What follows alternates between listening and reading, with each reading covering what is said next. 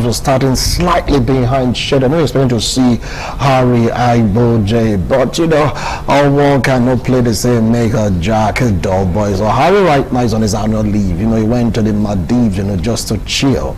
Yeah, from the Maldives, he's going to go to Cape Verde. You just name it, just to have a breath of fresh air. After that, definitely he will come back refreshed, revigorated to do what he knows how to do best, which is anchoring this particular segment for the show called Flipside. Well, I'm Wilson Marshall. I am not alone. Amarachi Azuka and I'll be doing justice to today's edition of Flipside. Amarachi, how you doing this afternoon? Good afternoon. Like smiling and smiling, I putting one or two together anyway. Yeah. It's all about Flipside, the other side of those kind of hard talks. And I was just thinking about Osun State election, thinking about Nigerian politics in general, and something just came to mind: touting. Get to see youths, gonna say yes, Babake, or your mandate, we shall stand. You're gonna see youths trying to prove their loyalty to swear fealty, and of course to prove their allegiance to any political party or a politician. Someone is saying that this is another form of employment. Media. Okay, we'll see. Yeah. Another form of employment, you say? Yeah. Oh, wow. You get to hear about, during the time of Winsome Week, about 200,000 SSA or SA, and right now in our state it's about 4,000. Some are saying just swear allegiance to XYZ political party, or a political leader or a godfather somewhere, then you must have a job. And the youths are just pronging towards a particular dimension. And well, I don't think maybe having so many SSAs is touting. I don't think that's what it is. It's just like having people in your corner, supporting the political party, supporting your ambition, helping you through the campaign and all that. So I don't really think it's touting for me, if you ask me. Because touting has to do with being aggressive.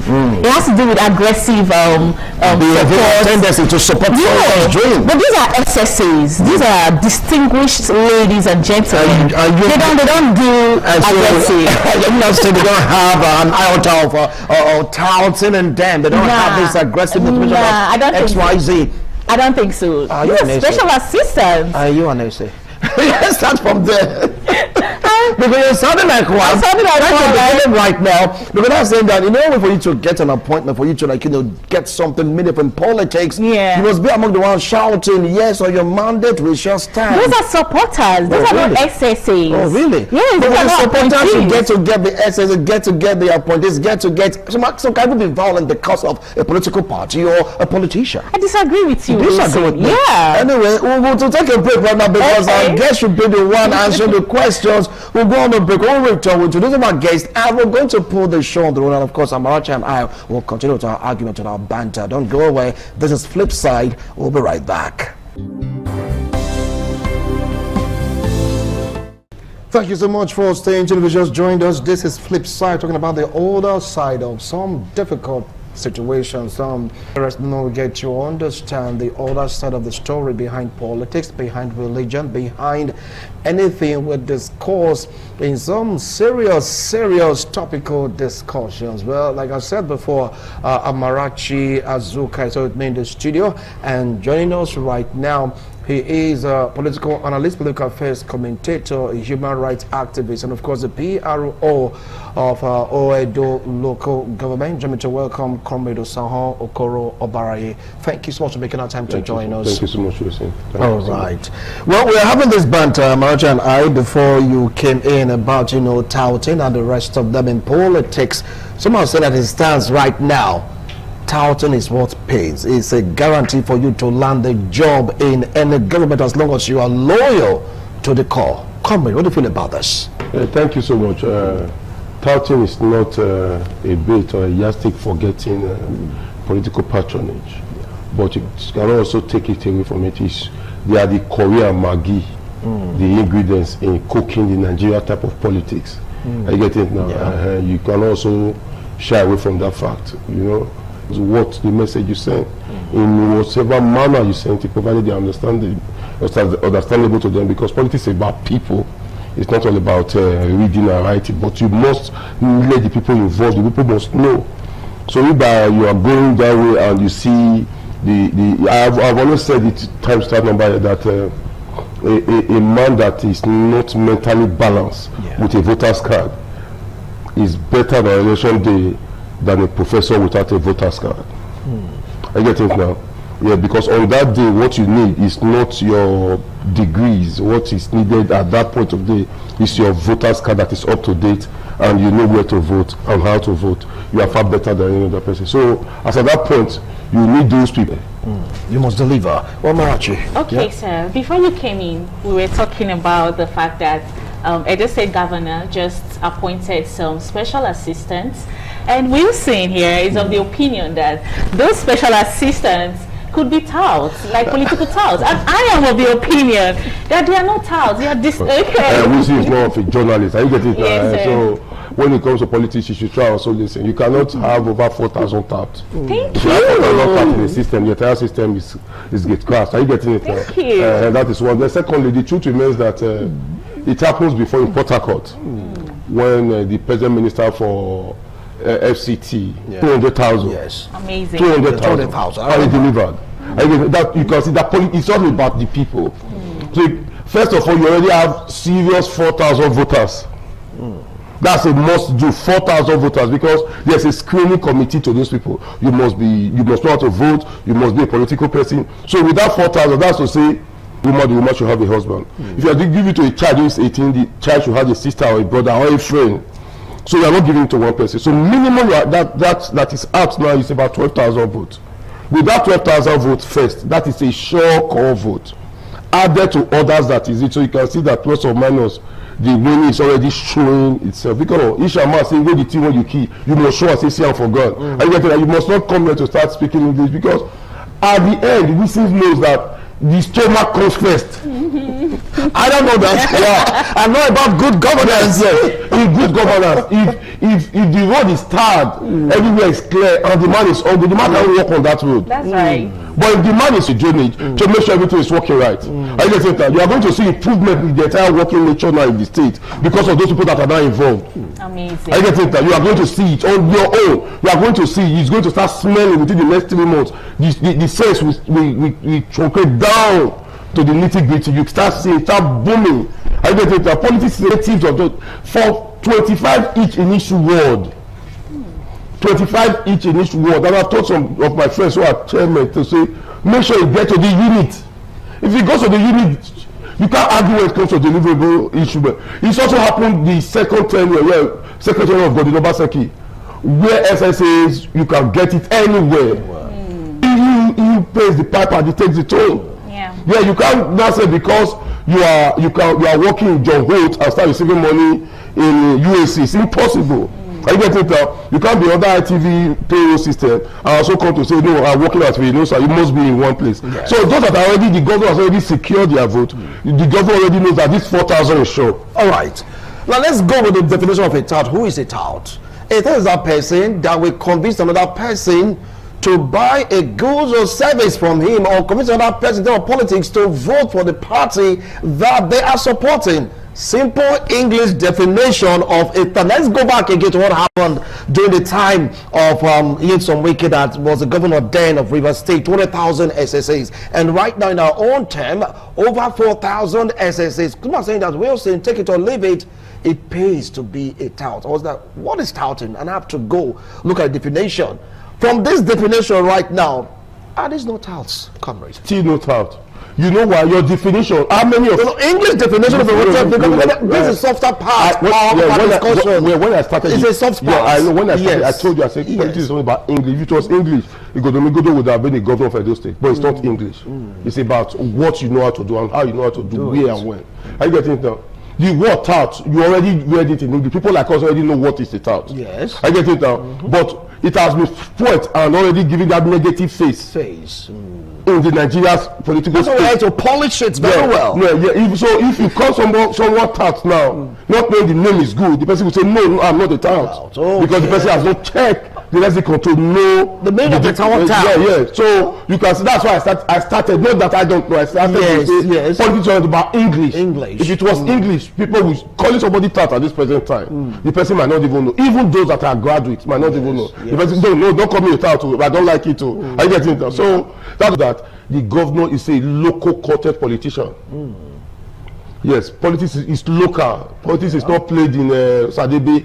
You must go back to your unit. If people like us who are in a unit, before we now understand that it's first of all to win your unit than your center. So if this one, the 25 SSs that the governor is bringing now, God willing, our leaders also sit down to share it well. We also get one. We cannot also take it. We are also going to give it to somebody we know that will be our eye in that unit. That can deliver. Yes. In whatever way necessary. Yes. Okay. The issue is about delivering. The issue is not about speaking English. Okay. I get it now because the truth is that if I decide to sit here and say I'm a journalist, I might act it well, but at the end of the day, I might not lose your unit. So when it comes to politics, to winning your unit is what you sit down with paper and biro. To say, okay, I have let's say 300 persons in my unit. In this my unit, about 150 persons are no longer here. Some are late. So now we have 80 to 100 active voters. These 80 to 100, since we now have about 8 of us, 11 of us, now you go look for 10, you go look for 10, you go look for 10, you go look for 10. Don't look for my 10, I will look for your 10. These are their phone numbers, these are their addresses. Let's go. Then you start knocking just like the Jehovah's Witness does, from door to door for your 10. Don't go more than 10. If I now secure my 10 that day to say, Madam, Oga, brother, sister, if you come on election day, now me, you won't come meet. I will tell you how, where, and we will take you up that day. Yes. So when that 10 of them come to meet me, plus me, we already have about 12 voters. There's people who don't canvass again. Just you cannot start telling somebody in your party about your party to vote for your party. So that's why when you get to that INEC register, you speak out. You are not picking me. You don't need somebody to preach to me. And you need me to preach to people. So I will not say, okay, come to my house, I will call her, how about this, sit with her, how your market, how everything. We don't come again. You try to convince my house to come vote for your party. That's my job. I get it now. Okay. Yeah, that's my job. After that point, I will not speak English of my house. True. I will speak their language. That you understand. So if my house says kind there, I cannot go there to ask for a moet. It's impossible. I'm going to act to tell her, give me the Baba Dogoyaro, Misa with this one for me, so that I will be in the same with yes. Okay. Even I'm not going to take it to satisfactory, but at that point she see me as somebody as one of her own. So when I'm leaving, she will say, on that day I will come. And people like that, on that day they will come. They must deliver for you. Yeah. Okay, so sir, are you categorically telling us that the appointment of these SSAs is a strategic move for 2027 elections?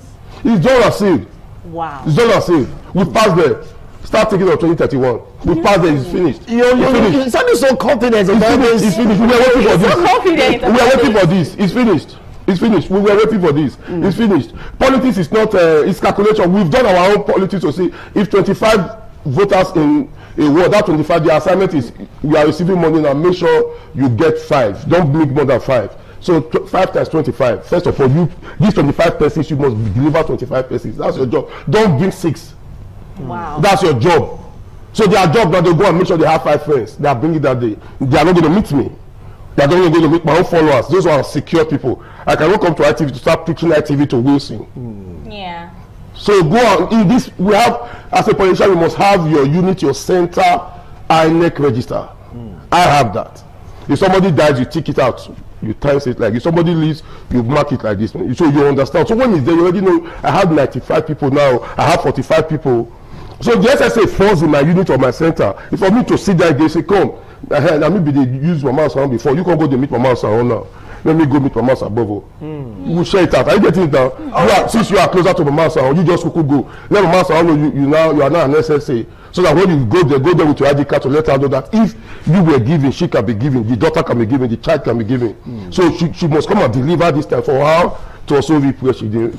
country. So, all right, because I love this particular discussion because it's the softer part, so we can go at any level, at any level. So that by defining the meaning of the word tout, but some persons have already painted that word touting in the bad light. And I want to explain again, when you tout for someone, when you're touting, is to convince that person. You can be aggressive in it. You must vote on my party. You must buy this thing from me. Do you understand? Whenever I say you're a tout, it's not a bad thing, but because of our mentality, like, okay, now it's a bad thing. No, go to the dictionary, sort out the meaning. We are here to learn. As it stands right now, political parties are doing it, they're involving touting. God bless you. Because you really want to, like, go get one or two news to make sure that the party comes out top. Now, would you want to agree with me that it's another avenue for employment? Why would you say it's not employment? Okay. You see that I'm told your own is to go and make sure 5 people vote for a party, and somebody pays you at the month end. What is that far better? Okay. You don't even need to do it's a seamless, a stressless. Just so you can just sit down and take. That's your job, madam. Make sure say this one will give you so that 10 people. Now you want big call that day. You hear? You go say yes, I hear. And when you give it to them, that is that is their job. No, and they do it. They don't disturb. From next week Sunday, by the time they finish the screening now by August, September, yes, you start seeing thanksgiving in various churches. They are also going to their churches to give thanks to God, because in some of them never thought they can get governor's recognition in their entire life. Wow. So if your auntie in the village, you have never gone to Benin, politics now made that necessary. You that Mrs. Benin speaking on your big grandma does not know government house, and she don't come with her ID card as SSA. You will greet us, mother honorable. Even she not, honorable, welcome, so if they will use more than their salary just to keep that name and that afloat. That recognition is what politicians are looking for, not your baby grandma. You do something, somebody will say, it was good, though, this thing you did good, this is it. That is what, how much if you need their salary? Their salary sometimes we don't use that for a weekend. You can't even fill my tank.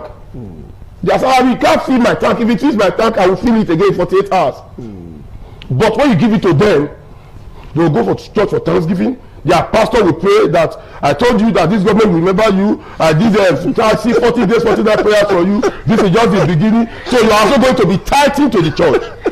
For those that are strong Christians. For those that believe in Babalawo, they are going to also buy goat and go and give Babalawo and say thank you because my prayers has been answered. So you can see that the church, too, has been convinced. They will also now, because of that person that has that to vote, Babalawo will order they go with his regalia to make sure that person that brought goat for him to also vote for them too. So you can see it's truncating downward.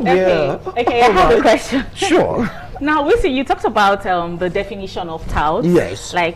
But you talked about the aggressive part of it. Yes. You know, when you're supporting something aggressively, is that not bad? Because these aggressions can now come into harmful behaviors. You start shooting, you start killing and all that. Is that not the bad part of touting? Yeah. And my second question is this. The SSAs with these mandates, what happens when they fail? Those are my two questions. Yeah, thank you so much. The first one is that the aggressive type of touting. Yeah. We don't support aggressiveness. Okay. The reason why I don't support aggressiveness is that if you don't work well, you will not start to force people to understand you. Yes. Because you didn't do something well. Yeah, you don't need somebody to tell you that this place you are sitting is a conducive place. Yeah. You don't need somebody to tell you. If the person comes and says the person needs conducive. So if you know you've worked well, you don't need to start shouting or forcing somebody. The election is seamless. People don't drag. You saw it that the past election that just passed, the local government election, other parties, they don't participate because they know that the work this government is doing, if you come out, it's like you are putting money into a basket. Are you getting it now? Yeah. So the government are not even relenting on that to say I'm working. Instead of also doing this, you can see that we might not have one gunshot on that election day. Amen. That we will not have it. And secondly, whenever we also not do any prayer, we should pray for the governor. Why am I saying that is that this is the first time in 2 years we've not had court killing in Edo since I was, let's say, adult. For let's say 25-30 years now. This is the first time in 2 years we didn't have court killings. I'm sure the explain home in Edo, two things define any home in Edo. One, any home in Edo has somebody or a relative overseas. All home in Edo. Then two, all home in Edo have one or a relative that is a courtist or a court member. Three, all homes in Edo has one relative or somebody that has been killed via court war. Yeah. Then now, if that one has been struck out that for the past 2 years there has been no court war, I think the governor deserves a round of applause, because if the place wasn't conducive, even this one they are bringing now, the courts would have hijacked the system. That's right. They hijacked the system. They will use their court war to hijack this. So when they are negotiating, they negotiate with power. So before the governor brought all this one to make sure these things will be given to the commoners, not to those people that call themselves like before the governor first of all sanitized the system. If the system was not sanitized, this type of issue can bring court war. Because time you have said, okay, we'll give one to Aye, we'll give one to Aye, we'll give one to Vikings, we'll give one to this. And by the time they are trying to bring who they want to bring it to, it costs minimal war within them. And for you could say Jacobison, year 14 to 8-11.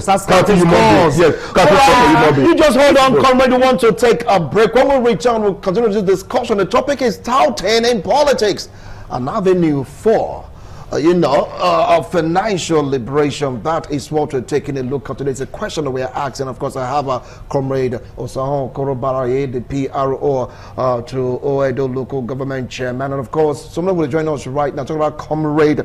Yes, Ogun. That name is quite easy. Well, I said difficult to pronounce. I got the name right now, and it's a friend of mine, Oladele. Yes, Ogundele. All the time from this break, you're going to hear from him also. Don't go away. We'll be right back. You just joined us. This is Flipside, talking about the softer part of politics, the softer part of education, the other side of tradition, culture. You just need to see it all here on this platform, Flipside. I am Wilson Marshall, and of course I have Amarachi Azuka. Like I said, we went on that break. We have Comrade Oladele Ogundele join us in the studio. Comrade, thank you so much for making our time to be a part of this discussion. I believe in following the discussion we're having with Comrade Okoro Osahon Obarite, the reason why this kind of a situation is happening right now, talking about the advantages of having some persons empowered by the government of the day to make sure that somehow, somewhere, it leads to good governance. After all, when money gets to a pocket of a man or a woman, others definitely will gain from each one way or the other. So now what do you have to say about the prospect of touting in politics? A way to financial freedom. Okay, thank you very much for having me. Good afternoon, viewers. First, just as a lot of things have been said about touting, it's not really bad words, depending on where you are, where it is being used. It has to do with like canvassing or trying to win persons or other persons to buy an idea or buy your market or support your party, your person, and as it were.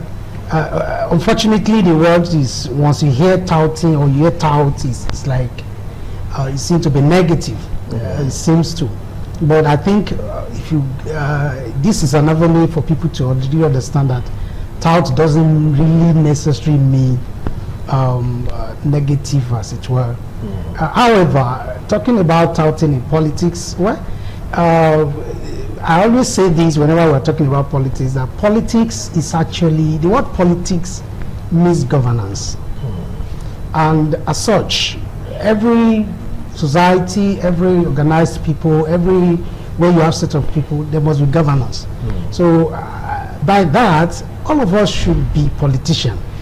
Yes, all of us, because we are either be guided by a person or a system, or we govern by ourselves, like a form of leading. So as such, politics is general to everybody, and we can't shy away from the partisan politics that we play, that is played in our society, where people have to tout or converse for their person or for their ideology, for their party, political party as it is. I heard behind the camera when I was sitting down talking about the recent decision by the state government or the executive governor of Edo State, Senator Monday Okpebholo, recruiting or appointing SSAs across. And just like what my man here said, it's a game. I mean, sorry, it's a strategy. It's just a strategy to cascade and network down to get this thing. One of the things that I like personally about probably just the fact that he seems to be a real politician. Yes. However, being a real politician is not enough, in the sense that sometimes when you're playing politics, you can be so partisan such that you do it to a stage where it may not, because one party system will not be good for our democracy. Just as we have in the last local government election, like what he said, truly, people know that if they come out, they put their investment, their money into campaign, they will likely not. And it's not only because the governor has been working.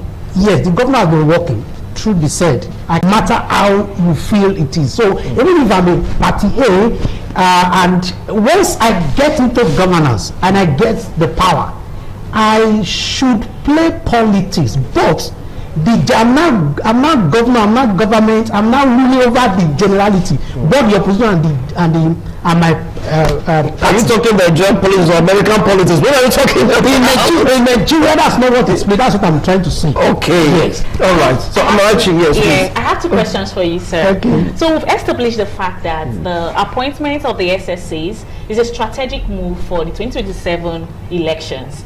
Now, my question is this: what happens when an SSA did not make the recommended? Yeah, did not make the mark for the 2027 elections, and after the elections, do these SSAs remain in office or they are re-elected? Okay, thank you very much. I think they have a way that they meeting the mark. Once they are well equipped with enough resources, capacity, funding, which I know that this government will do from all education, they will meet up. Your second question, if they will be re-elected, whether they will or retained, yeah. See, this is your topic. You talked about financial freedom. It doesn't lead to financial freedom. Yes, it's not. It doesn't lead to financial. It's not really like I heard when it was said that it's a job, but it's not a job kind of. You know, in the past administration, by God's grace, I've had opportunity to go into that kind of this same mapping was done by Governor Obaseki. It was done, and the only thing that happened during that time was that the then governor did that thing very close to election, and it was a strategy. After the election, they were all back to the street. Wow! So it doesn't even lead to financial, except if we are promising that it will keep, because like this election in the Edo State, the next state government election is going to be 2028. Yeah. So as such, if it's something that we keep, then possibly maybe that could be sustained. All right, come on. You heard me said it's not a part of financial freedom, because sometimes after they're being used right now in quotes, don't be dumb. We made it clear that being a tout is not a bad thing following the definition. It's not what we have at the back of our mind. No, it's for you to convince another person to buy into your idea. Some are aggressive about it, some are tactical about it. We're talking about the aggressive type right now. They say, Wilson, don't want to be an SSA. I was like, I have a job. He said, well, you can still have your job, be an SSA. I was like, what are you talking about? So, is it a way to financial freedom? A lead way on a pathway. A lead on a pathway, but he said it's not true. Must I say what I said is true? Must I also say man? No. So please explain to you. us. You don't know the value of 50,000 until you see a woman that will give it to sell pure water. That increases from pure water after a week. Now start selling mineral to it. From there, add a biscuit to it. Yeah. From there, opening a kiosk. People don't go to Lapo to ask for $1 million, for $2 million. Some is for 100,000. So 150 to start a petty business. So if tomorrow their salary, let's say, is 100,000 or 150. Yeah. When you give it to the master who has a small table outside, because that job doesn't really make her go anywhere. That job is within her terrain to work and do whatever to do. And she goes to the market after receiving her first salary, maybe for 3 months, 1 to 3 months, and they give her 300,000. That will be her first 300,000 in her entire life. Wow. And if she gets it, she now gets a fridge to start cooling the water instead of walking to New Benin to come. That's a way, a pathway everybody must not become a billionaire. I've told you I cannot also maintain that job. Yeah. Are you getting it now? I'm not sure anybody in my office receives what the essence of the governor receives, what to trade me. Yeah. But I know it. Are you getting it? But it's a pathway. It's a better way. Instead of just living there with nothing. Getting something. This is something. That is the goal. Yes, this is something, because this one is not stressful. This one is not after you come out your transport fare, after you come out this one, after you come out this one. No. Month ending, you get your alert. Okay. So if last month you bought rice, bag of rice to start selling in cup, before that month, if you are a slow seller, you are still having it, you can go use this one to buy bag of beans. You put for house, you get the other one for house. For the next 6 months, before the main election in December, you will see that at least that woman will start buying clothes, to start rubbing herself, to start looking at mirror to say she was beautiful, forgetting that she never thought about that before, because she receives it monthly. So when mistake comes, she readjusts. Think of it, if that woman now also now gets a grinding machine again, maybe from a senator or the same government, to add to it, or she buys. These are, we overlook it. You don't know the value of it, because you know sometimes when somebody gives you 500,000, 1 million, how much is it? For a weekend, the money is gone. But for those mama is okay, that says akara, 300,000 is large, it's huge. They can't be to take care of balance. I get it now. Okay. So with that one at all, it's a pathway. I get it now. It's a pathway. It's not a permanent. Everybody must not be on the other side to start saying this one. You refuse to buy motor. You refuse to do this. No. I get it now. Yes. If she was renting one room before, she can now also rent a store. If you give an SSA to a woman in the village, Sister Dosakari, that says Gary, after 3 months you cannot buy Gary processing machine in the village. That's a plus. Times 10. So after the government, she access, she already has a pathway, because this one is just coming for you to be doing. It's like sometimes when we are broke, you get to, your cash will drop it somewhere. Your cash will drop it somewhere. And the day you see that there's no money anywhere again, you go to that place. Start looking for your cash. Sometimes something is you see your data. Sometimes you just say yes, and the first smile and relief that will come. We say, thank you, Jesus, because one, we have it in essence.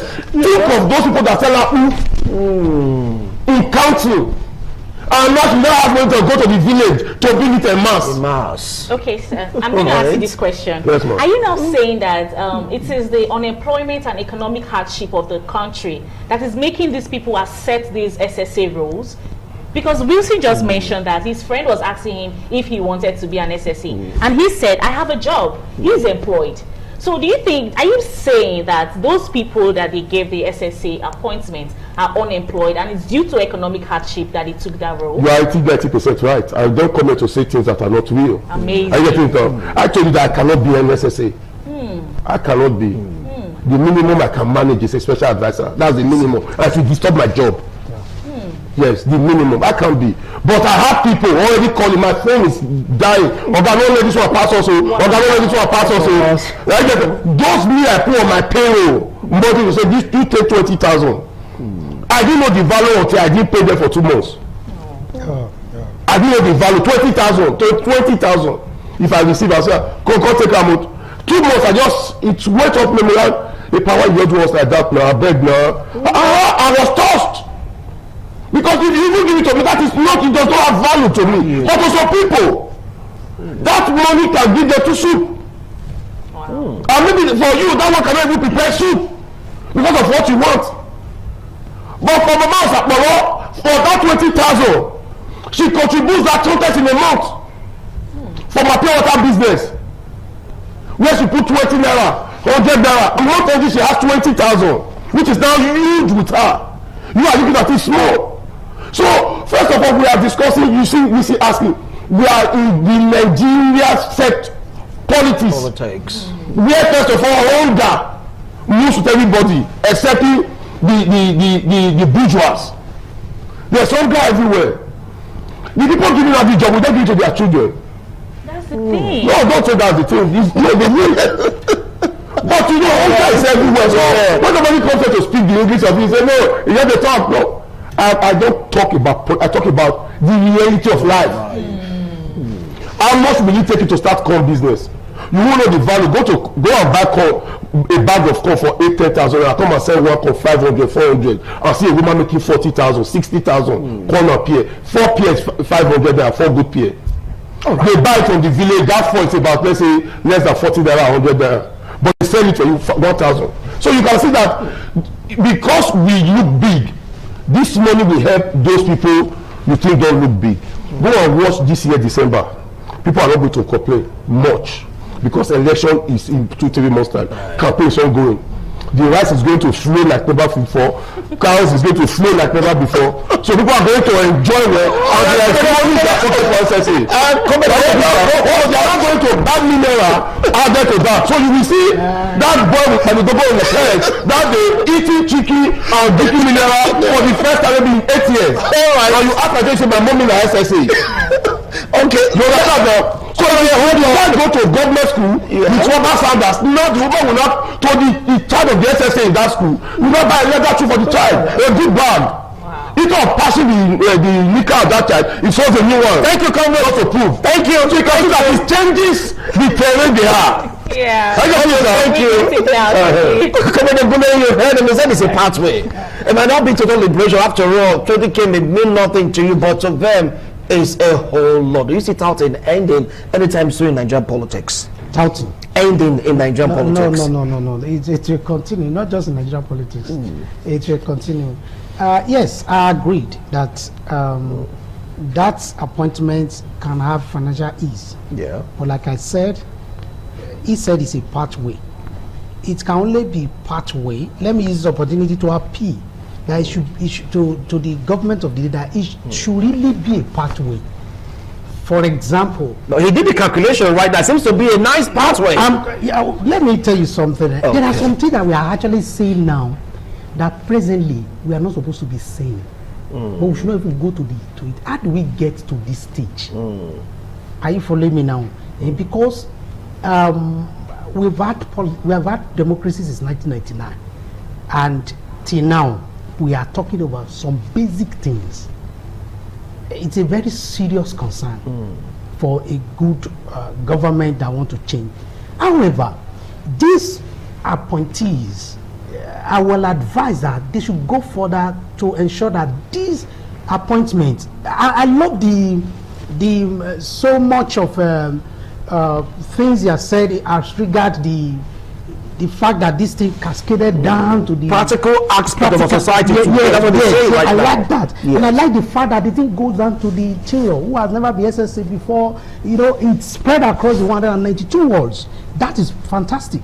But I want the government to go further and ensure that these people are sustained so that the pathway and the financial liberation can come, because it can actually come. Like when you were giving analysis of somebody having 300,000, using it to start a business, using it to, when there is support, it mentioned senatorial representations, all those support that will also help. I also use this opportunity that they should please, the government can do it, go further. This SSA should also be supported beyond the usual 150 per month between now maybe in the next 3 months or 6 months by ensuring that they have skills that after the appointment it is by then that it can lead to financial liberation.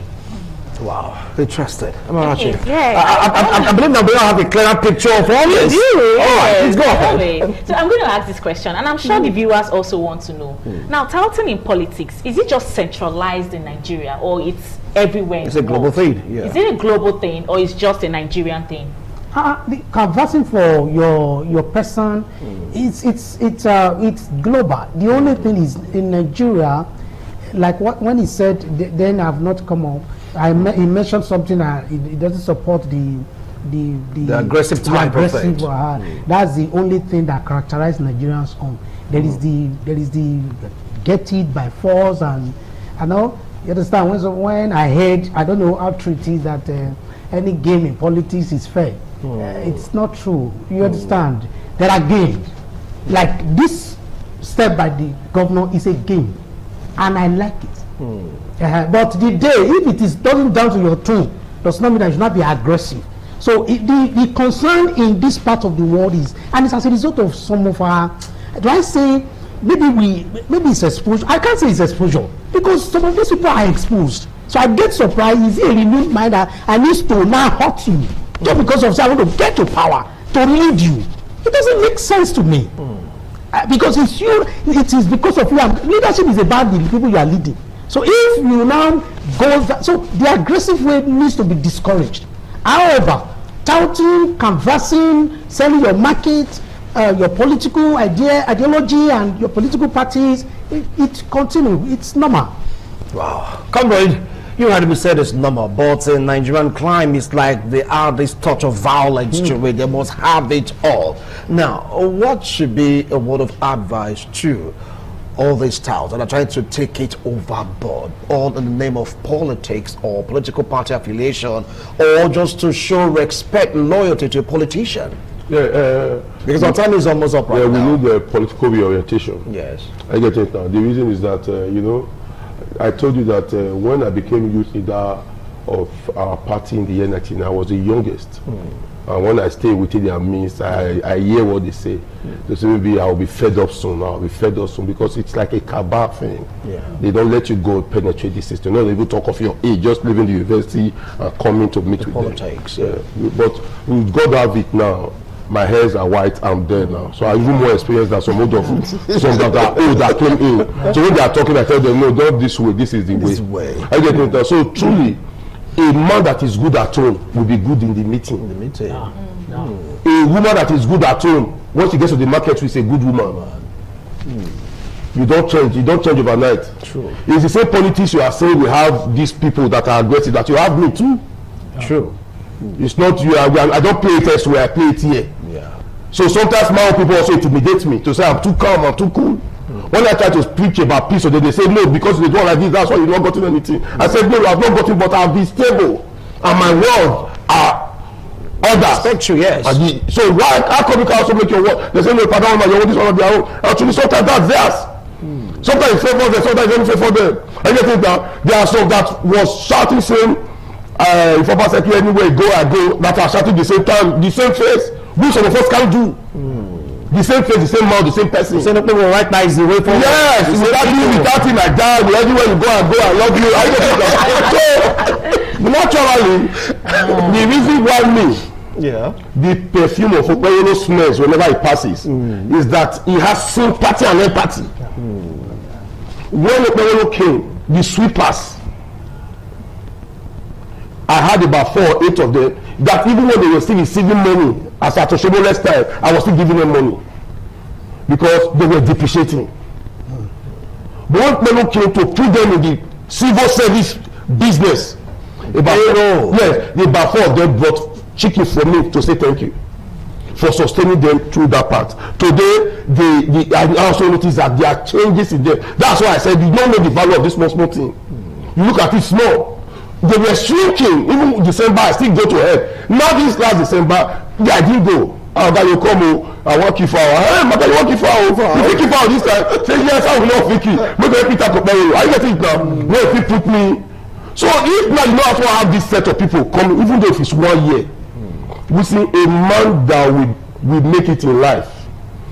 If you help that man get a step, the man can give you 50,000 steps. Thank you. A man that will not make it in life, if you inherit house, that's where you don't get it. If his spirit will not go big house, maybe you inherit 150 houses. If you sell it and leave, why the man that is destined to have, give her 40 by 100, if they build something. So even all these SSs you are saying now, some people's life will change after 6 months. So they will remain. We have some SSAs after Obaseki. They are left overseas. They started their fish business. I know about 2. After they gathered their money, they started this fish business, and now they are satisfied. They are okay. Right. So those that know how to keep can keep. Who cannot keep cannot keep.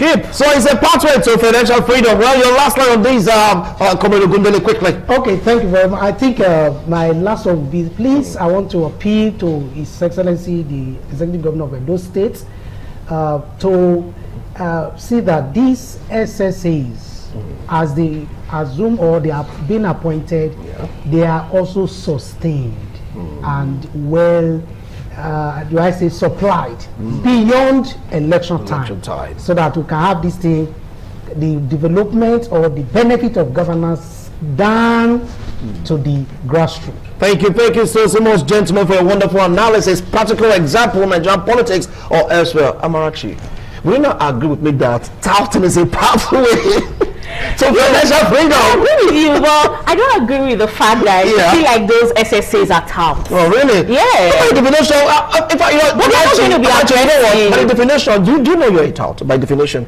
Not a Wednesday. Bye for now. Bye.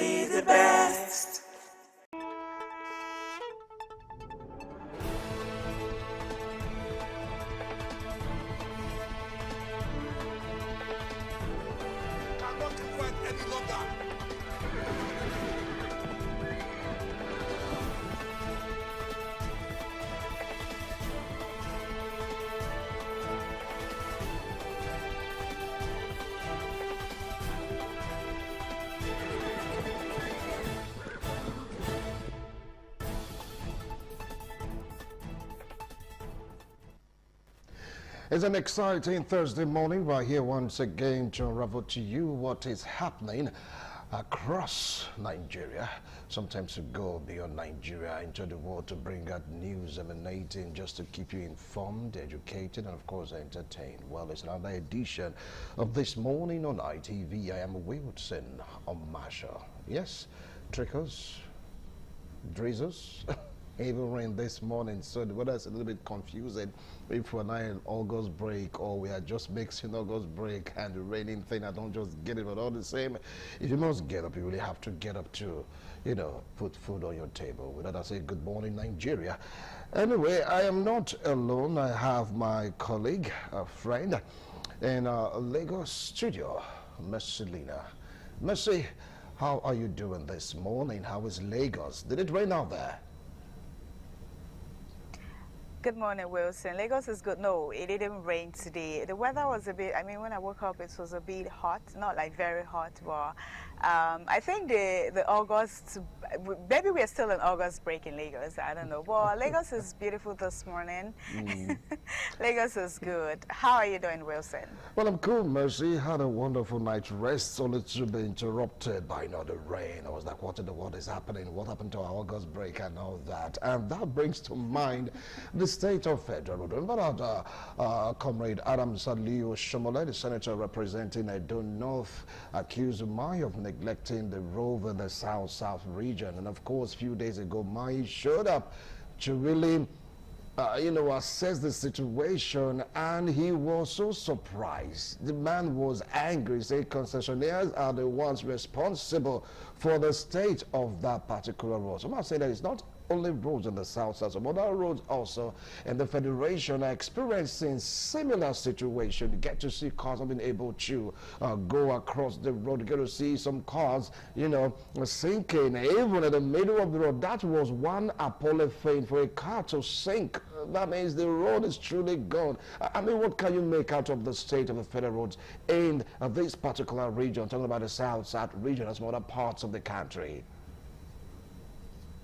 Okay, the fact that Dave Umahi, came to, inspect the road and all of that, I mean, that's a good one. Even though the governor of Edo State, I saw a video where he says Edo State, the people of Edo State, they're happy with the president. I mean, the video has been trending on social media, of course, TMI socials and all of that. That the people of Edo State, I don't know, Wilson said you guys in Edo State, you're happy with the president. Don't put me on the spot this morning. Don't put me on the spot this morning. I'm not going to answer that question. Seriously, I'm not. Anyway, it all depends on the side that you belong, the masses, political party, your opposition, you must pick a side. But all we want is to, you know, bring to a stop of some persons trying to travel from point A to point B only to spend 5 days, sometimes 3 days on our roads. That is appalling. That is appalling. Yes, it is true. The government didn't lie.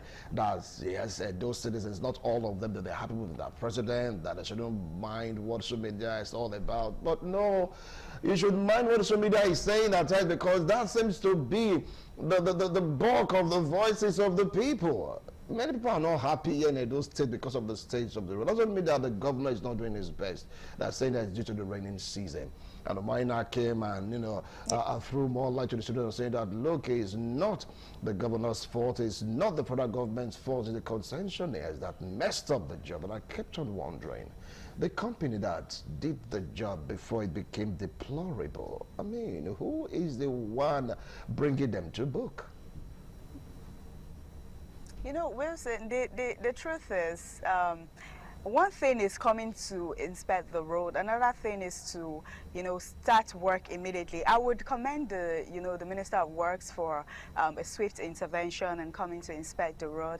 And another thing I would always say, I would not just blame either the state or the federal government. I would also blame myself and you, I mean the citizens of Nigeria. You know, if the government is trying their best or doing what they can to, you know, put all this infrastructure in good shape, we as humans, we as Nigerians, we should always also do the right thing, you know, not blocking the drainages. I keep seeing series of videos on the internet where you see somebody parked there to, you know, blocks the gutter, the drainages. Also, all those will cause, you know, bad roads. And sometimes you see that these facilities that this government, you know, they've done, you see some persons vandalizing them. You know, it's heartbreaking that most times we are the cause of our problems. I'm not saying, I mean, the state of the roads, Nigerians cause that, but we are also the part of the problems. If the government should come out to do something for us, we should learn how to, you know, protect ours.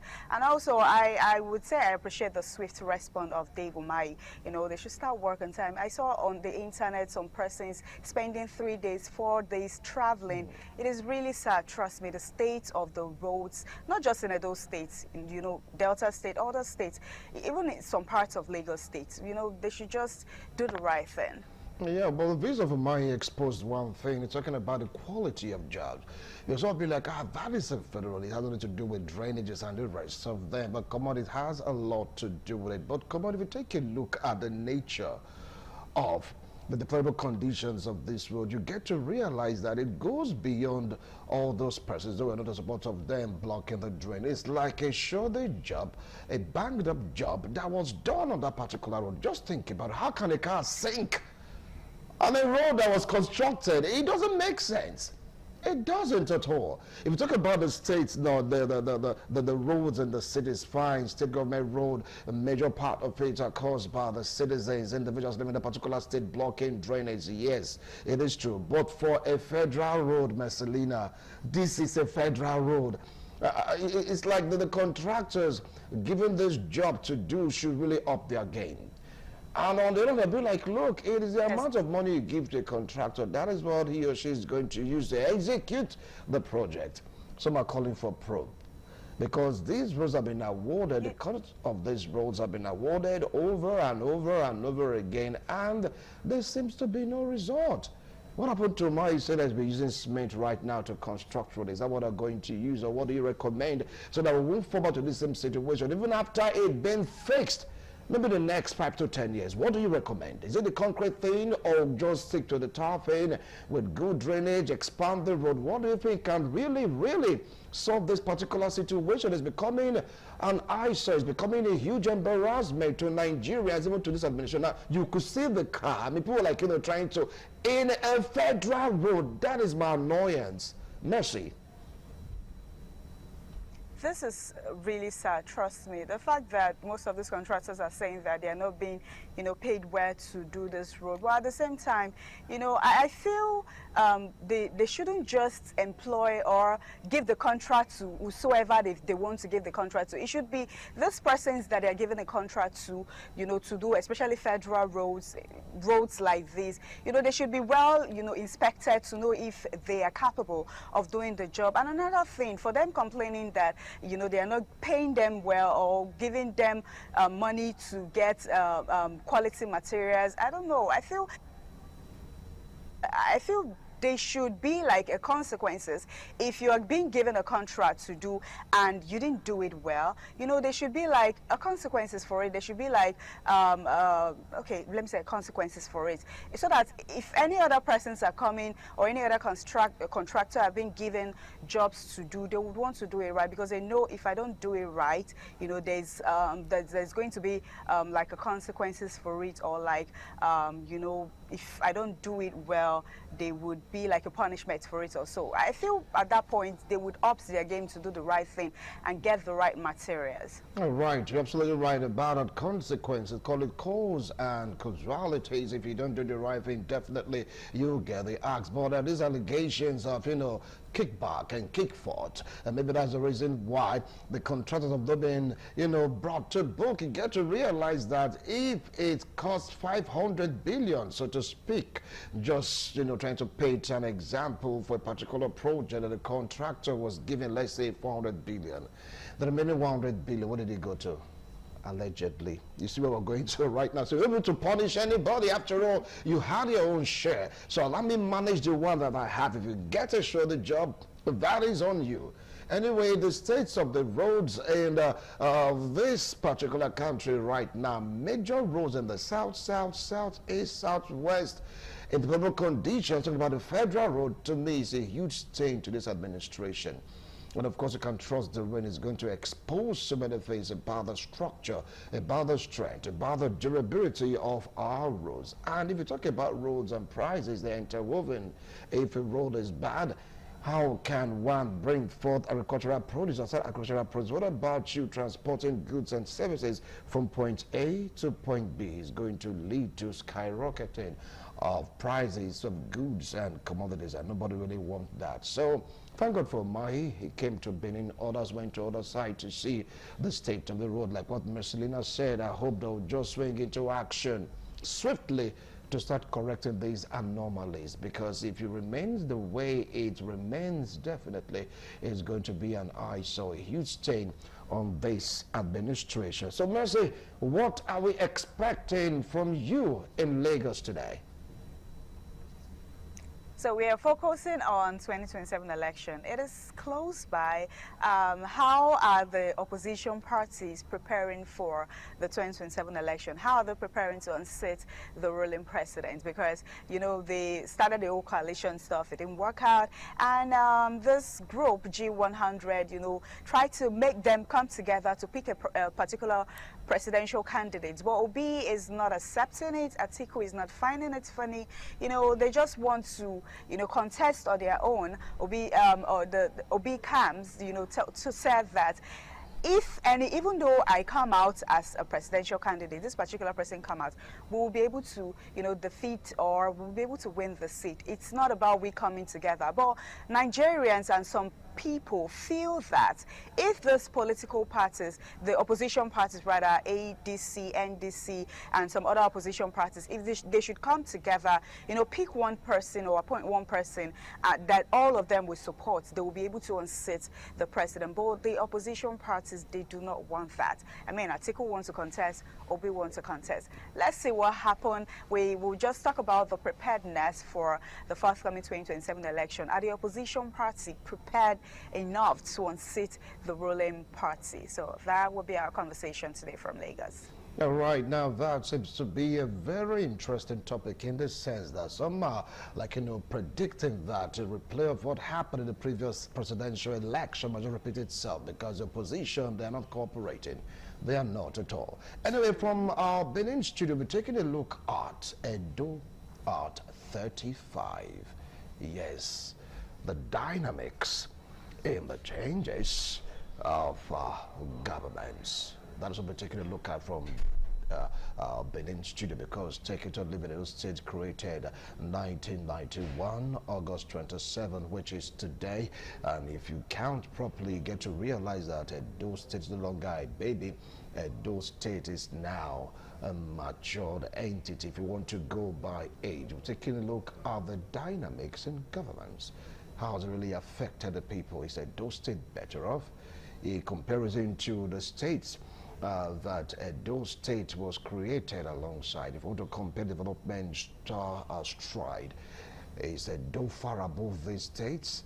Is Edo State below the states, or they are par with these states? It's all about governance. It's all about government policies and implementation. It's all about, you know, the person that is in charge. We're taking a look at some aspects, some sectors in Edo State. I'm going to, like, you know, analyze it, because my analysts will be on the ground to really throw more light into this. And after all this, you get to make your own or form your own opinion if truly Edo State is really, really growing. Some are saying Edo State is shining, and they are still speaking it. Others are asking, are you speaking by faith? Some are saying, no, we consider Edo State is shining. Others are saying, no, it isn't shining. So, shining agenda, not shining agenda, we are all in it together. But analysts will be the one to really throw more light on this particular discussion segment of Edo State turning 35. Right now, we'll go for a break. When we return, it's all about the papers this morning. Don't go away. We'll be right back.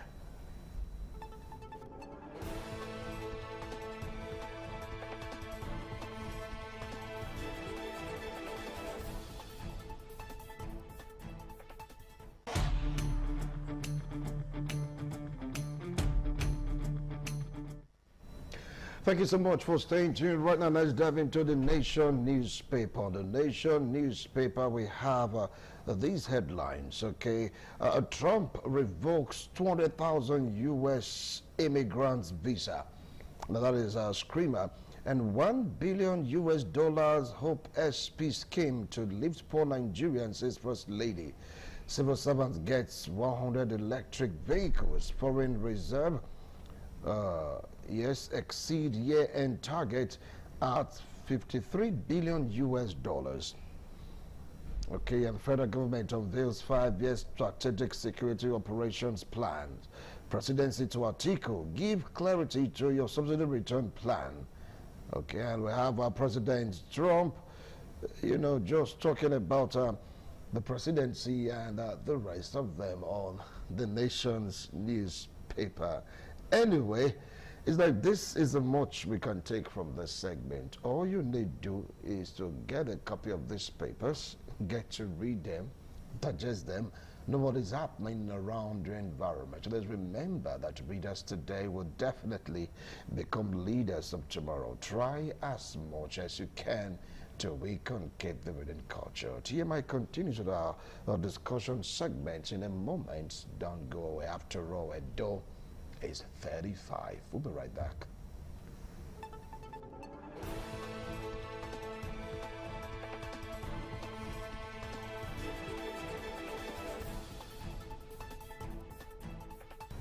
Thank you so much for staying tuned. If you just joined us, this is TMI, and of course this is the Benin studio.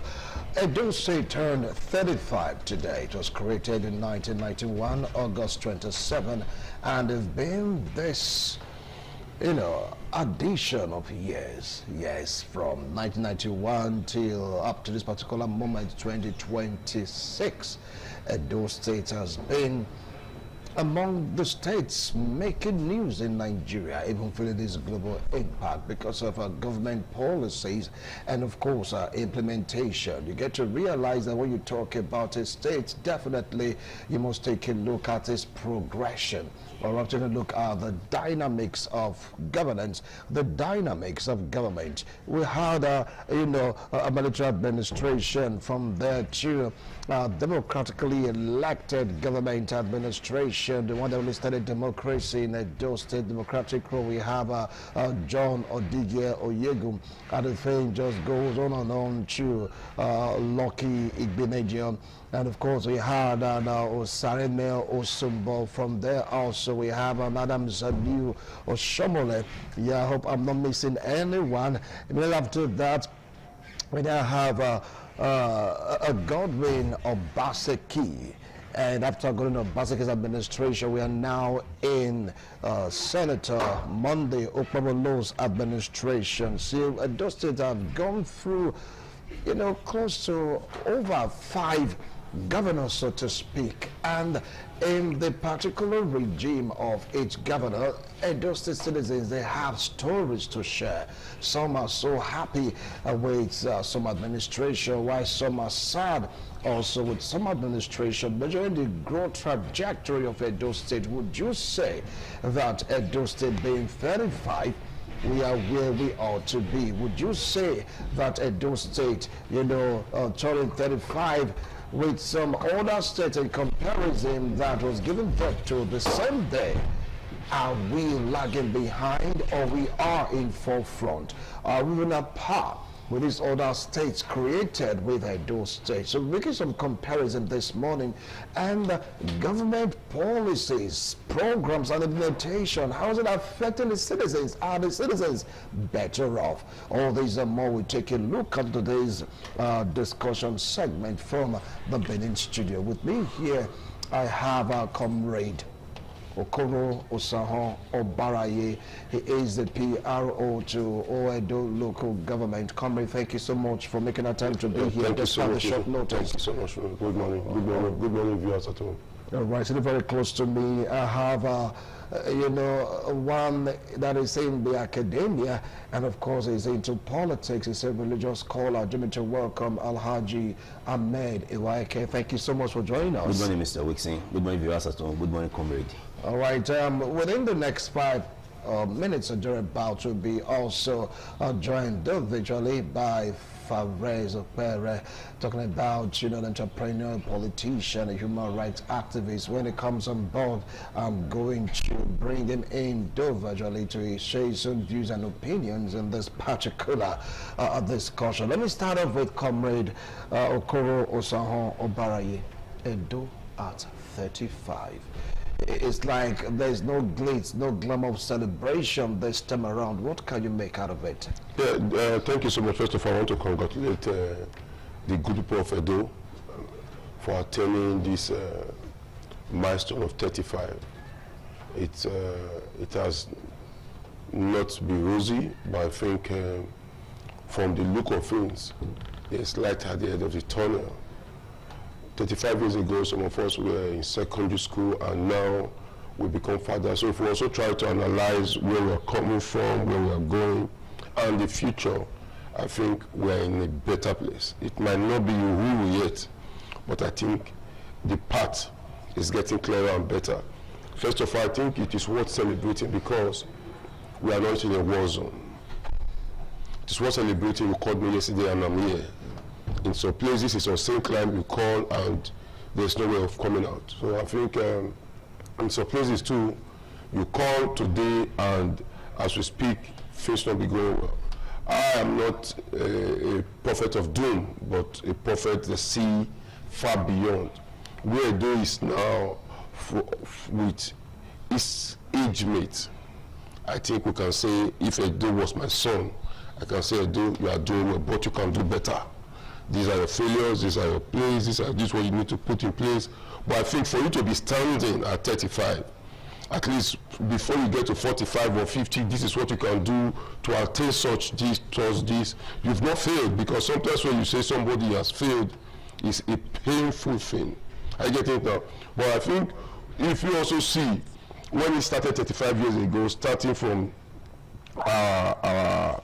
our people who made it, the likes of Chief Lucky Nosaka Igbenedion, Odighi Oyegu, Professor Sayemi Osumbo, down to Adaso Shomole, down again to Godwin Obaseki, President Merolo. I think we are in a direction.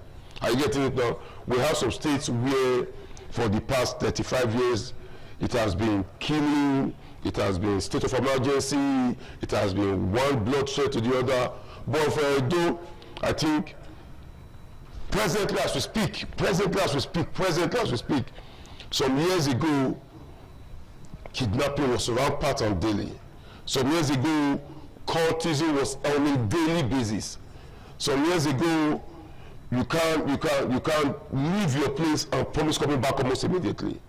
But for the very just now, I think it is getting better and soft now.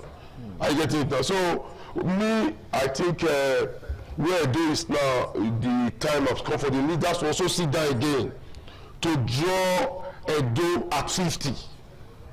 What can be better? What has not been in place? What can we do?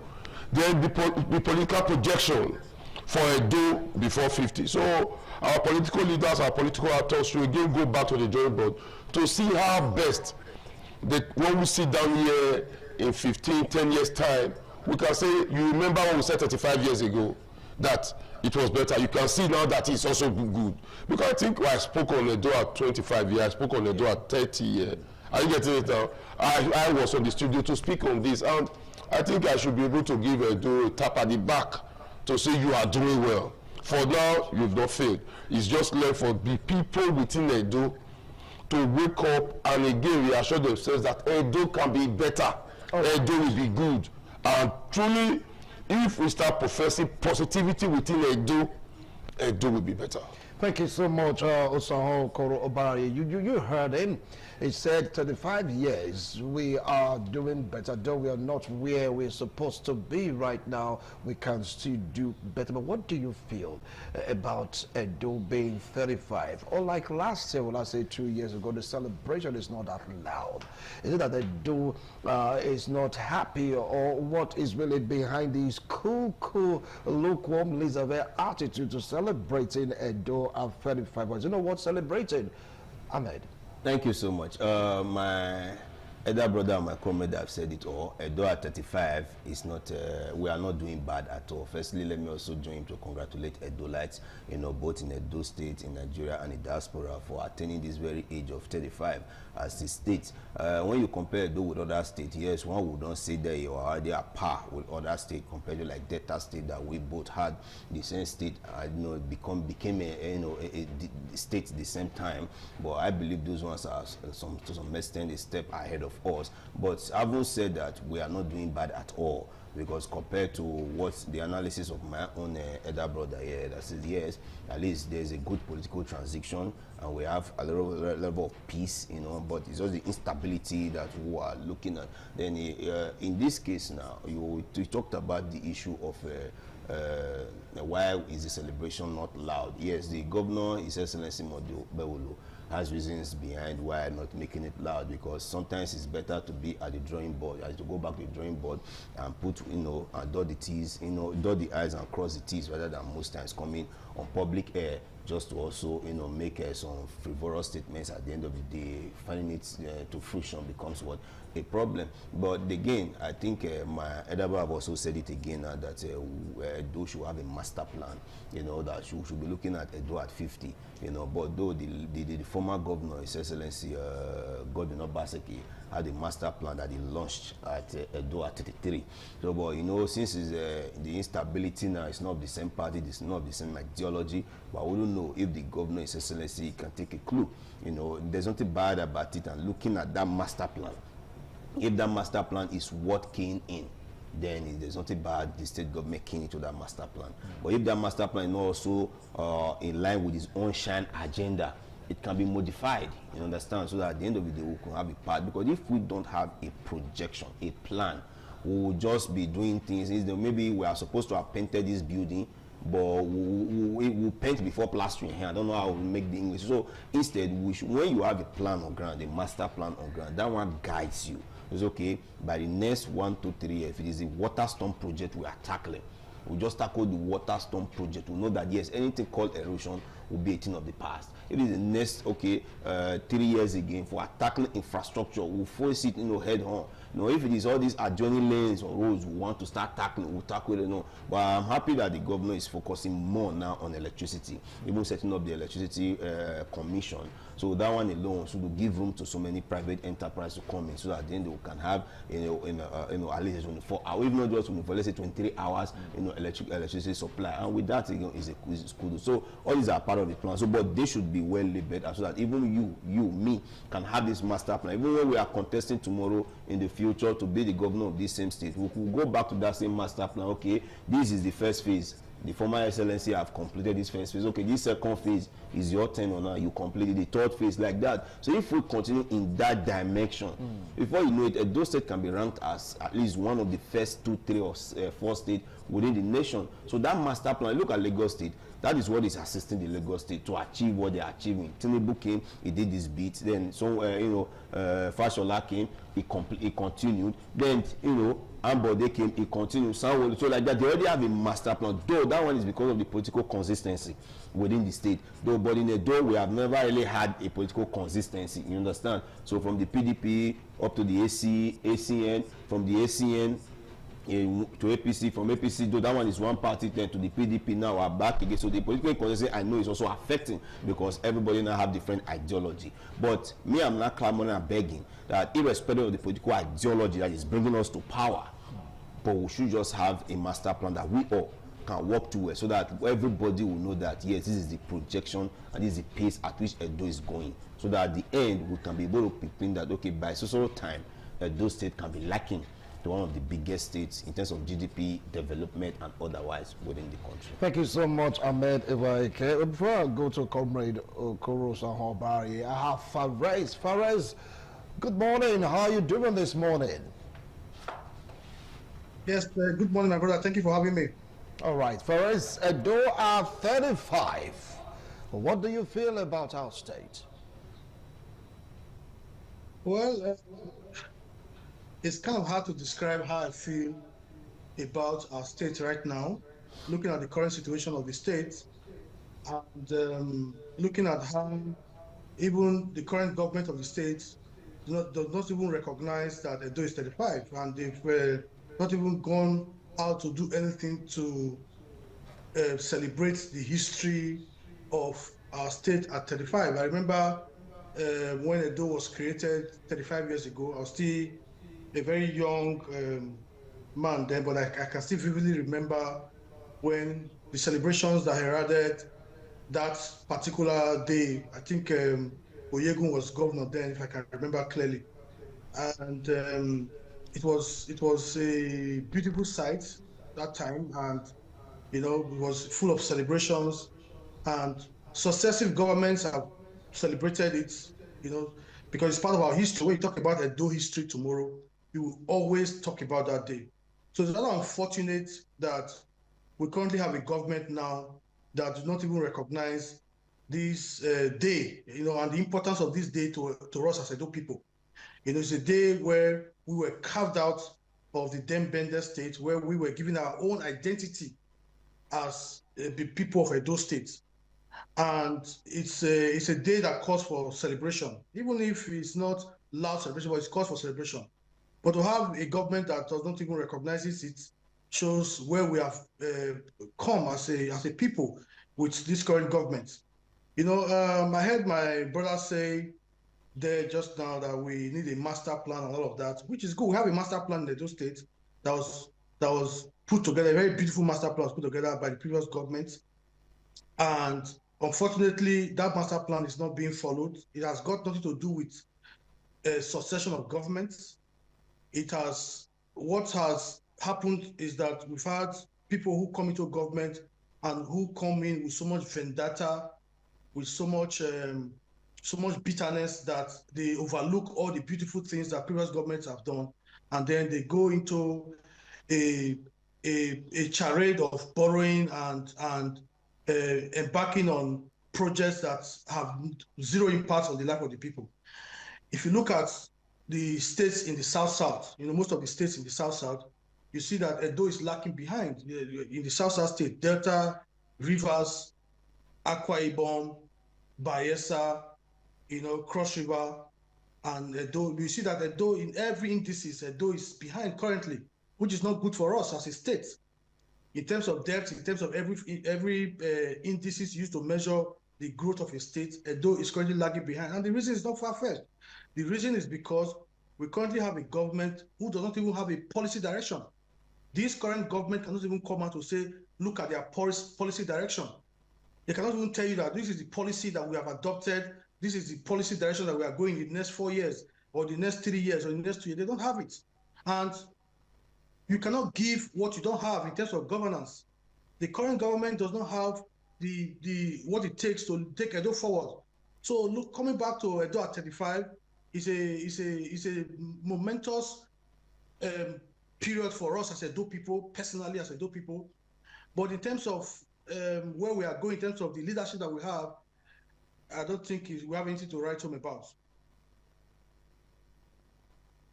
Definitely, I will come back to you. Well, you heard his opinion, Comrade Okoro Osaho Obare. He said we are not there yet, we are lagging behind in comparison to other states. Talked about spate of borrowing, talked about the government of the day not having a clear direction when you talk about policies implementation. For what, if I summary, he said there is no plan by this particular administration to make Edo smile. Please. Yeah, thank you so much. I think it's very, very funny for my very handsome younger brother, Fares Bere, to speak and lament on this type of issue. I always want to do things physically. For the past 8 years, I told you I was here when Edo was 30. And I came, I told you, these are things Obaseki is doing. He has done well. I don't believe in partisan politics. What I believe is physical. It's an issue, boy. You know what I'm saying? It's a with the team where they do see him. He has a very big welding company, construction company at Dumes. He should be able to speak now if he enjoys a light better presently than it was before. In a month, I traveled to Warri, Bayelsa, Port Harcourt because of my business more than 3 or 4 times. I drive there. It's a pitiable state presently. The present governor in Warri is the one now playing with Julius Berger around. Now, if you still go to Warri internally, you might not see light. I've not seen light. I think I had a quarrel in the hotel I do stay where you don't see light. I have friends there and they are watching, they know it. I told them that this thing is becoming unbecoming and it's not what you want to listen. It's impossible light, first of all. Then the infrastructure in Delta State is 0. Then let's also go to Bayelsa, which I just came back a few weeks ago. Same issue. I'm not trying to compare. I don't do comparison. You are going to do comparison. Is that if anything today we should speak about and be happy about to dance about that, even that is one. I'm talking about cultism. I keep repeating it. I will say it again. There's no house in Benin, no house in Benin, no house in Benin. If we have 10,000 houses in Benin, that 10,000 houses has one friend, brother, relative that belong to a court.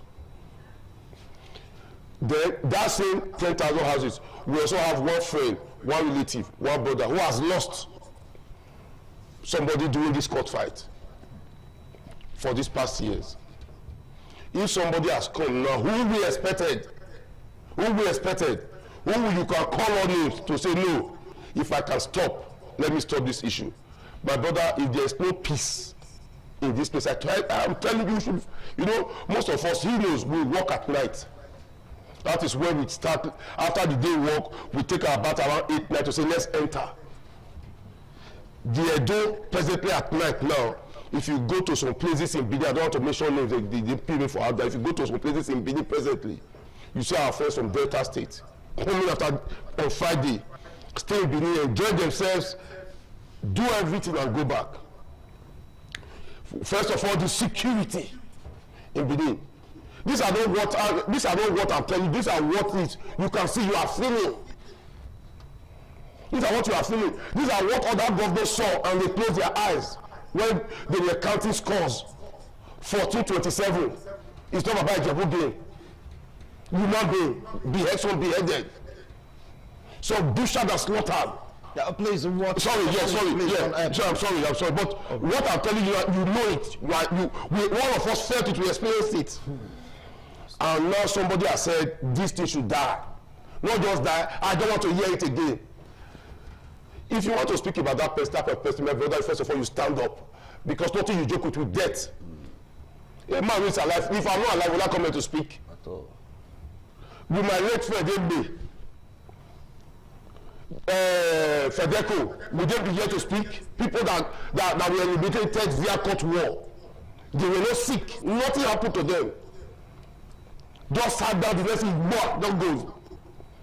Then let's say you're 13, Uselu. They are going to Gida. They are going to Soloko Road. They are going to this one, Human Being. Airport Road. I'm telling you, anybody here who has not lost somebody, to come and tell me, then I'll not tell you this is it. The presently you now see everybody now coming back. A friend of mine, who I do last Saturday, you know the place, told me, he said, I don't like this governor, Sha, but if this court war he do, my brother, you don't say one day I start country home. I don't know say what don't settle. It was that I knew it was a court. I never knew. He said I don't know say what don't settle. Make I do enter house the next thing. My wife just called me say they don't pass somebody where they near my place. So my brother, now that night Iyao, I sleep Iyao. As I enter Iyao motor, boys dey inside. I feel say na me they follow. My brother, when we reach Oluku, when we just dey pass Benin enter away. Now somebody bring them up say, we dey Benin go stop this kind of war. He started calling us. He said, do you know about out of the 18 passengers in that bus, over 10, 11 of them were all caught people running out from Benin. Nobody planned the job, they ran away. But they are not talking about the road, they are not talking about the lights. First of all, let them leave. To save their head first. Today, that military will come every day. You see me bottle of beer, relaxing. See, if not, this is what I do. So I'm not telling, is that not what can kill somebody for? Do you know the risk the person to stop it? Because not only you are dead, and you survive this issue, you've lost somebody. Say, no be one, no be two, Baba, there are too many. I mean, the governor is doing well right now in this aspect. Listen, if you want to just say Wisi is no good, don't you also remember sometimes when I call Wisi to come my FC program for me, Wisi does it for me free of charge. So when I say Wisi is bad in every form, we don't just say that to say nothing to celebrate. My kids, I hardly celebrate their birthdays. Because I see that sometimes, so I just said, when you are 18, which is in few months' time, I can celebrate that for you. So if we say has the money to keep celebrating every year for his birthday, it's better. I mark my own because that it's my mother and the only son of my mom. She did that right from birth. So I just metamorphosed to it to say, but for my kids I said no. You just don't know. So you must not just say everything is bad and you are sitting so relaxed. If there was war, will you be sitting and relaxing to say, okay, this is not good, this one is not good? All right. Now let's get to hear from Ahmed. He talked about government policy. Everybody struck a nerve there when he talked about the court war in the past that this administration was able to put under wraps, under control. But let's take a look at the issue of borrowing, infrastructure. Where are we right now? Thank you. In terms of infrastructure, the governor have already kick-started infrastructural development which is visible, to everybody. Like the flyover in Ramat Park, is that not an infrastructural development? Like the one we are doing currently in Wa, is that not infrastructural development? Have you visited Udomi to see the administrative building the governor is building? Is that not infrastructural development? Because the way the governor is going, it does not want all the construction to be in the Benin City alone. Try to create another zone that can be, that you can also, people can also reside there and do everything there. So at the end you feel the same feelings that you are feeling in the city. So at the end the congestion in the Benin City will also, reduce to some extent. And if you have visited Udomi and see the infrastructural development that the governor is doing there, you will understand that there's an infrastructural development in the state. If you have also seen the roads that is constructing in the Esa land, you understand that there's development in the infrastructural development in the state. So like that, you can continue to name them, because the fact that I am not within the government cycle, I wouldn't know much of the project. But the ones I have seen with my eyes, I've been able to tell you that yes, there's a lot of infrastructural development going over this. Even in my village, there's a road being tied by Sopadek. That was the other last time I visited my own village. But we agreed that all of them, there's no way he can tackle all of them, because even Obaseki spent 8 good years could not also tackle the road. Obaseki was tying from Idogbo down to Benin Abraka down to Abraka Road. Up to now, that is the road that leads to my village. The other day, my people also protested that the road has been abandoned. What I'm trying to say is that if Obaseki had also done 100% where in the terms of infrastructure development, that road is started within the span of 8 years, it would have been able to complete a road that is not even up to 100 kilometers. Are you getting what I'm saying now? Was unable to be completed. So, but I know with the craft, my people, the governor will visit that one to also start reconstructing that route. But what I'm trying to say in essence right now, that the governor is doing his best in terms of infrastructure development. The fact remains the same, that there is no way they can complete a do. Are you getting what I'm saying now? In this span of 4 years, that is why I was emphasizing and supporting the idea of my elder brother here, that we should have a master plan. It's that master plan that will be able to fix all this area, and we should also be involved in doing standard jobs, not jobs that a governor do within 4 years of his tenure. By the time another governor is coming, that same road is no longer motorable any longer. If we are doing, we should do. If we are not doing, we should just leave it, so that at the end of the day, we will not be wasting our taxpayers' money. So to answer your question, there is no country that does not borrow. Even the United States is one of the most highest indebted countries in the world, in trillions of dollars, my brother. Are you getting what I'm saying now? So the fact to say that Edo State is borrowing, yes, it's borrowing in order for them to be able to fund budgets. Yes, to fund projects. You have to borrow to fund projects because the IGRO and whatever money that is coming is not sufficient. So you have to borrow so that at the end you will be able to fund a project, and at the end you also have your own projection on how to pay those loans, those debts. A non-successful businessman will tell you he or she did not take loan or get borrowed money to fund his or her own business. Except you just want to remain as a small SME. If you want to enlarge your own company, you have to get facilities from those persons that can give you facilities in order for you to boost your company to a very desirable level that you want. So in terms of borrowing, I'm not blaming the Excellency that is borrowing. I'm not even seeing anything wrong with that of his borrowing. But the issue is that all of us should also be on watch to see that, okay, what is Excellency is borrowing this money for? We are seeing it being used, and I've mentioned some.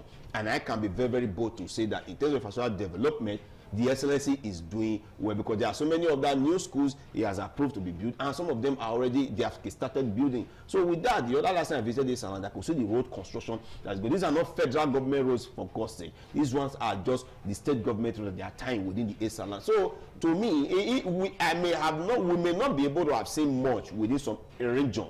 But that doesn't mean in some other region things are not going nowhere. And there's no way he can just put all his hands in everywhere. And at the end of the day, because when you bite too much, you may not be able to chew them. So he's doing this systematically. And this is just, by November now, it'll be completely 2 years. So he still have the 3rd year. He still have the 4th year. So you never can tell what he has in his own. And he may not be and if you check the Excellency very well, he's not a loud person that always, bring out most of his doings for the public to see. The only thing you just see that he has started working. You understand? So nobody knows his policy direction, but his policy direction may be with him and his executives who knows his policy direction. But he has given us just a few one of which is the Shine Agenda. And inside that agenda, breaking it down, only him and some of his executives knows what he intended to do. And as they, comes by, you see him rolling them out. But I still advocate that Edo State should have a master plan. A master plan? Yes, I'll come back to you. I'll come back to you. Well, Farais, you've heard both of them. Okoro Sabai talked about security. He went down memory lane to talk about the court wall that the governor was able to stop. Ahmed said, look, it's not a bad thing to borrow as long as you are doing something with this said money. But he's talking about a master plan. Please take it up from there. Thank you very much. I'd like to respond to my very fine elder brother, Delson Kurabari. I appreciate his efforts in trying to speak well of this government, but unfortunately, let me start with the issue of courtesan where he mentioned about, which falls under insecurity. In terms of insecurity, it's quite laughable because you can't compare the level of insecurity in the Edo right now to any other state in the South. And from Edo Central, where the same governor is from, in Ekpoma, a lot of students have been kidnapped under the same administration. In the last 1 year, students are not able to come out from their hostel. Ekpoma is a ghost town.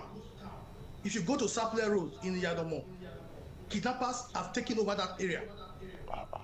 Kidnappers have taken over that. That's in the outskirts of Benin, just after the bypass.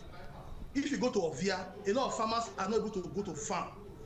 If you go to Uromi, Ubiaja, and those areas. I'm from Uromi.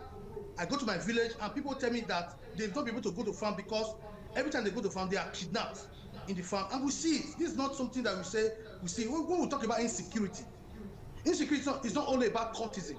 And even if you come to the courtesan fight has been one-sided, has not been, the governor has not had the courage to deal with those who are courtesans within his government.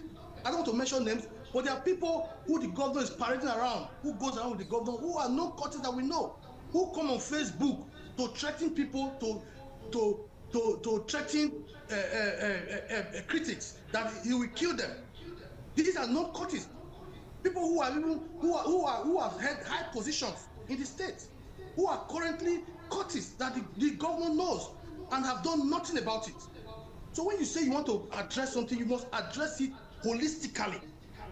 You must address it with all openness and with all sincerity. And everybody, there should be no sacred cows.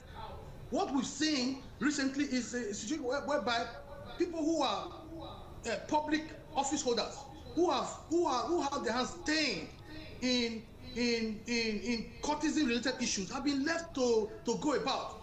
And then secondly, let me also respond to my brother who talked about infrastructure and all of that the state government has done well in infrastructure. I mean, he said that the issue, the policy of the government is only the governor and the aides that should do. That's even laughable because a policy direction, it should be a document that should be out there. If you have a policy direction, everybody should know the policy of the government. You talk about America, you say America is borrowing today. America is borrowing for infrastructure. America is borrowing they're not borrowing and using the money to do jamborees. You cannot see the level of infrastructure commensurate with the borrowings in Edo. For example, you say the renovation of Oba Market at 17 billion naira. I mean, that project alone calls for investigation by the EFCC. In my place in Edo Central, they say there's a market going on. Initially, the market was awarded at 2 billion. From 2 billion, they jacked it up to 9 billion, and nothing has been done. And funny enough, though that project has been funded 90%, people have been paid, money has been collected, and people have taken those money and put in their pocket. In Edo State law, you cannot pay more than 25% mobilization. But what we are seeing today, they set up a project. There's no open bidding for the project. There's no honest and genuine procurement process. All we do is that projects are given to friends of the government and paid 90%. There's no way. It's against the law of Edo State. Now look at the flyover that we're talking about. The flyover we're talking about, nobody knows the cost of the flyover. There has not been disclosed. What we hear is speculations. Today is 80 billion. Next tomorrow is 120 billion. Next tomorrow is 50 billion. The other day is 120 billion. Nobody knows the cost of the flyover. And even the president, Tinubu has come out to say that governors should stop building flyovers because it is waste of fund. The money expended on the Adesua flyover, which is leading to nowhere. The Adesua flyover, which is leading to nowhere, this doesn't solve any traffic congestion. There was no traffic congestion there before. The billions I spent there would have been better used to fix the roads within the GRA, within the rural communities. The road to the deputy governor's house, his village, there's no road. The deputy governor of the state, the road to his village, there's no, we all saw it, that is completely cut off. And then you are spending billions on flyover, whereby you don't even need flyover in that area. You are just decongesting, defacing the city with unnecessary concrete. That's what you are doing. Those roads within the GRA could have been fixed to those roads. Many other roads within the city would have been fixed. Rural roads. Let me give you an example. The road from Iriri to Sapler Road, that road that was built by the previous government, opened up 27 communities. 27 communities was built with 7 billion naira. Opened up 27 communities. That's how you do projects that impact a lot of people. When you just do project because you see Wike build flyover in Rivers State, you just go and build flyover in Edo. Is that the priority? No, absolutely not. Absolutely not. There are still a lot of people who do not have access to there was, is this state that recently schools were closed? Schools were closed in Edo North because of insecurity. And we're talking about the government has done this, the government has done that. Please, let's be very, let's call a spade a spade. If the government has done well, we want to see it. But this well. All right. But we have done well.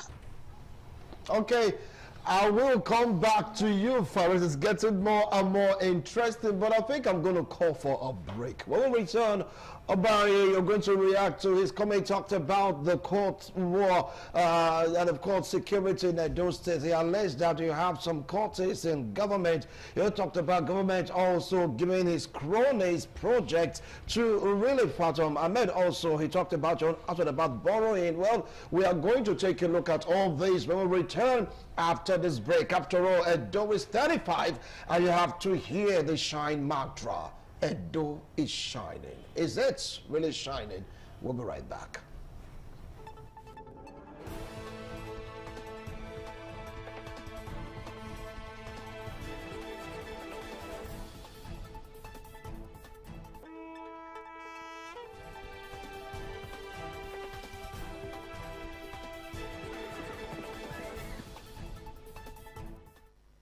Thank you so much for staying tuned. If you just joined us, this is TMI Thursday's edition. Today, fortunately for us in Edo State, we're celebrating our 35th birthday.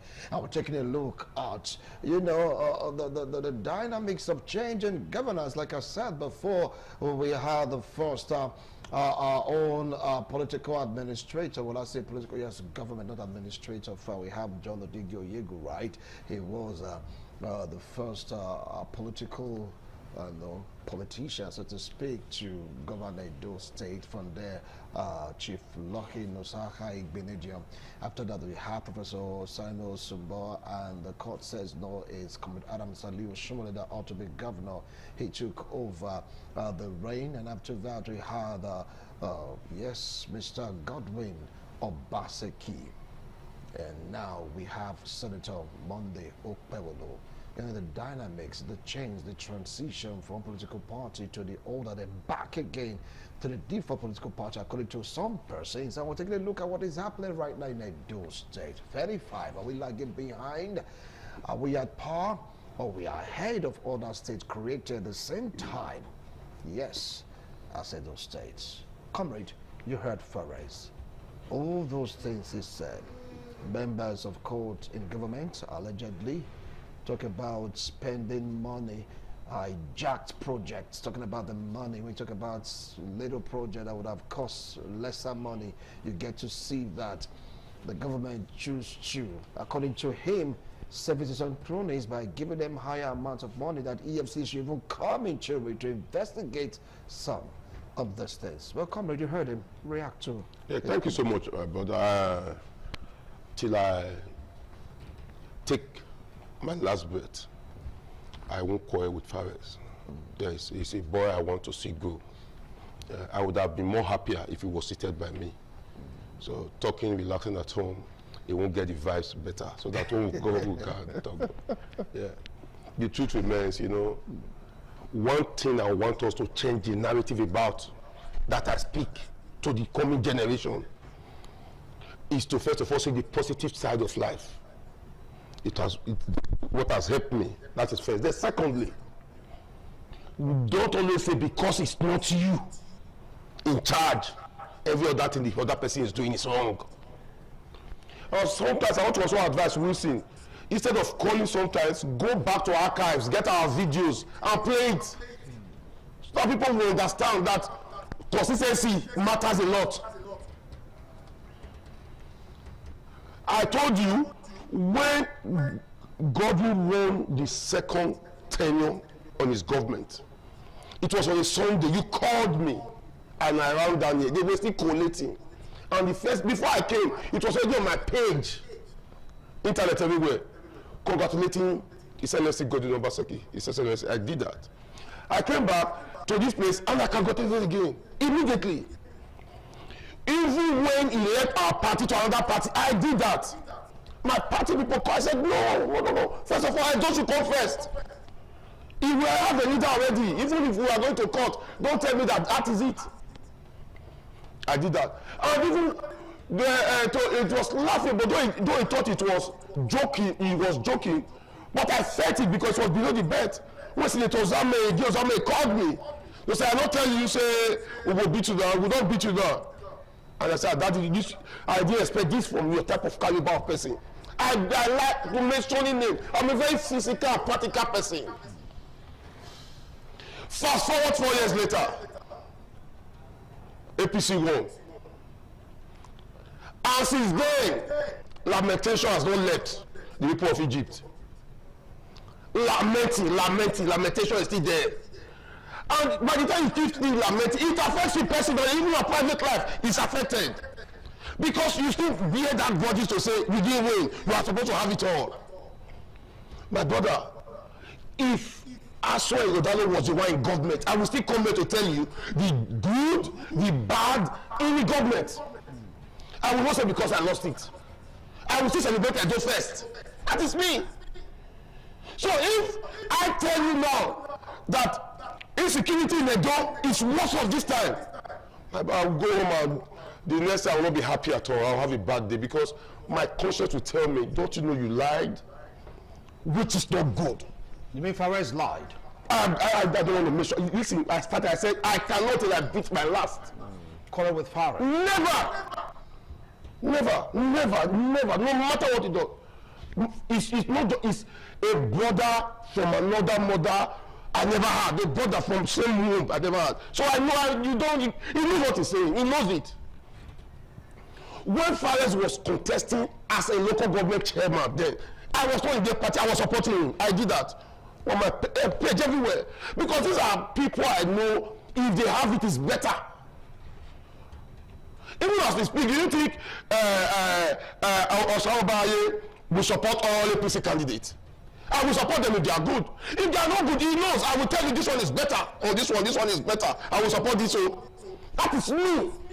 So we must not just be partisan and lament to say because it didn't get to you. And when you not see the truth, you just hide it. My brother, listen. Let's be factual to ourselves. If I become the governor tomorrow, won't I give you a contract before giving it to Iraike? Let's be factual. We are here now. Sure. No, don't pretend. Don't say we are here. Will I go and give it to Mr. Chukwusa? Even though, first of all, say, Chukwusa, go and work with Wisi, because I know Wisi. Go and work with, I know Wisi. I can hold Wisi liable. Wisi, as I'm giving you, make sure Iraike is okay. It's politics. I don't want to come here to start speaking. I don't want to go down below. Are you not saying if the government tomorrow gives me a road contract and I need iron rod, I will not buy for Fares? I'm asking you, if the government gives me a contract tomorrow and I know we are going to do a welding job, the first person I'm going to call is him. The reason is because I know him. Will I not go and give it to one Mr. Alhaji Dampusa, who I don't know? Even though if you are recommending him, I'll tell you, Oga Dampusa, make sure you work with Fares. That is me. Because we are not in politics to favor goats, dogs, and lions. We are in politics, we play it to make sure, first of all, your own stomach first. If the past 10 years wasn't good for Fares, will it not be university? If he didn't enjoy the past 8 years, don't you see the chair sitting down? No, forget about that. I think you are going personal right now. Yeah, so listen, we must, you see, when you are saying the truth, you don't need to stress yourself. I'm telling you about court war. You are telling me of what is happening now chemistry. That's it. Maka, that was rampant. You didn't tell me when they were counting 27-14. You didn't say that too. We forgot that. That happened. I don't want to say it happened that time, but Edo was key. That is past. Then secondly, you are telling me about court people in government. That is laughable.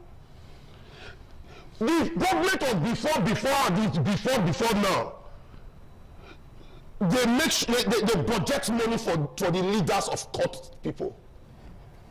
what I tell you is you go to bank and ask, go and sleep. They budget money for them. And when the money don't come on time, they trigger the boys on the street to start war. Because once war starts, the government calls them immediately. The leaders like this in the meeting. And when they are leaving, they go in millions. And they call their boys stop war. And when they are hungry, they start it. Not minding that people are the one killed. When they want to start it, they travel out. And when the government calls, the government pay for their flight ticket, they come in, hold meetings, approach good places, and say, okay, war stop. Then we are talking about a government who came and went to Amagba, Ugbo Junction, and destroyed the temple. Every day for, you are saying that person didn't try. No other person would have done that. And God set free. So we should, you see, sometimes when things happen like this, it's not left for us to speak. We are not telling you that all what he has done. For the flyover project, I drove past Ubahi day before yesterday, or yesterday. Before I was scared, there was so the point I got there, I said, I will not support this flyover, but we will touch you. It's fine, because I did drive past Warrior. I said, I will touch you, it's fine. Because if you also remember, in Delta State, the first flyover they did was when you are entering Delta. They did it just to decongest that place. But now, there are more flyovers spreading across. Wow. That old flyover now is updated to them. So in 4-8 years time, this one will be updated. We get a better one and a larger one. Delta had already had this type of thing before. But if you see the one Delta is doing, is you go. So if I go starting with this one too, to me, in 8 years time, when another government comes, another government will surpass this, and people will not want to go to that one, this one again. This one will be outdated. That one might just go and pass through where there was no one before. But as it come now, yes, it has come. We are talking about. I think he also pinpoint the urban market strategy issue. Yes. That urban market issue.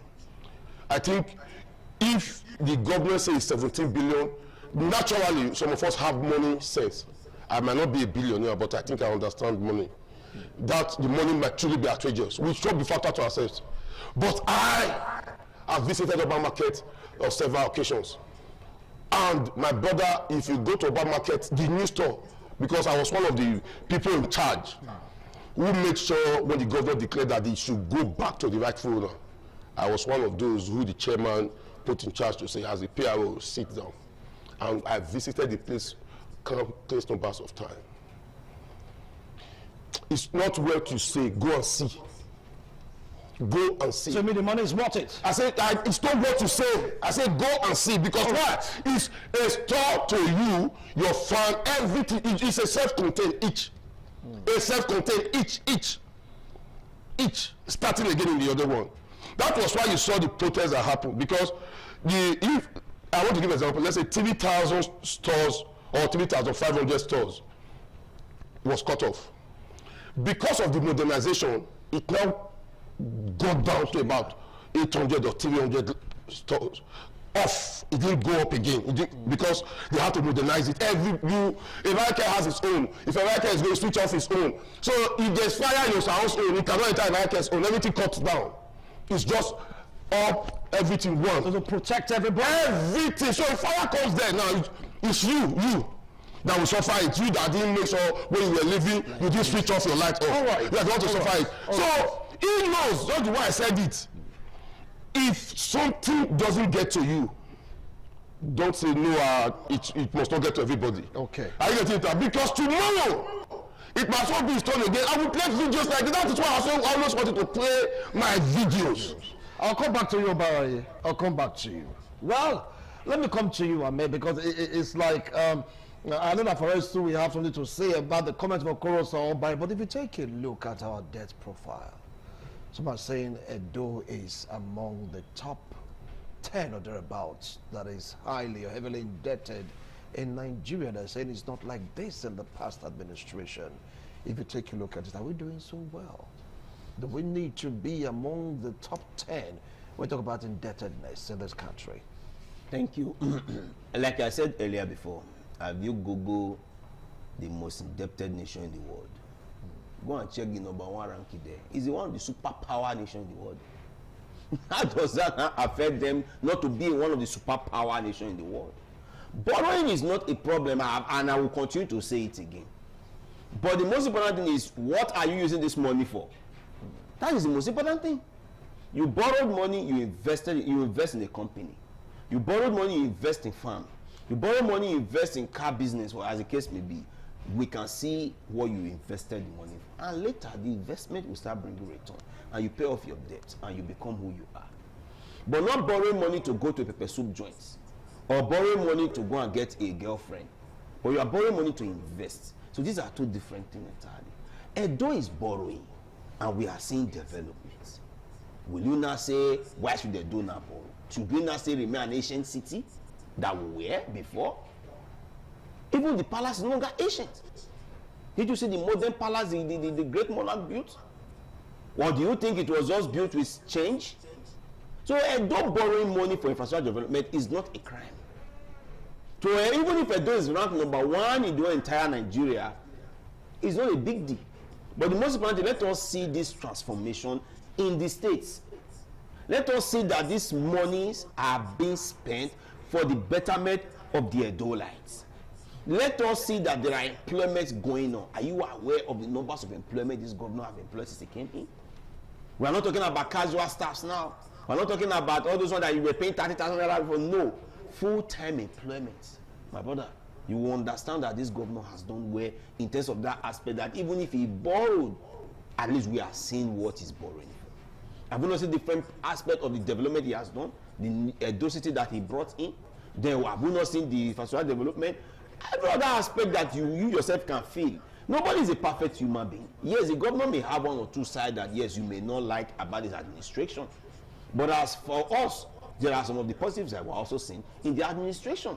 So for him to say that Edo is ranked as one of the highest sets of debt, my brother, I am not bothered about that. But the most important thing is that let us see what this money is being spent for. Then even when he also talked about the amount being spent on this market building, this, as far as I'm concerned, it's still speculation. Because the Edo state government has not come up to say this is the amount that they are spending on that very body. All these are still speculation. Which, yes, you have every right to speculate. But we are just, okay, this is this billion, or that one is this billion, or this billion. They are all still speculation. When you wait for the state government to come and tell you at the end of the day, the amount of money is spent in doing the renovation or used in doing the building.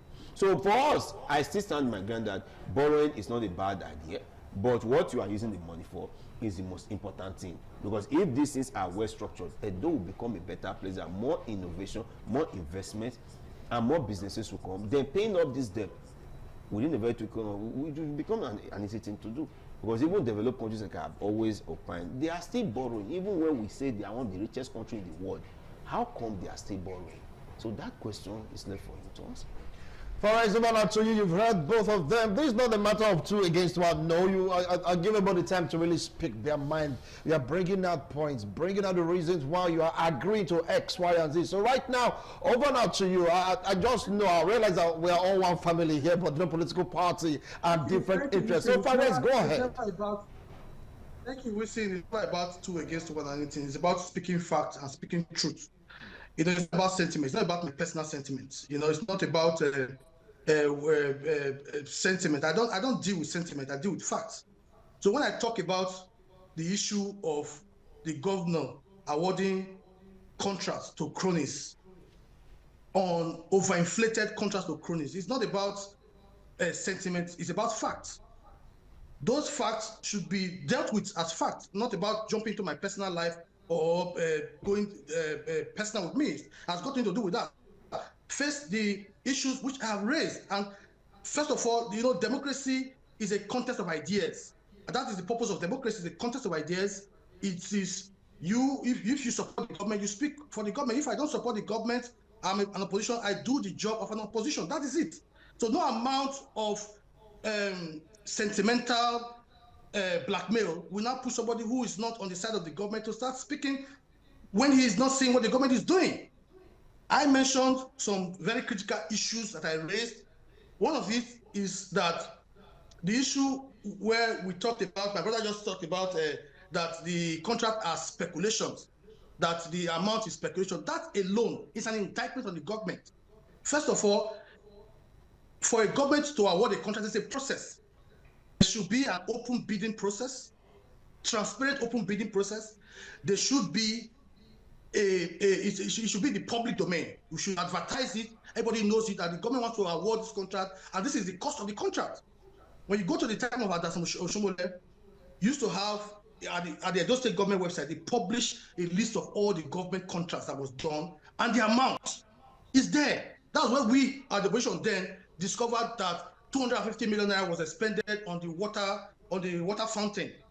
Then, this was one of the first step of the former governor Adaosun Oshiomhole, because to a large extent, some of those contracts were published for people to see.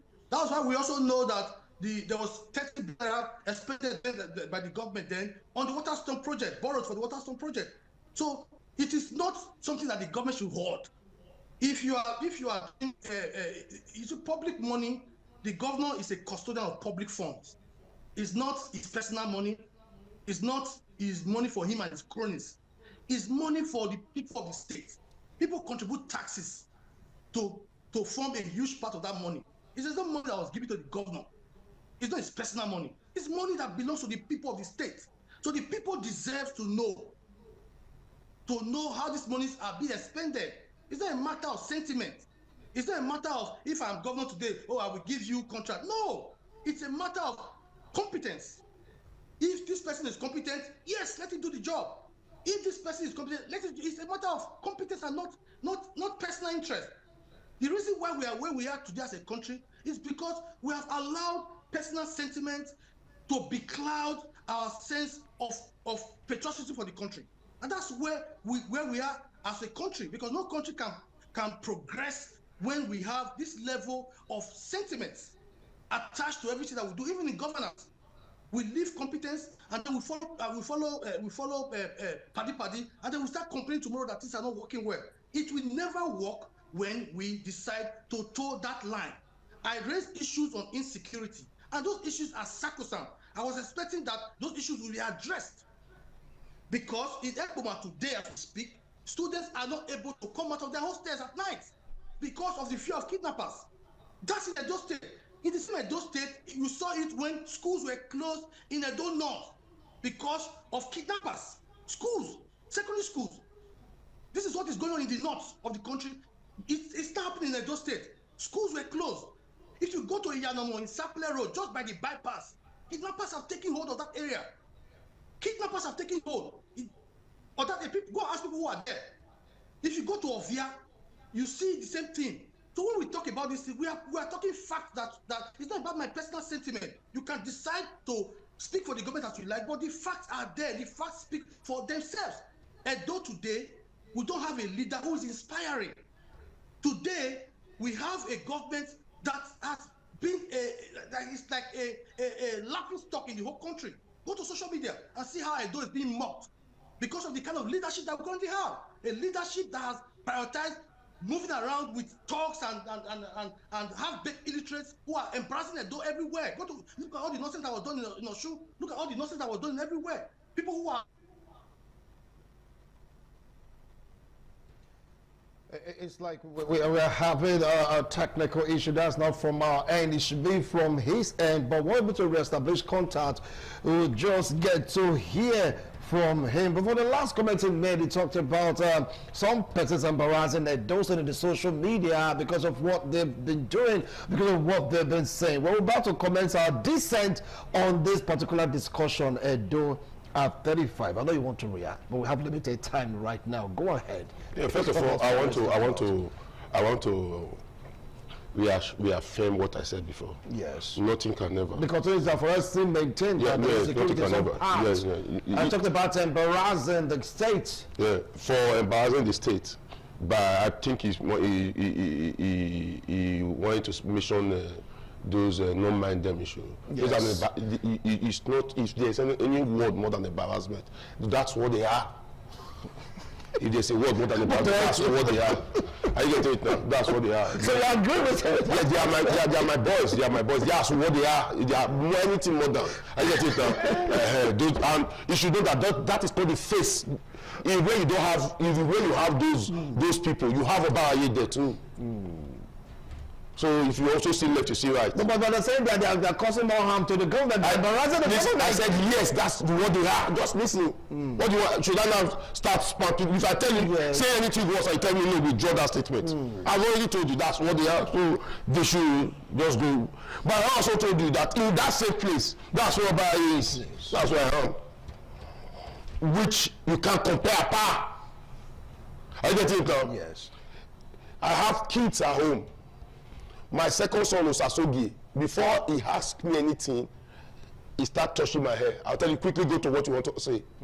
Why others, the guests will come and say, Daddy, this is what we want. And they not use Osasogi to get me because he knows the key. So naturally about life, you must have, life is personal. If you tell me, if I not come to politics too, I will not say no. I want to this one, I want to speak English. I will not leave those I know and go for those I don't know. I will regret it if I leave. You know, this issue is truth. When you say it, you go home and sleep. Now, listen, I repeat again.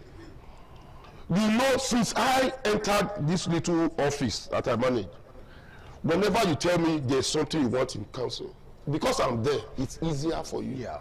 Because it's easier. Before you say Jacobison, you come in and you are, even when you know it's protocol, you say you want to see your salon, and you walk up. And before you see you use it, that to me, it's life. If it was another person who was competent, coming from one of the best places in the world to come, the security will tell you to go back. But if Lucy now comes in with him, because of Lucy, rest of us is diluted. I sit with him and say, okay, Lucy, you bring him, okay. Because what? We've gone past the issue of going for one man. You know, don't you see people coming, they tell you they have masters in, look at the construction work going to the Agbo Road, where the minister ordered their arrest to say, how will you start excavating what was good when you already know you are not going to balance what is good? But tomorrow those people will say they are engineers. If they were giving you a competence, that's not a disgrace. Thank you. But if I've said the right, I know you and I see what you can do, go. I don't need to go there and embarrass them because you didn't tell me you can do this. You are embarrassing me. Fix it back. American also wants to do it because he knows since his friend and brother is here, he will get more. Thank you. What we keep saying, yes, and I want to repeat, Edo is worth celebrating at 35. All right. A child of 35 who has the ambition and who is in the representative of Edo has not failed. Thank you so much, Okoro Sawabari. Quickly, I may have to go to Lagos studio right about now. Edo at 35. Edo really shining. Edo at 35, congratulations. Edo is really shining. Yeah, if you follow the Shine agenda, Edo is shining. And he was asking about policy. Yeah. Shine agenda is enough policy for you to work on. Because the government is not a loud person does not mean that does not have a working document or a policy. The Shine agenda have enshrined everything about his policy and he's working with everything. The as for the security, I wouldn't think that there are no security. There is security in this state for crying out loud. In the health sector, do you know how many of the health workers the state government have employed? I talked about employment the other time. In fact, it cut across board. In the health sector, do you know how many persons are employed? In the infrastructure, we say we are not seeing the infrastructure. In education, we say we are not seeing the work in education. Is there strike now in most of the those state institutions? Do you know the subvention is given to Campus Saline University? You know what? In education, no aspect of the Shine agenda, and you are saying there is no working policy. Shine agenda is enough policy to work with. Nobody is saying Governor Mewole is a state, for God's sake, but to us as an Edola, for what we are saying, in just less than 2 years, this governor has proven to us that he's a man that we can trust Edo, and he's doing well as far as Edo is concerned. It's not about big grammar, no, but the governor is doing fantastic well as far as this Shine agenda is concerned. He's taking Edo to a very good level. As far as there, Best Baby is trying. Yes, sir. Best Baby. Oh, that is that. Best Baby. All right, are you there? He's doing well. The governor is doing well. All right, gentlemen. I really want to appreciate your wonderful analysis. You've heard them. It's not about 2 against 1. No, they all spoke well. saying the reason why they're saying yes, Edo is worth celebrating, the governor is shining. Of course, get to hear the other reason of that. Other person is saying no, we are not doing well, the Edo state is not shining. They gave reasons backed up with their own evidence, so to speak. But in court, once your evidence supersedes your opponent's evidence, you become the winner. Anyway, we keep on watching. But they both agree to one thing. Those kind of embarrassing things now, please. Please, really. You should stop. You should stop. Anyway, let's go on the break. We'll hand over to Lagos. Those embarrassments should stop. Anyway, Edo 35, a big congratulations to you. I know we can do better. We are not there yet. We can do better. But for now, I believe that Edo State is really, really trying. Yes, they are trying compared to the past. We'll go on a break. Gentlemen, thank you so much. Perez, thank you also for coming on today's show. We appreciate you. We'll hand over to Messelina Onkwo in our Lagos studio after this break.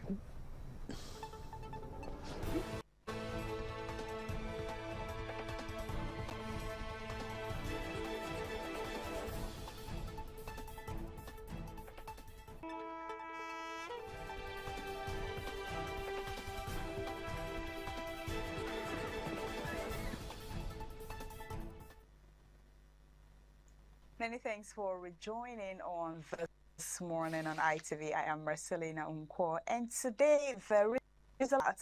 Our guest was unpacked to this conversation is Kenny Odugbemi. He is a political analyst. Hello, good morning, Otumba. Good morning. Pleasure to be with you. Good to see you. It's been quite a while. Love for his 15. At least we are alive and well. Something that is we should be discussing about. For coming. Thank you. All right, this morning we're talking on a 2027 election and Kumbetse factors, chances of opposition party, the chances of the opposition party to unseat the ruling party, which is the President Bola Ahmed Tinubu. And like I said earlier, there's a lot to talk. 2027 election draw closes.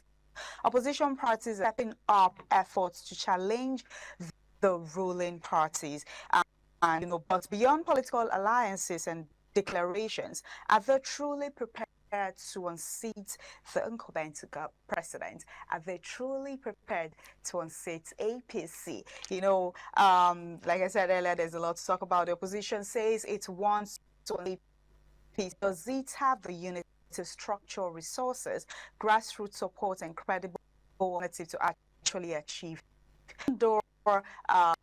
They are supposed to meet August 31st, for like a summit, even though Atiku and Obi have said that, they wouldn't come together, to form one political party or to a point to represent them. Because people feel at this point is only when they come together, appoint one person, support that person, would be able to unseat the ruling party. Otumba, how prepared are Nigerian opposition parties for the 2027 forthcoming election? Thank you very much. What of us is quite very intelligent and very interesting and will prove to be very exciting in view of the present situation within the political situation within the country. I would like to first start by giving structural formation, because if they are probably in eagerness to compete, they must compete on certain leverages. Let's first look at carefully the structure that they're talking about, because competition must be based on structure, competition must be based on policy, it must be based on issue, it must be based on looking at the reforms. And it's more or less a competition between reform, because, for instance, Constitution, I have gone through some realignment process. We're still going through, but I'm quite very sure none of them wants to come together as a formidable force. Let's first start by unraveling the structural formation of APC and opposition. APC has power of incumbency, which you know. They control the federal resources. Not only federal resources, other 31 states they have deflected, the 31 governors have deflected. So they contain federal resources and also 31 subnational resources. That is again. Then 2, they have various reform on course. They are talking about fuel subsidy. We are talking about foreign liberalization, naira flotation. We are talking of tax reform. Those are gain international credence, international recognition. Then 2, you also know that there had been quite a lot of realignment within the APC, because quite a lot of people actually defected from their party to APC to form another level of coalition. But this one now is not a multi-coalition, it's a single coalition.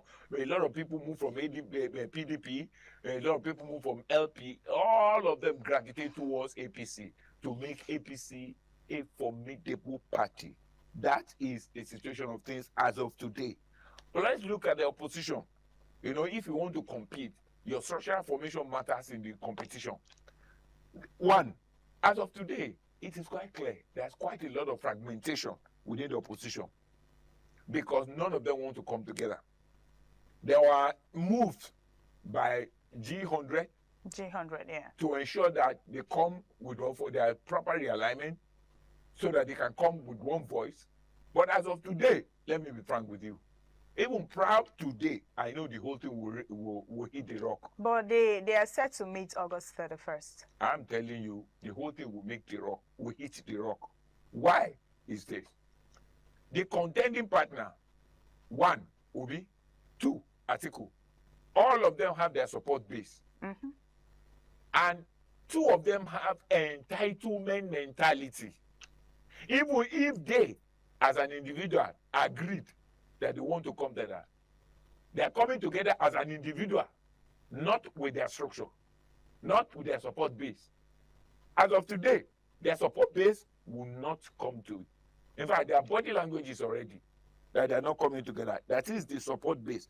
And without the support base, can you do anything? The answer is no.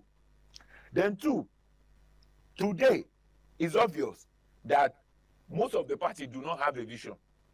They've not established their vision. All they are doing is opposing APC, and window dressing and dancing around the sun, most of the policy, without coming out with a clear-cut policy. Obi is saying, I will face the remover. That I will remove, but face by face. Atiku is saying, I will remove, but I will only attack production. The simple thing is this. If you say you want to incentivize production, as of today, even the main person, the DPR, refinery, needs 13 to 15 barrels per day, which they cannot meet. The reason is very simple. The quota system of the requirement for optimal capacity, Dangote is doing 750,000. As of today, we can't even meet, which is supplying about 92% of the entire PMS requirement. As of today, we cannot meet his own.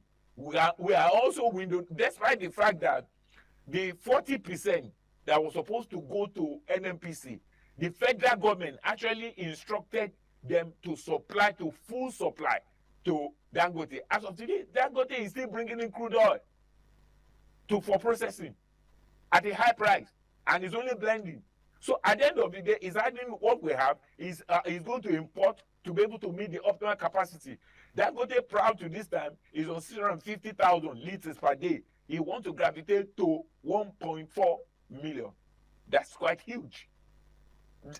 Now, so as of today, if you look at it there, they have no agenda. APC has an agenda. So I was able to you that. For instance, APC is leveraging on the reform they have, which I mentioned earlier on.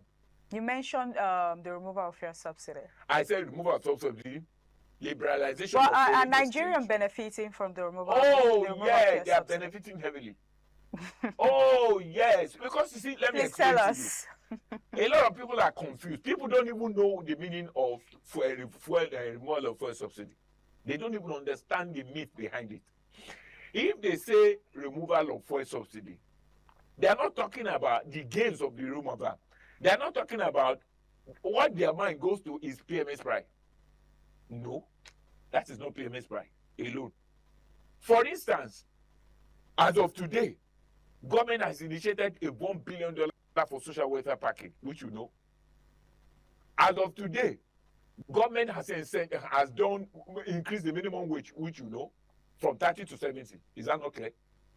As of today, the stock market is at a peak now, out of which the Nigerian, the local transaction, the local contribution is almost 92. They are almost sending the foreigner away, which means that the portfolio investment has shifted from foreign to local, which you know.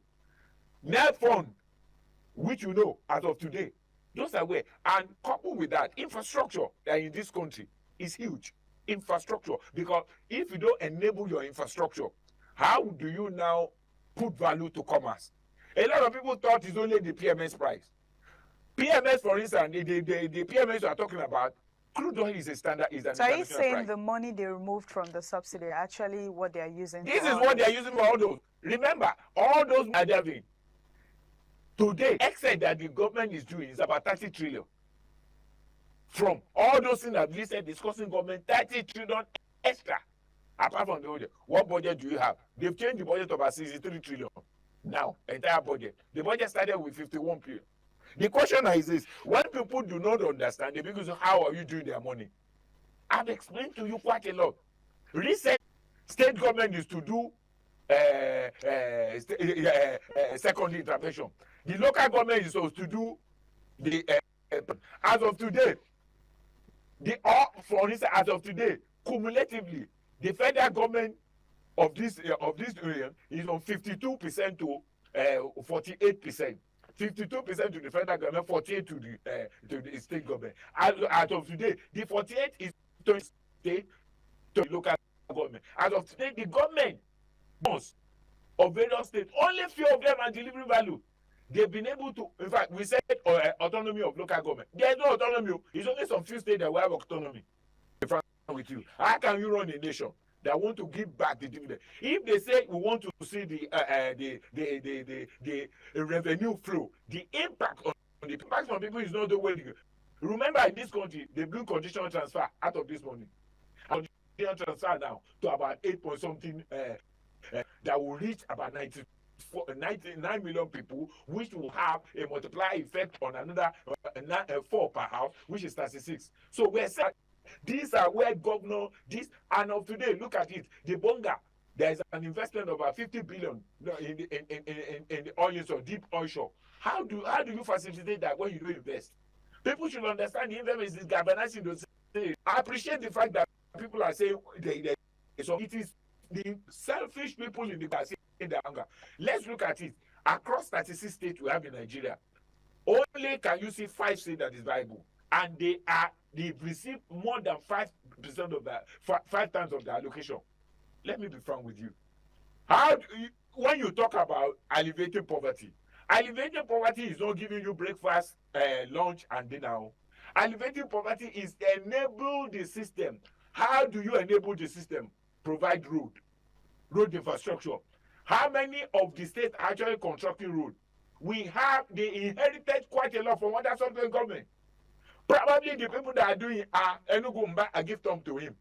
The governor is a super person. You can see Akpako 1 in Edo State. They are the governor that is working. Kaduna, I'm naming them at my fingertip. They are the one that are working. Borno is working. So what you're saying now is the state governors should be held responsible for state governor and the National Assembly should be held responsible. Because, look, there's what we call devolution of power, separation of power. The federal government, by constitutional provision, has remitted quite a lot of flow to the state. But what are the states doing in it? Remember, the federal government has a federation structure. That is, they have called a federation structure. Look, rail has been deregulated. The state can do their rail. NEPA, electricity, they can do their NEPA. They can do their port. That is what we call deregulation. That is what we call creating a federal structure. Federal government has instituted a federal structure provision. Many of the people in the states, I've told you about 5 states. Look, about 5 states is doing what the federal government is doing. How do you now want people to feel it? The per capita income of the people in those states have improved. Go to Abia State. Abia State was in a state of complete crisis because the serious governors that have been there were doing anything. Abia State per capita government is look at Abia State, they are generating their electricity. Is that not so? So what I'm saying is this: people should be coming for accountability from the state governor, from their National Assembly, from the House of Rep, from the Senator. Those are the people that we have in this country. They are the people that are the most corrupt set of people that I know. Look at the in charge of the councillor. Is that not so? They influence National Assembly. They influence House of Rep. They influence Senator. They influence ministers too. All of them actually produce a minister. Non-functional people that are not even adding any value. So people should determine to look for accountability. I am not absorbing the federal government of they've not reached there. But when it comes of giving a thumb up to the policies and the reform on ground, I give thumb up to them. However, there's a caveat to it. The caveat to it is that I give thumb up to the reform, but I do not give thumb up to how they are doing it and optimal result they are supposed to get. You know, if you are on the right course, and the right course is one thing, but who are managing the course for you, the outcome we get is another thing. The problem with the federal government is one, they are making a lot of effort, but they are living large. Look at the president when he's going the convoy. How do you expect people to talk? Look at the Senate president. Look at the House of Rep, the speaker. Look at the life they live. Look at the senator. They live like Dengo, and they want people to sacrifice. Those are the problem. The problem in this nation is indiscipline and inability to control. Insatiable task for wealth, to display wealth. That's why people are always crazy to go to the house, because the highest paying job we have now is the politics. You can imagine how much they're taking. A senator cumulatively will take nothing less than 100 million. Why do they want to die there? Come to think of it. A governor that have just served 8 years, all cronies, either dead or alive, he doesn't care. He wants to become senator. If there's no gain, you can imagine how many somebody have almost crippled their state. And look at it now. They are now even putting their protege to continue. Look at the problem in Nasarawa. Is it not the same thing? Where Nadada was the governor actually nominated Wadada, and the wife, I'm on live TV, the wife distributed 350 million to people, 50,000. He said he's doing empowerment. Along the line, we say, vote for my husband. How? Where did they get so much money? Is that my donkey? Okay, coming back to the opposition strategy, right? Let's talk. Has the opposition started? Do you think they're preparing early enough, or the APC they're already ahead of them? You know, talking about what Atiku said if he's been elected, I suppose that he would, you know, bring back subsidy. Thank you. Atiku, to the best of my learning, is a dreamer. He's a desperado. Atiku 81. Is older than Abdul Salam.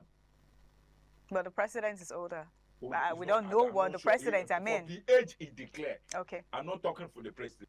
The age he declared is 71. I'll be 72. I'm not talking about the age. But the one that Abdul Salam even said, he said, Atiku is a year older than him.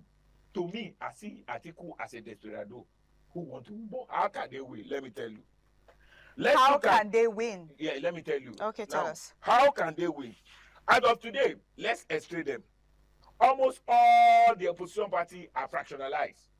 That is, there's internal dispute. ATC, the internal dispute. We don't know. If anybody becomes anything, it's still subject to court case. PDP, they have 3 presidential aspirants, which means they have a zoning issue, zoning fight, which you know. That gave right to Rainbow Party in Rivers. LP, they have leadership tussle. To get the chairman of the party is the problem. Today, they are still in court. Not to talk of Accord. Accord too is factionalized. So if you look at it, that has encouraged massive defection. What about NDC? NDC is also factionalized. NDC is also factionalized. We have NABA that is fighting them. They are so, if anybody is on NDC, you are on your own. Because they've not actually settled the case. But do they really need to come together to be able to unseat the president? They cannot win they can't win if they don't come together. I am being frank. No single individual compete against actually involved But what let about, me tell you. sorry, let me come in there. What about you made mention, I mean, you've been saying, oh, the federal government has done this, they've done that, and all of that. But with the current one in Nigeria, I mean, in terms of insecurity, in terms of the economic, in terms of economy, insecurity, and all of that, I feel, don't you think at this point, the people, I mean, Nigerians, they know what they want because of what they are seeing that has been happening? Because you're hell-bent on, oh, you do not see any other opposition party that will be able to, you know, to unseat the ruling president. Hold on now. Don't be a prosy to any one of them. I'm analyzing based on ideology. Let's come to think of it. If you want to unseat somebody, you won't be able to match it from strength to strength. Let me give you. On economy, we're doing well. I've told you the major issue, the major problem, why the masses are not getting is the governor. Governor and National Assembly, they are the thieves. I'm not going to hold back. I'm alive and well. My name is. But these are your words, though. These are my words. Yes, I'm saying, the federal government has instituted a federation structure. How many of the governors are building a new road? How many of the governors are building this school in view of times 5 of the money? What they've done, let me tell you, the governors are going for political correctness. The recurrent expenditure they have is between 16 and 80. If you use all your money to do recurrent expenditure, they have little for the capex. They are even encroaching on the money. How do you expect a governor to do well when he's sending the wife of the local government chairman to abroad for training in order to help their local government? Tell me, how would they do well? How would they do it when all the governors are building flyover when it's not necessary? How would they do it? How would they do it when the road are substantial? Concrete road is what they are doing now. How many governors are doing concrete road? Let me give a typical example. All of us are seeing the rot in Lagos, the death along the streets. Is it federal government that is doing that? Answer me now. The question I say is this. You have, for instance, on insecurity. I appreciate that we're insecure, but what is the cause of insecurity? Insecurity has a nexus with the local government. Let me be frank with you. Because the local government are doing next to nothing. There's no road to all the villages. There's no light to all the villages. They are not doing anything across the village. Where do the miscreants hide? They hide within the people. Even as of today, in insecurity, I'm not a spokesman for this government. I'm only analyzing ideology. What I'm saying is this government has instituted a process for state police. This government want to deregulate security in such a way that, in fact, they've regulated entire security architecture, separating homeland security from offshore security. That is the thing again association. Which government has done it? Today, this government has introduced 4 divisions to add to the existing one. We have 8, it's now 12. This government has added 28,000 of boots on ground. Those are the people, those are what this government has told us. They are marching towards $1 trillion economy, FY 2030. Which means they have to grow the economy times 20 consecutively. And they've established a structure. For somebody who said they want to compete, let me be frank with you. Don't come and window dress on the policy. Tell me you want to run like Atiku. You see, Atiku thinks he's smart. You can't be smarter than many of us because we read books. You can't talk of fuel subsidy. If you want to talk, tell us that 1, you will remove fuel subsidy. You will not liberalize foreign exchange. You will expect foreign exchange to become where people can do anything in the foreign exchange market.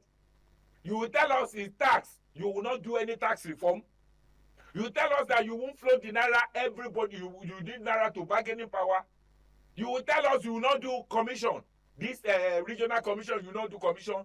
You will tell us that you will not do concurrence. Because out of the day, this government is running by concurrence. He's saying now that most of what the federal government is doing, they should repeat it at the state level. You will tell us that you won't do nail form until you say you give us an alternative for all this. That's why I know that you are competing. Don't come and say, I will do it. Don't do it. Remove this completely. I think he's saying he will remove it and introduce it later. I mean, Kajoli. Let's now talk. Let's talk on policy. This government has said to do $1 trillion economy. I need people to create an alternative and say, I'm going to do $2 trillion economy by 2030 and give us road plan. 2, I need people who decide to say they will return fuel subsidy, they will not do tax reform, they all are counter narrative. As of today, let me be frank with you. The reserve that we had before was 3 billion. As of today, we are on 52.83 billion. The reserve has grown by 15.95. As of today, this government has done 6,000 roads. What are we looking at now? As of today, when you're talking about security, they've introduced 4 divisions. There's 28,000. As of today, now, are the people prepared? These are the people that brought out their own presidential campaign. Have you heard any presidential campaign of any other? No. Because they don't even know what to do. They are late in the preparation. Opposition have not galvanized today. They say they will wake up today, they will sleep today, they will wake up tomorrow. And yet we want to win election. Remember, election is about 774 local government. We have 176,846 polling booths for people to be guided. So, Otumba, all these things you're saying, you know, it still boils down to Nigerians. If Nigerians should come out to if the election is being free, fair, and credible, like Nigerians, they decide to come out to vote for who they want to vote for, do you think the president stands a chance? The president has a... Do you think he stands a chance? It's landslide now. If the election is being free, fair, and credible. Let us define what is free and fair. Because people use a lot of English to deceive people. Remember, what is the characteristic of election in Nigeria? The characteristic impunity is there. Ethnic sentiment is there. Religious bigotry is there. Can you control that? Impunity is there. Entitlement mentality is there. Violence and then gun is there. Until you remove that, that's when you begin to talk of free and fair election in Nigeria. If those ones are not there, then 2, as of today, let me be frank with you, INEC. INEC is emboldened. INEC has been encumbered by too many things. Remember INEC, they are the one that is doing party registration. INEC that you want, for instance, the electoral tribunal, they don't have power to prosecute. They say have to rely on justice. INEC is the one to do result collation. INEC is the one to do dispute resolution. Look at that. You understand? A test case of what they've done. They've done available in Osun State. Yes. But yet, INEC is not in charge of the logistics. Until you put all those things in perspective, that's why we begin to talk of free and fair. For instance, INEC has beavers. They have redundant beavers. They prepare capacity because they have enough money. Remember, INEC is not in charge of connectivity. We have mobile network operator. Remember, in the north, quite a lot of transmission tower has been vandalized. So the real time is already not hindered. So when you say voice of until you put everything I've mentioned, if they are in order, just like in a civilized country, then we can now be to see how fair it is. You know the problem. Most of the people who campaign against it, this administration are only doing a window dressing, a shadow effect. I've told you, for them to compete, they must bring everything contrary to what I've explained. I'm not speaking for them. I'm not speaking for APC. I'm only doing an ideological framework. Let's talk about it. We're saying now that the regional limitation. Let me be frank with you. They're going to work against one another. If you want to win election in Nigeria, let me tell you, win. Kano is 1. Lagos is 2. Rivers is 3. These are the population, and Oyo is 4. Look at how they jeopardize it. Let me tell you how they jeopardize. As of today, Atiku is only doing a forced breathing in the northeast. Forced, you know when you do forced breathing, even he's not in charge of Adamawa, his own base. So he wants to do a forced breathing. Look at the major factor in Kano. Kano is already fragmented. Kwankwaso cannot have the state he used to have in Kano. I'm telling you, he cannot have. What makes you think so? Good. In Kano now, there are structures. They run by structure. For instance, prior to this time, there's a difference between NNPP, Kwankwasia movement. Kwankwasia movement is the machinery that the Kwankwaso use. NNPP was the party he was using before he started gallivanting from one party to the other. He's now in ADC. Is that not so? As of today in Kano, we have four structure that is completely against him. Abba, current governor, he was the one in charge of the structure of Kwankwaso. He's on his own. Is that not so? Ganduje is on his own in Kwankwaso. Sekerao is in Kwankwaso. And let me tell you, a very prolific senator, he want to contest for, he was the only senator of NNPP. They did not give him chance to be acting. Kwankwaso gave his son. The senator, Kwankwaso gave another person. That particular senator now has moved to APC with his structure. Don't forget, Kwankwaso is with Peter Obi. Peter Obi is a different measure. I will analyze Peter Obi case. I'm saying, let me pick today and dissect them one by one. Dissect them. It's not the name, their influence is what I'm dissecting. Let me now come back to Peter Obi. I appreciate him. I appreciate his fronting. But Peter Obi, be straightforward in your discussion. You can't be telling us that you have not seen what they use by the fuel subsidy. You are embarrassing people like us. It's an insult on our intelligence. If you say you've not seen what they've done with the 15 trillion. Cancer session, they have about 6 cancer sessions around the region. They are in operation. All the major operations, the project they are doing in the state. Now, there's a problem in one state, in Benin Road, that they went through concessionaire. The Minister of Works is already there now to attend to it because the concessionaire, nobody will talk about concessionaire, they will talk about the federal government. Is that not so? They say if you want to talk about peck in somebody's eye, you remove the one in your eye. I'm for ideology. I'm not for any party. So let us now talk. We're talking about Obi. Fine. Obi, try to be straightforward. I know you want to be president. Be very objective. Appreciate what is on ground. Give us a superior understanding of how you do it. Don't tell me you will face this. Don't face it. Remove it completely. Give us a master plan of how you do your own. You are talking about security. This government has given 4 divisions. They built 28. Tell me that you don't need 4 divisions. You don't need this thing. You won't have Turkey relationship. You won't have U.S. relationship to cop insecurity. Yet you will win. After the last time he said he spoke with the man to do security in Anambra. As of today, let me refer to it. I'm analyzing them. They win. As of today, we are talking about obedience. Obedience is OBE. Obedience is OBI. The two of them are not the same thing. OBE were the initial obedient movement. Because as that, I told you now that it is realignment and reform. It is not party issue. It is not Muslim issue. It is not a protest vote that they did in the last election they're going to do now. It is different. The philosophy is different. The ideology is different. As of today, OBE has devolved from the Obedience Caucus. We now have OBI, which is the caucus of obedience. Those are the people we have now. I'm not saying he has no chance. I'm only trying to say they've been stripped of that, the force they were having before. They are now obedient, those people who are close to him. And you know, the idea of Muslim will not go anywhere now because they've seen the performance. The idea of using religious connotation will not go now. The idea of protest vote will not go. It is based on ideology. So I want anybody who wants to compete based on ideology, not working on the idiosyncrasies and the nuisance within our system. So at the same time, I still feel what the people want would count. I mean, we saw what happened in Oyo State election. The people came out, they turned up and, you know.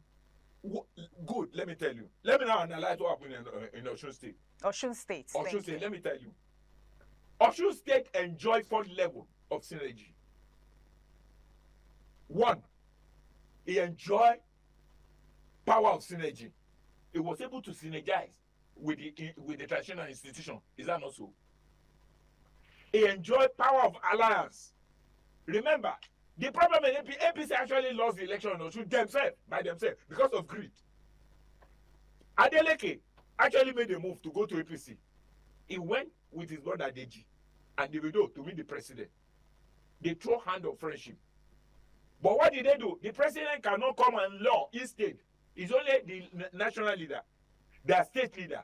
As of today, the minister of blue economy is the state leader of the place. They rejected his plan. They said they have their own plan. They have their own plan. Remember, about 11 people actually showed interest in APC. They said the 10 of them should step down for one. What did they do? No problem. They, as a person, it's just like me now. If you ask me to step down on any measure, I will step down as Otumba Odubemi. But my supporter, they are not bound to step down. What they did, all the supporter, which they call their structure, actually migrated to Accord. Accord was not a party, it was a personality base. It was a fight between the so-called incumbency in court and what people want, personality. That's what happened. They sold out. Then two, they sold out because there was no emotional connection with people. Pride, arrogance. And I said, pride goes before it falls. What happened in Osun should not repeat in other states. Otherwise, APC will suffer defeat, pure and simple. There was no emotional connection. They said the man is dancing. Yes, he's dancing. Well, the outcome of dancing is emotional contact. Is that also? Which emotional contact is APC doing? The party, the governorship as well was like a shigidi. But do you think that election was free and fair? Yes, it was free and fair. Okay. Because there was no oppression. There was no. And don't you think that would also happen in 2027 election? It will happen because that is why we are breaking the eyes of the people to understand the problem. When people realize where they are, when people's eyes of understanding is not covered by idiosyncrasies, nuances of the people, of gullible politicians who will just run to Abu Dhabi. After they lose election, they run to Abu Dhabi. After the election, they run around the world. They say they're going there. Don't you think Nigerians will come out to vote based on what they see, based on what has been happening? Oh, yes. We have 6 months. And do you think they would agree with what you've been saying? Oh, yeah. People are not stupid. Okay. Let me tell you, what I'm saying is this. What we are saying, at my ideological base, I'm not supporting APC. I'm not supporting any party. I'm saying based on ideology, we believe or not on ground. We are educating, re-educating the people. If people understand what is happening, they'll be able to appreciate what to do. They'll be able to ask questions. They'll be able to ask for complete accountability. They'll be able to ask for their benefit. How many people knows their rights in Nigeria? How many people knows that the money they've given to the governors is for them, is their own? The governors are only acting in proxy. So what you are saying in essence is the opposition parties do not stand a chance to unseat the ruling party. I'm not saying they don't have a chance, but I'm telling you they cannot win. They cannot win. Yes. You're very sure. I'm very sure until things changes. If what I'm saying, if the process and procedure I'm following, I'm still monitoring. If what I've suggested today, if there's a change today, I will say they win. Okay. Can we continue? No. We're out of time. One last word. My last word is that one, national issue will be on economy. It will be on security. It will be on connectivity. It will be on unity. It will be on delivery. All those things, they have to beat what APC is doing. The question is, APC should be careful. They are not emotionally connected. All right. There are a lot of people wasting it. All the National Assembly, I've told you, the speaker, they live in a large of largesse, opulence, and we, the system, we are suffering. We can't continue to suffer and you say we should wait. We are not waiting. APC should be careful. They should have emotional contact. APC should send their strategy. Otumba, thank you so much. Thank you for your time. All right, thank you all our viewers. Thank you Nigerians for joining our Lagos Network studio this morning on CMI. Thank you once again, Otumba, for coming. And we would be handing over to our Benin studio for the continuation on CMI. I am Marcelina Unko. Just stay with us.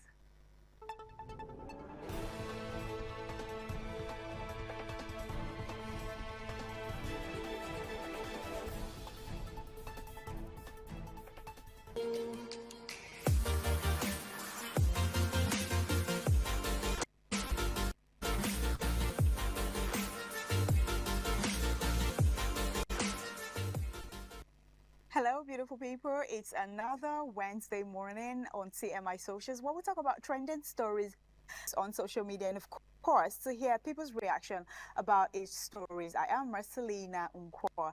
And today, the first story we'll be talking about is a trending video of Peter Obi where he defended 13 months doctor State where he was a governor. And he said the strike wasn't bad because there were no mass deaths in Anambra. People were dying in hospitals one after the other. And there was no mass death. Must strike. And a lot of talking on this particular video.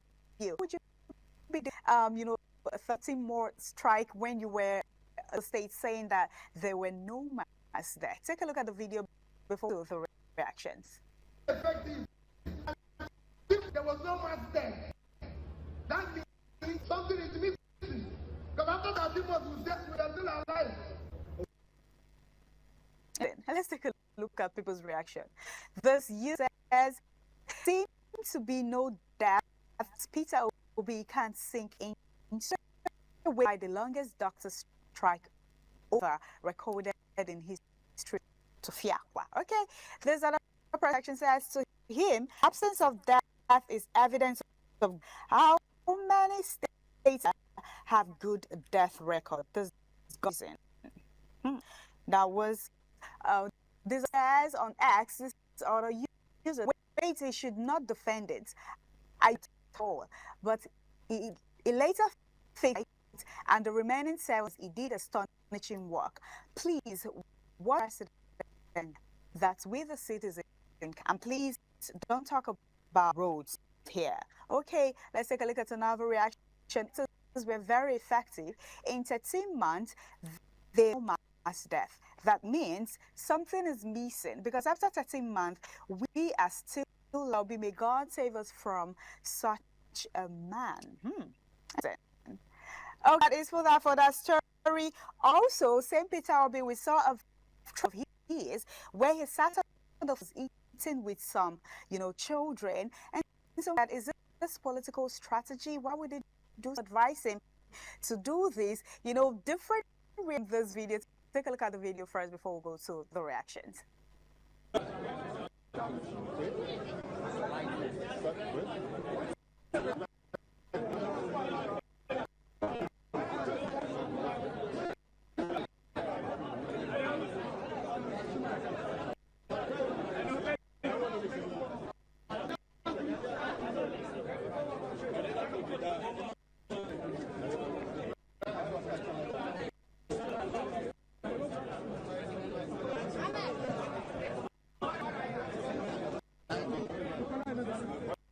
Interesting. Trust Nigerians, they would always have one or two things to say. Let's take a look at this reaction.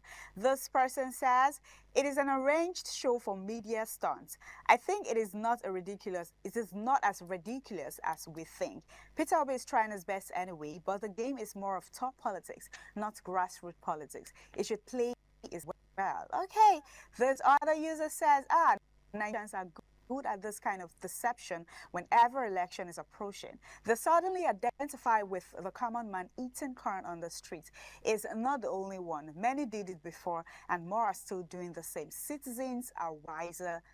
Okay, that is for that. That's all the user says. I used to be angry when I sight him doing church, and that was because I thought he was pretending until I learned that he has a way for ages. Then I understood him.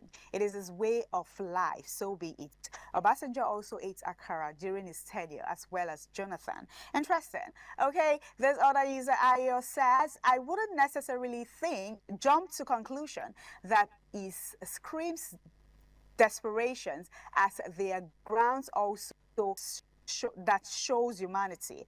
The only thing I would to have advised him would have been to have the food for the kids after. So definitely don't contest for the meat with them. Interesting. Okay, this says no strategy and winning plans to become president. Still playing baby's politics. The people be using to judge policy. That is for that story. Our next story is radio of social media saying we are not competing with thieves. They stole the elections. Now they have stolen the economy. They have stolen everything. ADC, presidential candidate Atiku Abubakar. And a lot of Nigerians have different things to say about this particular video. Take a look at the video. To repeat categorically that what I said. I will return subsidy, I will. And Nigeria is rich enough to look after the welfare of its.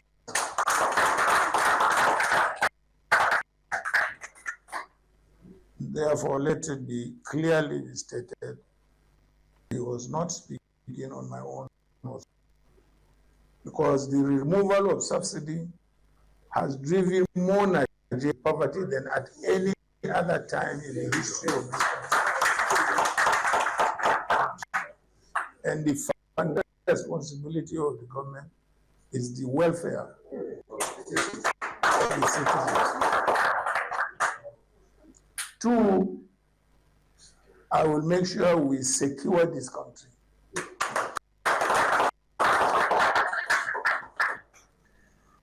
Beaten with thieves, they stole the election. Now they have stolen the economy. They have stolen. Interesting. Let's take a look at what people has to say concerning this particular video. This user said, contest is one thing, but the state of the economy is another. Regardless of who is responsible, what Nigerians need now is accountability, transparency, and policies that actual lives of citizens. Okay, let's take a look at another reaction. If Atiku wants to talk about thieves, Nigerians also remember his time as vice president, from the privatization controversies to the sparse sector failures and the billions spent with little to show for it. His administration wasn't exactly a clean slate, pot calling kettle black. This is be what the party he served as VP did during his time in office. Okay, that is a question for him to answer. This other person, Damilola on X, says, so because a custom officer, you assume we should believe this claim without evidence. Interesting. That is for that. And our last story, also a trending video of Very Darkman, where he said, there's no government project that is better than what we are currently building here. We have spent 290 million naira, well documented from Bonus Boy donation. Very Darkman shows the current stage of the school project is built. Also said when he's coming to contest for election that people should support him. I mean, because of all this. And a lot of persons have been saying, is he actually doing all this because he's planning to contest for election in the future? Take a look at the video before we go to reactions. Very soon, the latter political party is coming, so we're going to get ready to vote for us in the nearest future, right? Now, as you can see, this is the project in Auda. I want to show you the update of this project. This is why you must vote us. There's no government project that is better than what we have done here.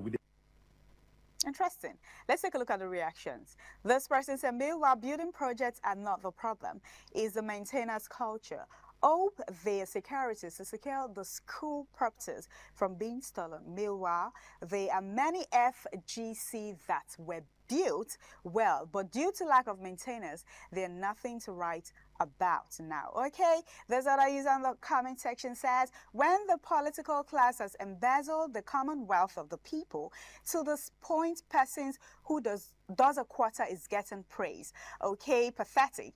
I know a 100 million naira building when I see one. That building is not worth 190 million, but we are not ready for that discussion right now. Okay, let's take a look at another reaction. Irrespective of the good work you are doing, please don't come and be telling me this building I'm seeing here is worth 190 million naira. Jokes or worth? Interesting. Okay, yes, I see you did a nice job here, but say no government school better than this in Nigeria. I would say there are government schools which have more standard than this in Warri. All right, that is for that on TMI Socials. This morning, we'll be moving back to our Benin studio where Wilson is on standby. Wilson, if you can hear me, take it up from here. Can hear you loud and clear, Marcelina, talking about Peter Gregory be sitting and eating with those kids. His emotions betrayed the intent. That's what I saw. He looked as if he's not happy. I kept on wondering what is going on in his mind, but all the same, it's all about politics. A Very Dark Man, 190 million naira building. Anyway, maybe we should go and investigate that building to find out if truly it cost that amount. Well, Mercy, I believe that Lagos is done and dusted for today. Even Benin also done and dusted. Thank you so much for being a part of it. For all those celebrating 35 years of state creation, I want to say happy birthday to you. Bye for now.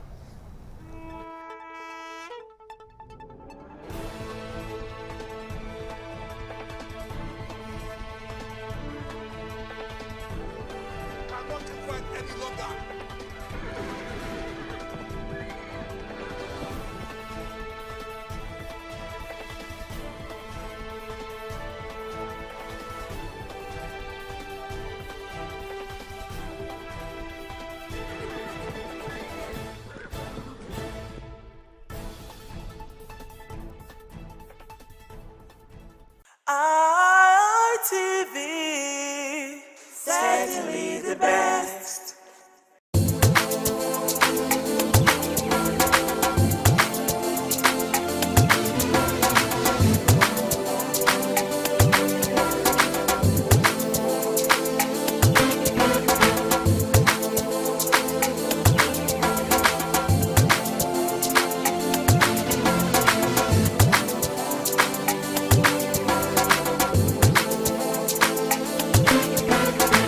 As the rainy season continues, some fresh vegetables are now more available in our markets. Today, we're taking a closer look at some vegetables such as ugu, also known as pumpkin, okra, and garden egg.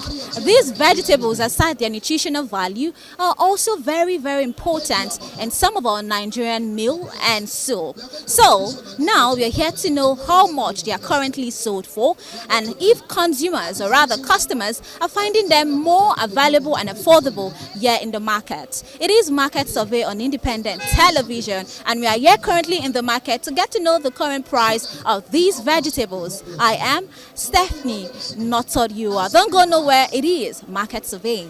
Every day, markets across Nigeria come alive with voices of traders calling out to customers, the movement of buyers searching for the freshest produce, and the colorful display of food items that make their way into homes and into dining tables. Among these food items are vegetables, an essential part of many Nigerian meals, whether they are used in soup, stew or sauce. Vegetable remains a staple in household because of their taste, versatility and nutritional value. As the rainy season progresses, many fresh vegetables become more abundant in the market. Farmers begin harvesting crops that thrive during this period, while traders receive fresh supplies from different farming communities. This seasonal increase often brings excitement to consumers who look forward to buying fresh produce. However, even with increased availability, questions remain. Are these vegetables affordable? Are they available in sufficient quantity? What challenges do traders face in bringing them to the market? And how are consumers responding to the current price?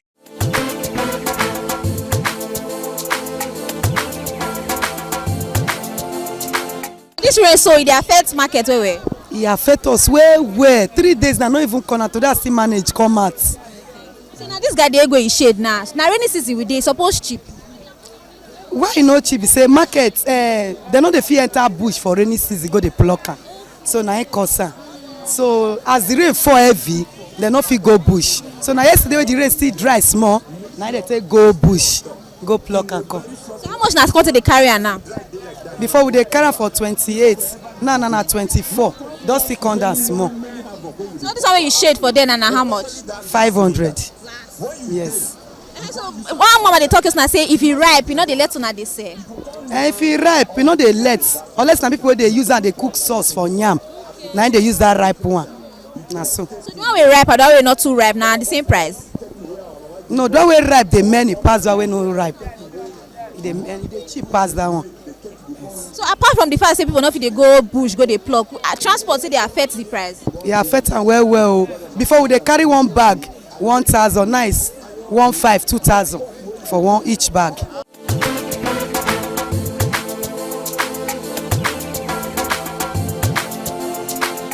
It not cheap now. Everything that cheap. Get it not cheap. Everything cheap, but no money to buy. Things cheap, but no money to buy. And someone would suffer for this Nigeria, no money to buy the things. So the Now transport fare dey affect am because now na say they carry motor, na say they carry come. No man fuel money there, but the lift cheap for the buy, but the fuel money no make the fee buy, no come make am cheap again. And no money to buy am, and every day fuel dey cost. Fuel 1,300 now it's 1,400 now for fuel. The lift now dey cheap, no money. I don't want make governor do for make change the things. The money too much. President, what you want me to do for us? And be that one. Make they change am. First, they fit see money take chop. First, buy market, no see one naira. Take buy am. You see money 1,000 reach they buy when fish. Fish now is 3,000. Fish there it's cheap. But I want to cook am. Gas money if she follow there. I bet me they see do one where most see they enjoy.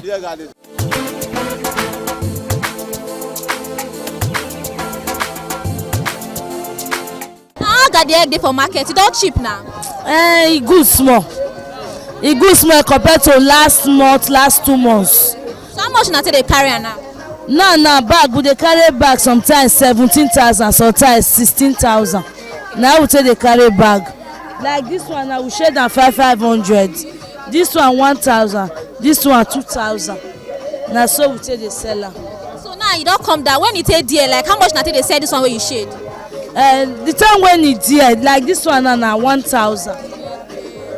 That's how be 500 come be like yes, this one now before when it's there, this quantity now go be 1,000. But now when the price don't come down now, this quantity now 500. So now when we say it don't come down, transport still affect the price small. Now transport affect am when maybe say we dey carry the bag 17,000. I wish say transport no affect am. The bag maybe go if it too there go be 14,000-15,000. Now transport na make am reach 17,000.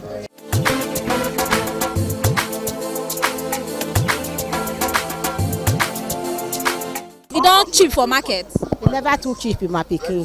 Now manage it with day, never too cheap. Never too cheap. And now Gadi egg now 70,000 before 7,000 now 70,000, 25,000 a day, 25,000 a day, 20,000 a day. Now severe they take buy am.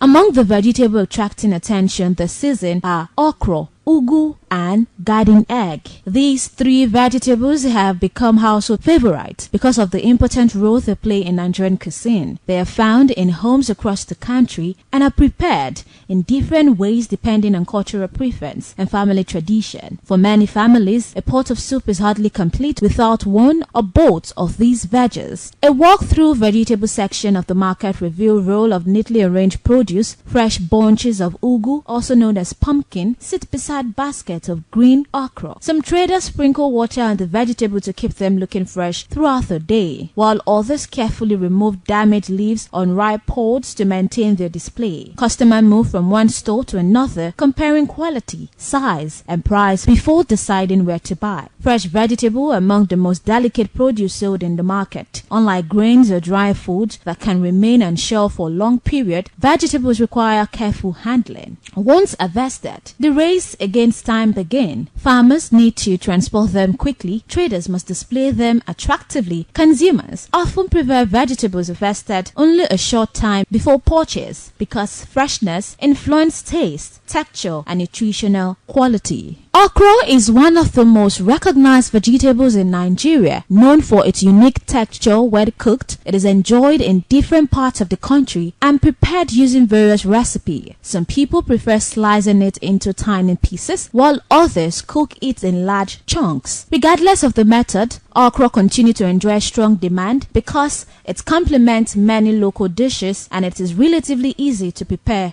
Apart from its culinary value, okra remains nutrient that support good health. It provides dietary fiber, vitamins, and minerals that contribute to a balanced diet. Nutrition experts often encourage people to include vegetables in their meals because they help provide essential nutrients the body needs. While consumers may not always think about this benefit during shopping, they remain one of the reasons vegetables continue to occupy an important place in daily meals. Standing beside okra in many market stores is ugu, also known as pumpkin leaves. Its deep green color immediately catches the eye. Freshly harvested ugu is valued for its fresh, rich flavor and its ability to blend well in many traditional soup. From egusi soup to vegetable soup and other local delicacy, ugu has earned a permanent place in Nigerian kitchen. For many families, vegetables are more than ingredient. They represent nourishment, tradition, and shared family meals. A simple bowl of soup prepared with fresh vegetables often brings together different ingredients sourced from farmers, transporters, wholesalers, and retailers. Behind every bunch of ugu and every basket of okra lies a chain of hard-working individuals whose effort ensure these produce reach consumers. The journey begins on the farm. Farmers prepare the land, plant seeds, water the crops, and protect them from pests and diseases. Growing vegetable requires dedication because they are sensitive to weather conditions and must be monitored regularly. Too much rain can damage crops just as easily as too much rainfall can reduce yield. Farmers therefore pay close attention to changing weather conditions throughout the growing season. Okra grows relatively quickly under suitable conditions. Once matured, it requires regular harvesting because delaying harvest may cause the pond to become tough and less attractive to buyers. Harvesting is usually done by land, requiring patience and care to avoid damaging the plant. After harvesting, the okra is sorted according to quality before it is packaged for transportation. Ugu cultivation follows a different process. Farmers carefully plant their seeds and nurture the vines until healthy leaves develop. Unlike many vegetables harvested, once ugu can be harvested repeatedly over time if properly managed. This allows farmers to continue supplying fresh leaves throughout the growing season. However, maintaining healthy crops require proper soil management, adequate moisture, and continuous attention. When harvesting is complete, transportation becomes the next important stage. Fresh vegetables must travel from farms to market, sometimes over long distance. Depending on the location of the farm, the produce may pass through several hands before reaching retailers. Transporters, wholesalers, and distributors all contribute to ensuring vegetables arrive at different markets.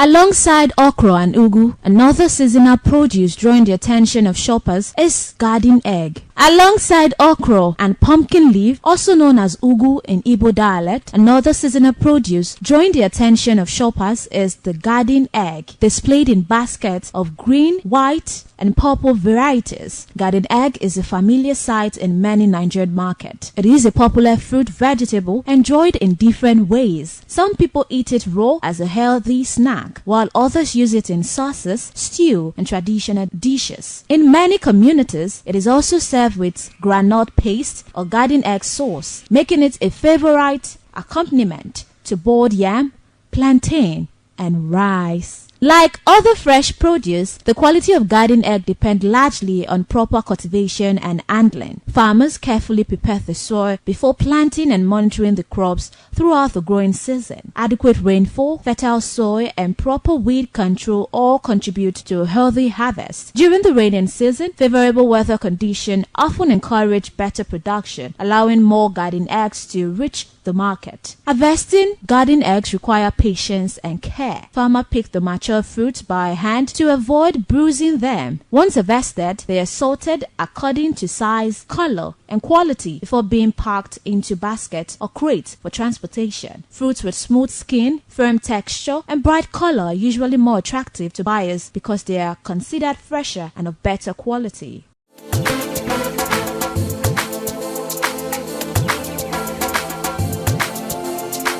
If you just tune in, it is Market Survey here on Independent Television. I am Stephanie Notoriua, and we are currently in the market to get to know the current price of vegetables such as ugu, okra, and of course garden egg. It is Market Survey on Independent Television. Don't go anywhere. Stay tuned.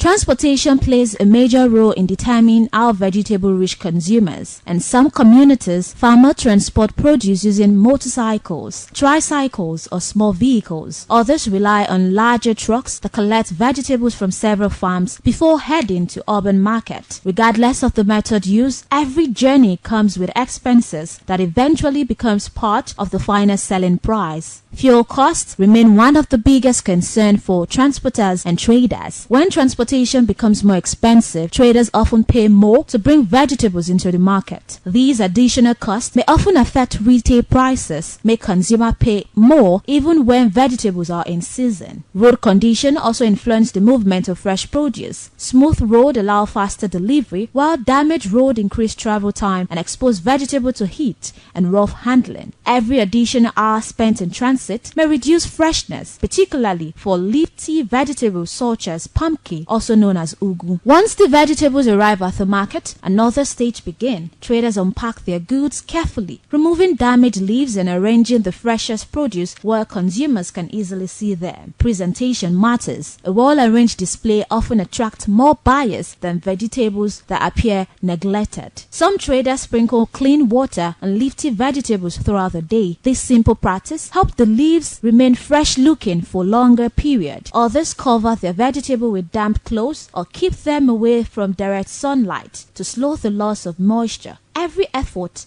is aimed at preserving freshness because consumers naturally prefer vegetables that look recently harvested.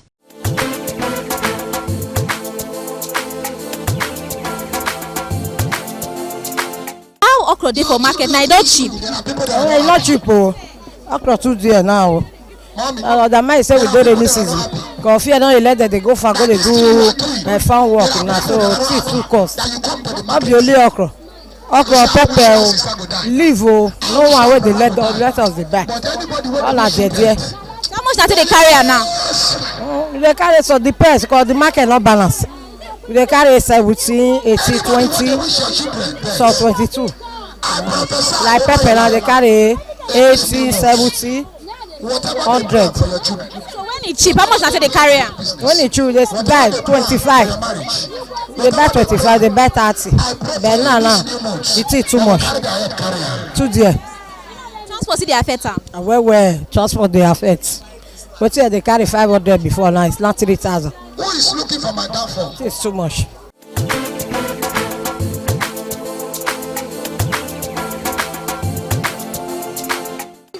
E never cheap o, we no even see buy sef. E never get as e dey be now. Water dey kill am. Na 500. As we take see now, we go see sef. Transportation dey affect the price? Exactly. Yes, everything sef go reduce.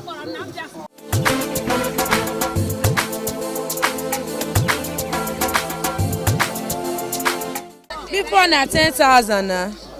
Na 20. 22,000.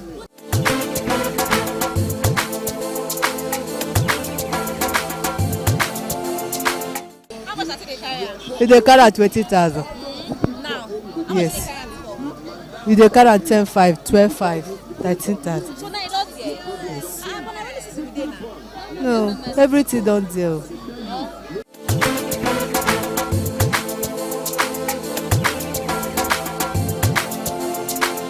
One interesting feature of Nigerian markets is bargaining. Very few purchases are completed without some form of negotiation. Consumers often ask for discount, additional quantity, or reduced prices, while traders explain the challenges they face in bringing the vegetable to the market. This interaction creates a lively atmosphere that is unique to traditional market. Household size often influence buying decisions. A large family may purchase several bunches of ugu, also known as pumpkin, or larger quantities of okra because they cook in bigger portions. Smaller household may buy only enough for 1 or 2 meals to reduce waste. In either case, buyers usually try to balance quality with affordability. Freshness remains one of the most important factors influencing demand. Bright green pumpkin, also known as ugu leaves, and tender okra pods showing signs of aging. Some family may reduce the quantity of vegetables they buy when household expenses increase. Others may switch between different vegetables depending on what is available and reasonably priced at the time. Market demand often changes throughout the week. Some traders notice increased patronage before weekend when many families prepare larger meals. Others experience higher sales during festive period or special occasion. Understanding these buying patterns help traders decide how much stock to purchase from wholesaler. Another important consideration is waste management. Because vegetables spoil quickly, traders constantly monitor their stock. Slightly damaged leaves may be removed to preserve the appearance of the remaining produce. Unsold vegetables may sometimes be sold at a reduced price later in the day to minimize losses. Consumers also play a role in reducing waste. Many buyers carefully inspect vegetables before purchasing them and often buy only the quantity they need immediately. Proper storage at home also helps extend freshness and reduce spoilage. The market continues to reflect the close relationship between agriculture and everyday life. Every bunch of pumpkin, also known as ugu, and every basket of okra and garden egg represents the combined effort of farmers, transporters, wholesalers, retailers, and consumers. Each person contributes to the journey that brings fresh vegetables from the farm to the family table. The continued availability of seasonal vegetables offers hope for improved access to fresh food, but it also reminds us of the many factors that influence food prices: weather condition, transportation, production costs, market demand, and consumer purchasing power all combine to shape what happens in the marketplace. Understanding these factors help explain why the price of vegetable changes from one season to another. It also highlights the resilience of farmers and traders who continue working despite numerous challenges to ensure fresh produce remains available. As business continues and more consumers arrive, the cycle of buying and selling repeats itself. New deliveries replace sold out stock, negotiation continue across different stores, and another chapter is added to the daily story of Nigeria's bustling markets, where fresh vegetables remain an essential part of life for millions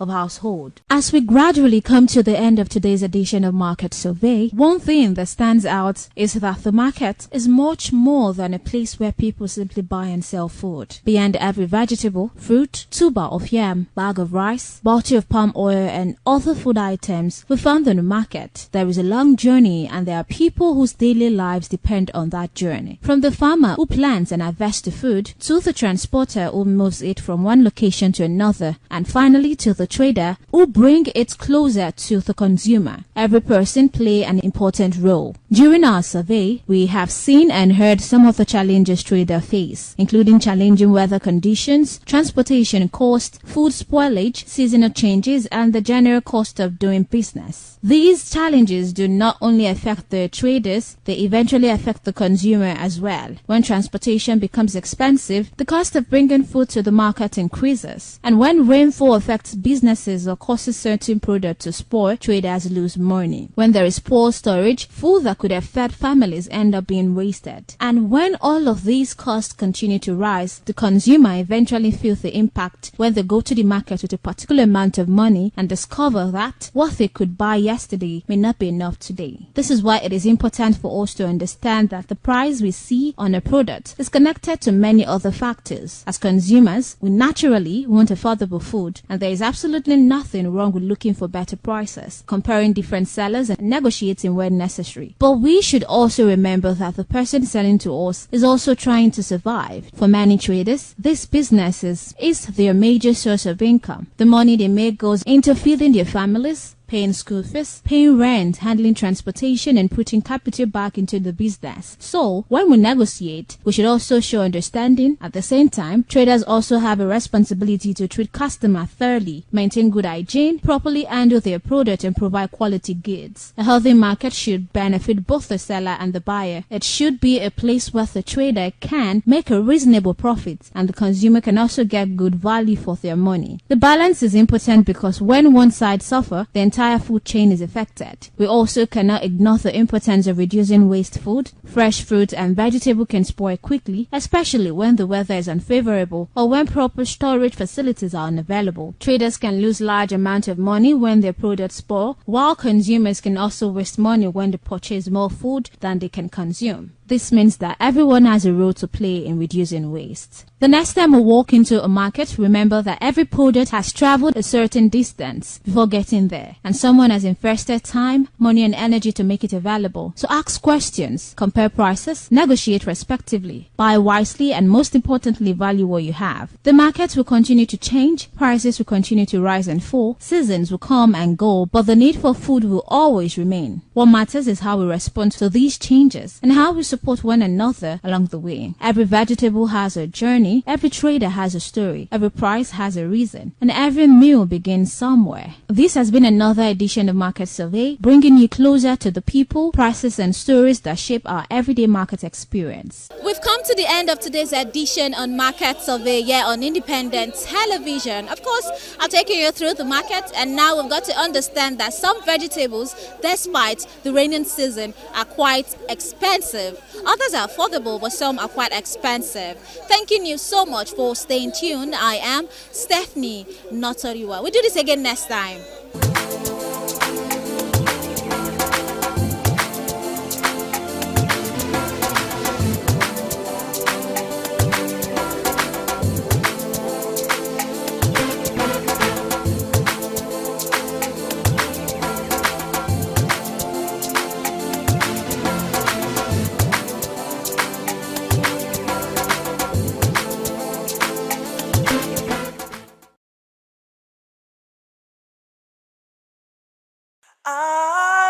ITV, certainly the best.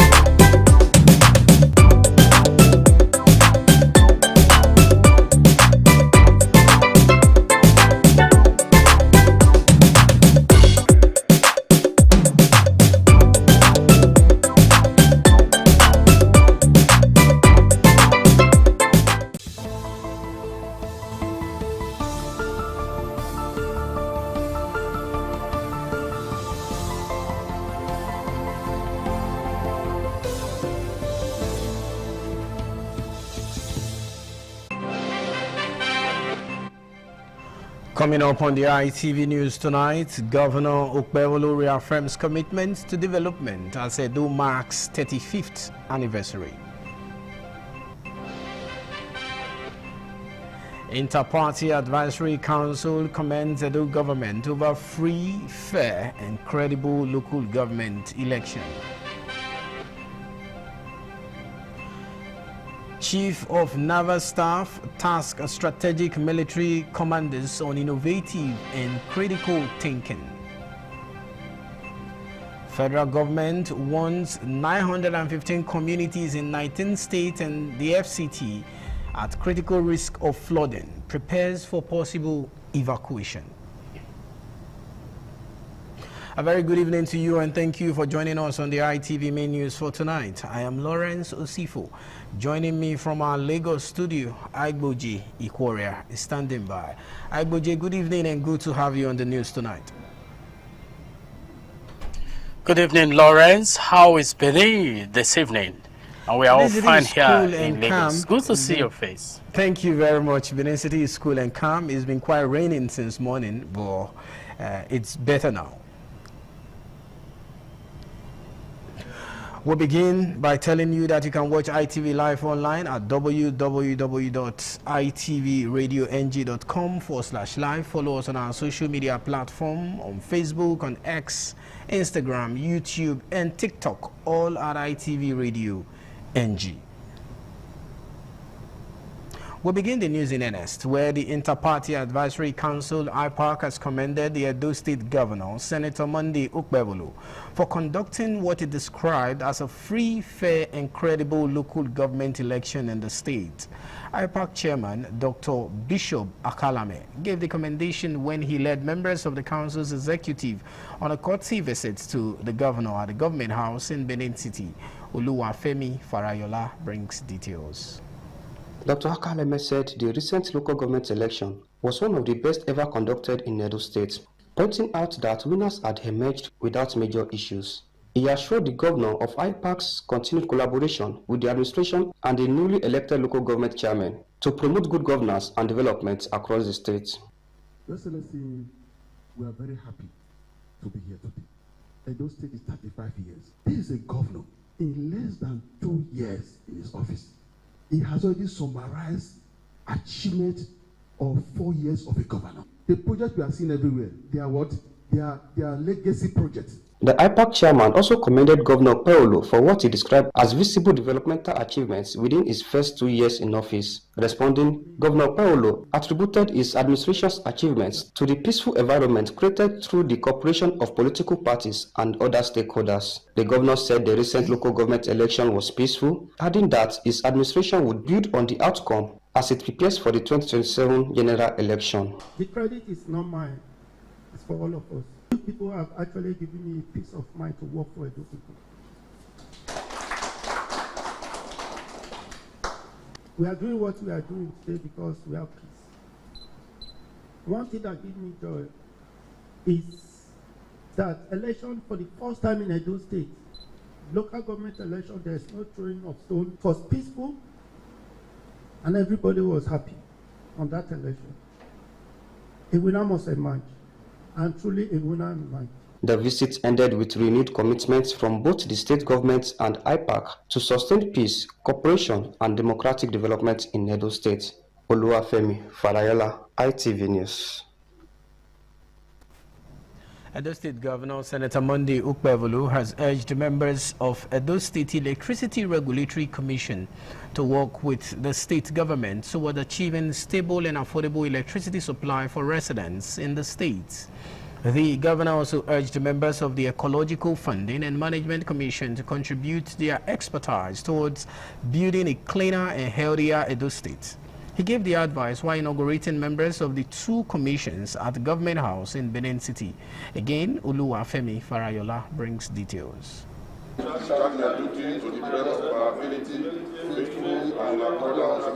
Members of the two commissions subscribed to the oath of allegiance administered by Governor Ukpebholo, formally assuming their respective responsibilities. Governor Ukpebholo said the appointment came at a time when his administration is intensifying efforts to provide stable electricity and ensure a clean and healthy environment for Edo residents. He urged the appointees to bring their wealth of experience to bear and collaborate with relevant stakeholders to achieve the administration's objectives. It's a difficult one. If we work together and work hard, we will be able to achieve, so that we will have a common goal for the electricity formation that we want to now implement. A lot of stakeholders are coming in to say, yes, they want to establish. So I will charge you to please be dedicated and be focused on your duty. In their separate remarks, chairmen of the two commissions pledged their loyalty and commitment to contributing meaningfully to the development of the state. Mr. Governor, I want to thank you very much for this rare privilege to be able to serve in your government as the chairman of the Ecological Fund Commission, and I assure you that we'll do our best to make sure that we realize your SHINE agenda, and by the end of our tenure, you'll be proud of us. We would like to promise you that we'll put in the very best. You chose us very with merit, and we are really proud to be part of this administration. Our goal is to really make Edo State to shine. The commissions are expected to explore available opportunities in line with the administration's Project Shine agenda towards achieving the vision of a new and better Edo State. Oluwafemi Falayola, ITV News. Our university lecturer and public affairs analyst, Dr. Maxwell Usagi, has called on the federal, state, and local governments to prioritize good governance and ensure that citizens enjoy the dividends of democracy. Dr. Usagi made a call while speaking as a guest on the program 60 Minutes Nigeria. Joy Egwasa brings details. The guest, Dr. Maxwell Usagi, urged the Edo State government to intensify its engagement with the federal government over the deplorable condition of federal roads across the state, noting that residents and motorists are facing serious hardship as a result of the situation. The public affairs analyst said the poor state of the roads has continued to affect transportation, economic activities, and the daily lives of the people.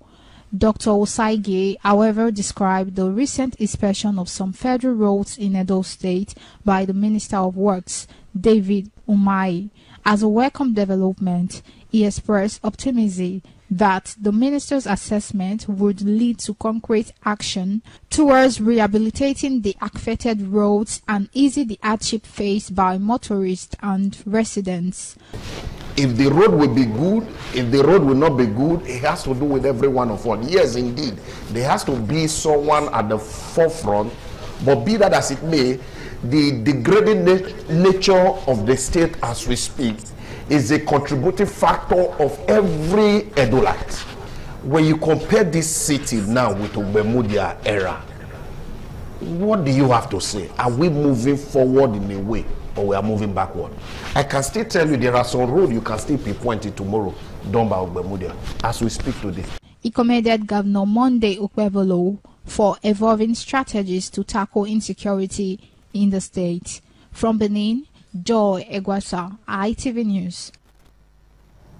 Edo State Governor Senator Monday Okpebholo has congratulated Edo people at home and in the diaspora on the 35th anniversary of the creation of Edo State, describing the milestone as a celebration of unity, resilience, and progress. The governor said his administration remains committed to accelerating development through the SHINE agenda, while building on the contributions of past administrations, traditional institutions, the private sector, and other stakeholders. Reflecting on Edo's creation on August 27, 1991, from the defunct Benden State, Governor Okpebholo said that the anniversary offers an opportunity to assess the state's progress and renew commitment to its development. He said his administration was strengthening security, upgrading healthcare facilities, and training health workers, particularly at primary healthcare centers.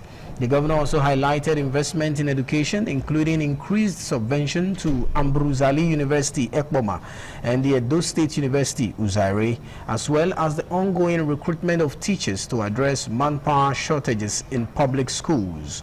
On infrastructure, Governor Okpebholo said that road rehabilitation was ongoing across the states, alongside construction of flyover at Ikpoba Hill and Sapele Road, all in Benin City, as part of efforts to improve transportation and urban development. The governor further disclosed that his administration was expanding power generation, citing the 100 megawatt power project at Olugbo and energy infrastructure at the Taihu Industrial Park. He wished Edo people peace, progress, and prosperity as the state marks 35 years. of creation. In another development, the Deputy Governor of Edo State, Right Honorable Dennis Idahosa, has congratulated the people of the state on the 35th anniversary of the state's creation, describing the milestone as a celebration of the people's resilience, achievement, and enduring contributions to Nigeria and the world.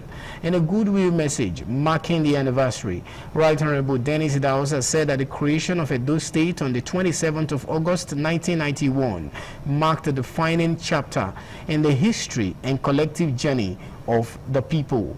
He noted that in 35 years, Edo people have distinguished themselves in education, agriculture, commerce, politics, sports, entertainment, and various professional fields, contributing significantly to the growth and development of Nigeria. The Deputy Governor also acknowledged the contributions of successive administration, saying that efforts provided the foundation upon which the present administration is building. He said, Governor Monday Ukpewolu's led administration is accelerating development through the SHINE agenda with renewed focus on infrastructure, healthcare, education, security, human capital development, and economic growth. He urged Edo people to celebrate the achievement of the past, learn from the challenges, and renew their commitment to building the Edo of their dreams. The Chief of Naval Staff, Vice Admiral Idi Abbas, has tasked strategic military commanders to develop innovative and critical thinking skills to combat transnational organized crimes. Defense correspondent John Turner reports that the Naval Chief stated this while addressing participants at the National Defense College Course 34 in Abuja. Transnational organized crime and porous borders are among the major drivers making contemporary security threats increasingly transborder in nature. Neighboring countries have continued to share intelligence and strengthen joint military partnership to counter cross-border threats. Speaking while addressing participants of National Defense College Course 34 in Abuja, the Chief of the Naval Staff, Vice Admiral Idi Abbas, says strategic military commanders must be innovative and critical thinkers to provide effective solutions to the evolving nature of transnational crimes. You will be graduating into a complex strategic environment marked by geopolitical rivalry, rapid technological change, economic uncertainty, terrorism, insurgency, banditry, transnational crime, and climate-related pressures. Many of these challenges intersect and no longer respect borders. Consequently, strategic leaders must anticipate change, frame problems accurately, and make difficult choices with incomplete information while remaining accountable for outcomes. Above all,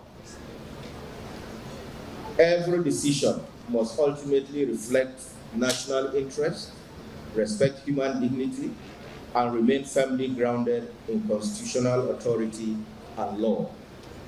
Completing this course is therefore not the end of learning, but the beginning of greater responsibility, because your appointments henceforth will expect you to convert the knowledge gained into purposeful action. The meeting between the Course 34 participants and the service chiefs marks the conclusion of the 11th-month strategic leadership course. From Abuja, John Taylor, ITV News. And the federal government has warned that 915 communities across 19 states and the Federal Capital Territory, Abuja, are at the risk of flooding between August 27th and September 9th, 2026, urging residents in the affected areas to take immediate precautionary measures and prepare for possible evacuation.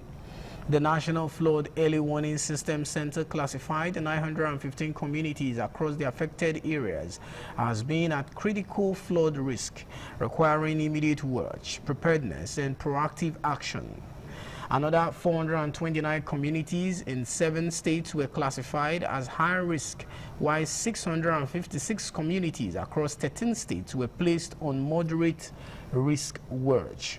The critical risk states are Kogi, Benue, Rivers, Edo, Delta, Cross River, Bayelsa, Akwa Ibom, Abia, Anambra, Ebonyi, Enugu, Imo, Ekiti, Lagos, Ogun State, and others. The federal government attributed the projected flood risk to a combination of high soil moisture, rainfall, rapid surface runoff, drainage surcharge, and rising river levels.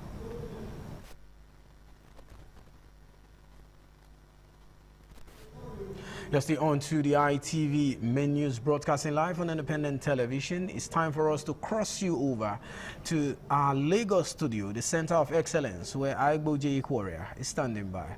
Agboje, take it over from here. Thank you, Lawrence. And moving on from Lagos, youths have been advised to shun all forms of violence and engage meaningfully in their contributions to the growth and development of the country. Stakeholders at the 2026 National Youth Day organized by the Lagos State Police Command say there is need for a police-youth dialogue.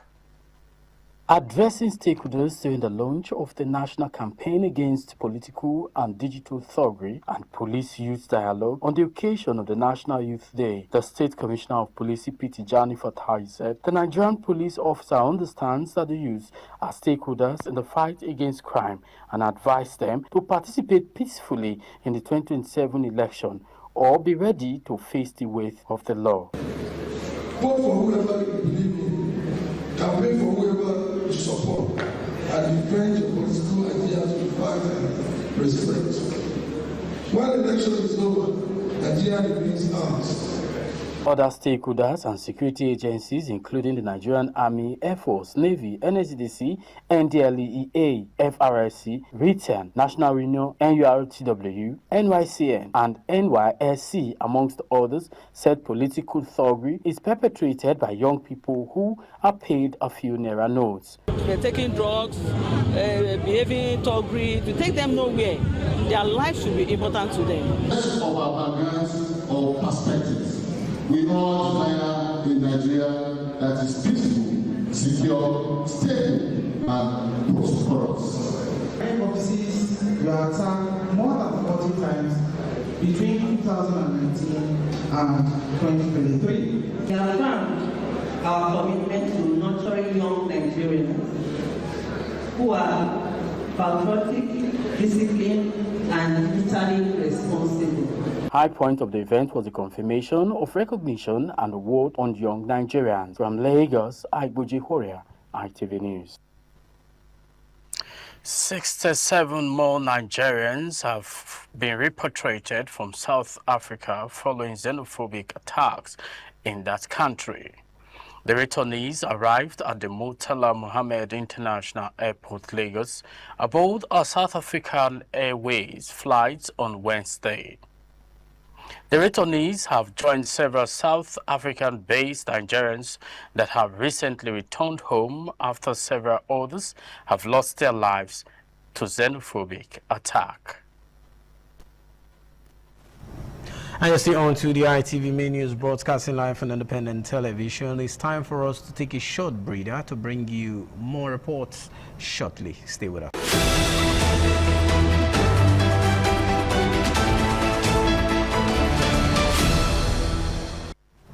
Well, thank you and appreciate you so much for staying with us on the news. And moving on, as Edo State marks its 35th anniversary, the chairman-elect of Ikpoba Local Government Council, Honorable Eric Osawaru, has celebrated the resilience, heritage and achievements of the people of Edo State.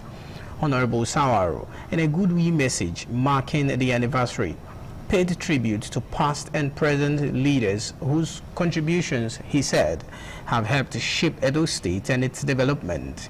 He also congratulated the Edo State Governor, Senator Monday Ukpebolo, commending his leadership and expressing optimism that the state would witness greater growth and transformation under his administration.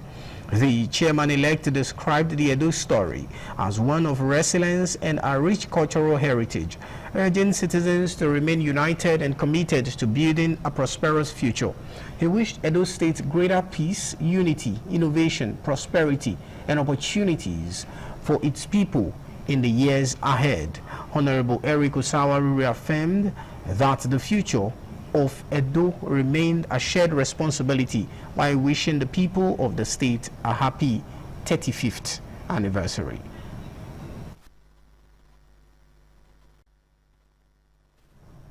The Enogi of Orobarase community, His Royal Highness Ileruwa Akenzua, who oversees some communities in Ikbobawaka local government area of Edo State, has constituted a four-man committee to administer the affairs of Obarete community, pending the approval by the Benin monarch on a substantive Ojonwere. The Enogi made the remark during an enlarged meeting with the various communities under his watch as a way of bringing peace to the community. The report is presented by Efusa Uwangwe. Your elders, the youth, you people should go back and continue your activities. The purpose for the meeting convened by the Enogi was to urge all the communities to maintain peace in their domain and shun any form of violence inimical to the development of the communities. According to the Enogi, His Highness Ileruwa Akenzua, Edo State government and the revered Oba of Benin kicked against youth unrest and advised all and sundry to be law-abiding and report anyone causing problem in any of the communities. On the traditional leadership, the Enogi emphasized that Okagele is not hereditary and those privileged must respect constituted traditional authority and not to use the position to cause crisis. The Enogi used the meeting to constitute a new administration that will administer the affairs of Obarete community and asked the Okagele to step down since there was no Ojonwere in the interim who appoints persons to such positions until the Benin monarch approves the installation of an Ojonwere. I have come to a resolution to dissolve the office of the Okagele of Obarete. We have taken a decision by the councils of elders to set up a formal committee that will look into the affairs of the community. Some natives of the various communities commended the Enogi for convening the meeting and resolved to abide by his decisions and advised to make communities in the area peaceful. God used the Enogi to settle everything amicably. The people will be drivers for our community. He talked to them, say he don't want any crisis there again. The Enogi has resolved the matter to dissolve whether Okagele or not Okagele until the Ojonwere is installed. Attempts by independent television and radio to obtain the reactions of the removed Okagele of Obarete community to the matter were unsuccessful. However, efforts were made to hear the side of the story, but it could not be reached for comments. Independent television and radio remains open to giving him the opportunity to respond. From Benin, Efosa Uwangwe, ITV News. Knowledge, early detection and proper treatment could make a significant difference in the lives of people living with epilepsy. This message featured at the seminar tagged You Need to Know, organized by the Angie Epilepsy Foundation, which coincided with the 60th birthday of the founder and the president, Mrs. Angela Asemota. Ofuri Aneto brings details. The program provided an opportunity for health advocates, families and supporters of persons living with epilepsy to raise awareness on the condition and the need for proper care. Representative of the chairman on the occasion, Grace Omohomio, said epilepsy can affect anyone, urging the public to look beyond seizures and recognize the person behind the condition. So many people living with epilepsy continue to face shame, discrimination, isolation and misunderstanding. This must change.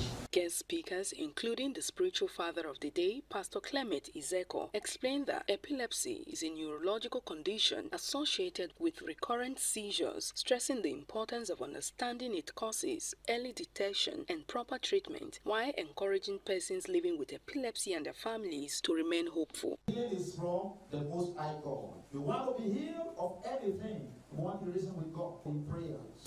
It's a sickness of the brain and it is a neurological issue that can be taken care of by the neurologists. Thank God we have testifiers. Are there not people here that are seizure free already? Who know waka? The celebrant and president of Angie Epilepsy Foundation, Mrs. Angela Asemota, appreciated guests and supporters for identifying with the foundation and its advocacy. The celebration closed with the cutting of assisted birthday cake. The best birthday you can ever have is by celebrating it among those who are suffering. And because I know their pain, I come down and live among them. So the main people in my life are persons with epilepsy and their families. Come and partner with us so that we can save people who are still drowning in ignorance. From Benin, Ofuri and Neto, ITV News.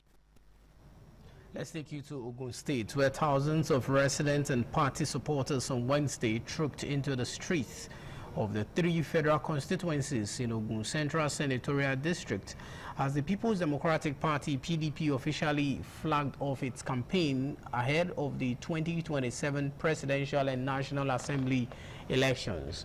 In Ifo, Ewekuru federal constituency, where the flag-off began at Agbado Station, residents waved excitedly from the streets and balconies of adjoining buildings to welcome the PDP governorship candidate in the state, Ladi Adebutu, his running mate, Alahaja Yemi Shoumi Kolakbo, and party's senatorial candidate, Professor Iyabo Obasanjo, and other leaders of the opposition party.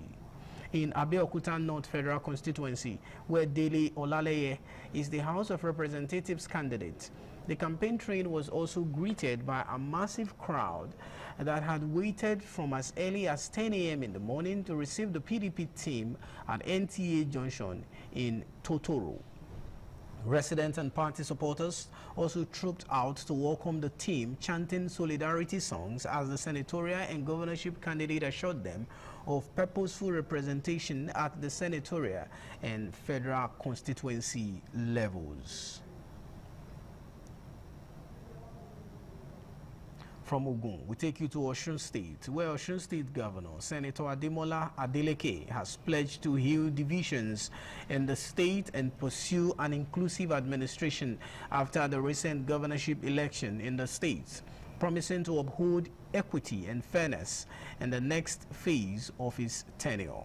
Adeleke made the pledge in a state broadcast on Thursday to mark the 35th anniversary of the creation of Osun State, as he acknowledged the pains, deaths, and injuries arising from the recent electoral crisis in the state. The governor also said that the difficult circumstances surrounding the election had tested the state's democratic values, while commending residents for their commitment to democracy and the rule of law.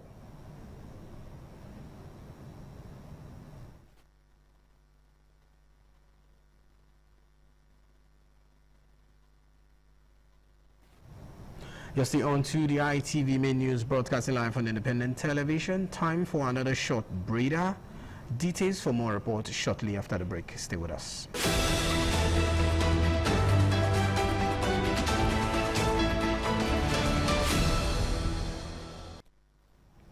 Well, thank you so much for staying with us. Nasarawa State Governor Abdullahi Sule has ordered the arrest and prosecution of health workers for allegedly selling hospital equipment in the Maisha development area of the state, donated by a member of the House of Assembly representing Maisha Ungia constituency.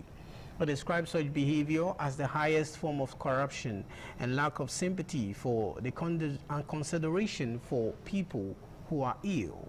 Sule gave the order yesterday during the inauguration of 8 commissioners, special advisors, permanent secretaries, and board members at the Aliyu Akwe Doma Banquet Hall in Government House in Lafia, Nasarawa State Capital. He mandated the Commissioner for Health, Dr. Gaza Gwamna, to investigate and ensure that the health workers who were involved in the act were punished.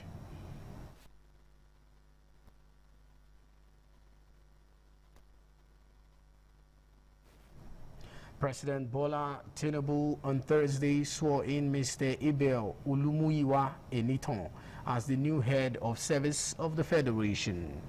Eniton succeeded Mrs. Didi Esther Waxen-Jock, who retired after attaining the mandatory retirement age of 60 years. President Tinubu named Eniton the most senior permanent secretary as the new head of service of the Federation on August 19, 2026. President Tinubu congratulated the new head of service and urged him to uphold the highest standard of professionalism, integrity, accountability, and efficiency in the Nigerian civil service. The new Federal Civil Service herdsman was born on December 12, 1966, an indigene of Osun State. He holds a bachelor's degree in banking and finance from the University of Lagos and a master's degree in public policy analysis from the Nasarawa State University, KEFI. He joined the Federal Civil Service in 1998 as a senior operations officer at the Discontinued Family Economic Advancement Program. We'll take another short break on the ITV News. Stay with us for more reports shortly.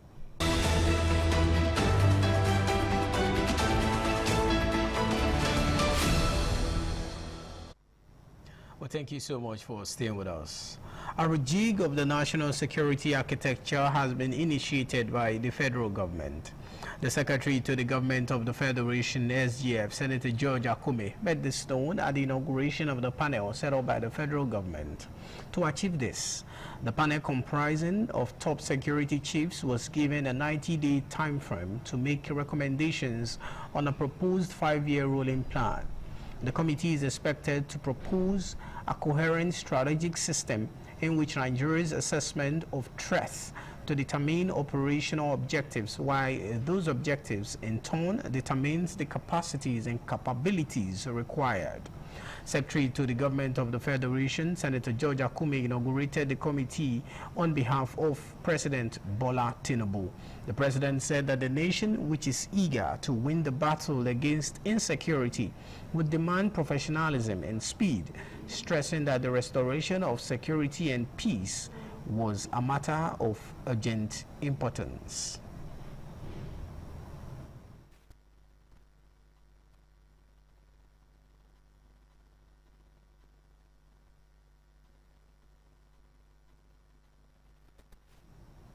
And talking business news, where the United Bank for Africa, UBA PLC, has welcomed Emmanuel Nnorom as its new group chairman, days after the official assumption and assuming of the role following the retirement of Tony Elumelu. UBA announced Nnorom's welcome in a post on a social media platform on Wednesday, describing him as a seasoned business leader and chartered accountant with more than 4 decades of experience. Nnorom officially assumed the position on August 21st, 2026, succeeding Elumelu, who retired after completing the maximum tenure permitted for non-executive directors under the Central Bank of Nigeria Corporate Governance Guidelines. On entertainment, where actress and filmmaker Funke Akindele and her estranged husband and music producer Abdurrashid Bello, popularly known as JJC Skills, reunited in Paris in France for a family trip with their twin sons. Videos posted on Snapchat showed that the former couple at various spots in the French capital, including the shopping mall and the Eiffel Tower. In one of the clips shared by JJC Skills, the family was filmed at a mall and captioned "Family Time."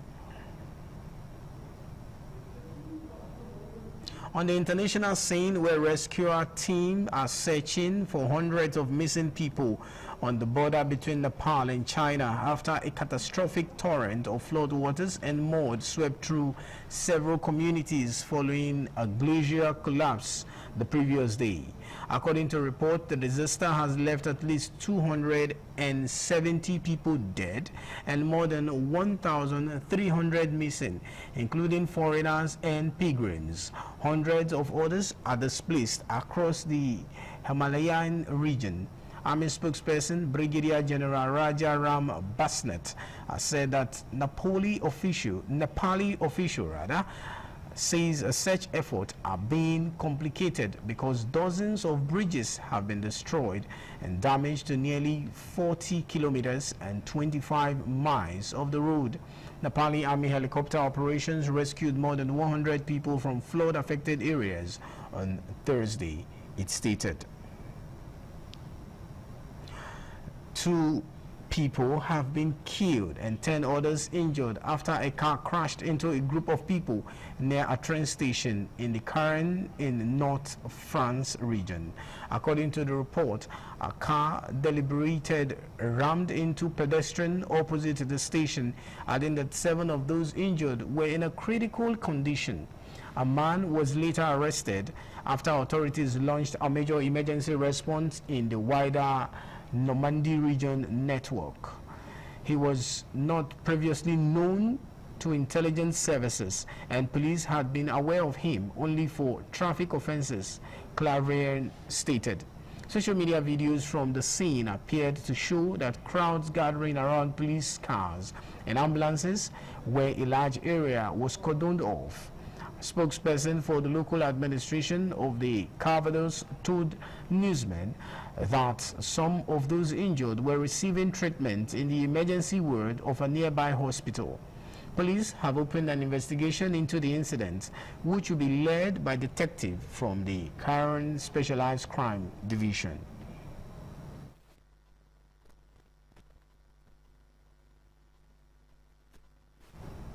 And to the exciting world of sport, where the Nigeria Football Federation NFF President Ibrahim Gusau and his General Secretary Dr. Mohamed Sanusi have resigned from their respective positions within the federation.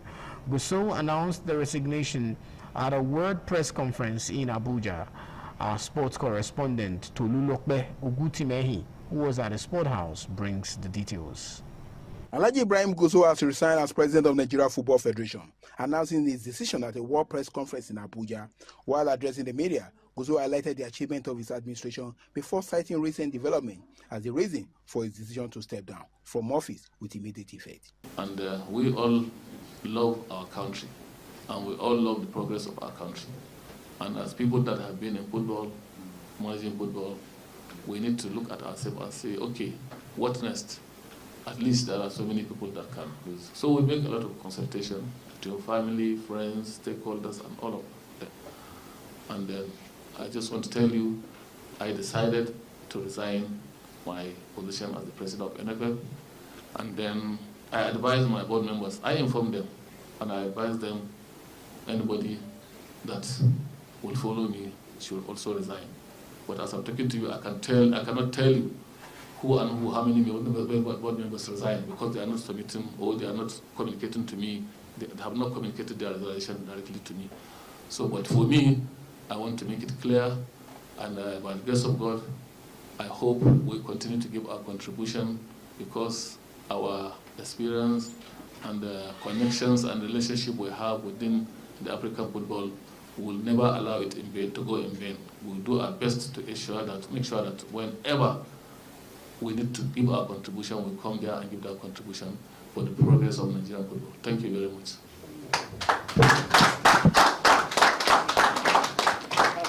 Also resigning from his position was the NFF General Secretary Dr. Mohamed Sanusi. The Gusau-led administration leaves office amid widespread criticism following the Super Eagles' failure to qualify for the FIFA Men's World Cup in the USA, Canada, and Mexico. While the Super Falcons also missed the Women's World Cup for the first time in their history. The administration also faced criticism over the poor performance of Nigeria's junior national teams at major international competitions, despite the country's abundance of football talent. From Abuja, Tolulokwe Ogutimehin, ITV News. And with our sport report, to call it a wrap on the ITV News for tonight. But before we go, let's give you some of the headline stories we brought to you. We told you that Governor Monday Ukpevolo has reaffirmed commitment to development of Edo State as the state marks its 35th anniversary. We also brought to you that the Interparty Advisory Council, IPAC, has commended Edo State government over its recent conduct of a free, fair, and credible local government election. We told you as well that the Chief of Naval Staff Vice Admiral Idi Abbas has tasked strategic military commanders on innovative and critical thinking skills toward effective crime fighting.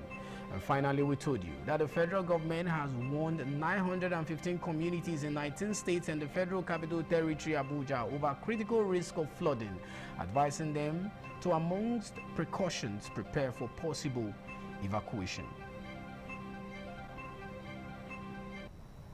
And that's the size of our package on the ITV News for tonight. On behalf of my colleague in Lagos, Agboje Ikworia, I am Lawrence Osifo, thanking you for watching. To have a pleasant night rest. Good night.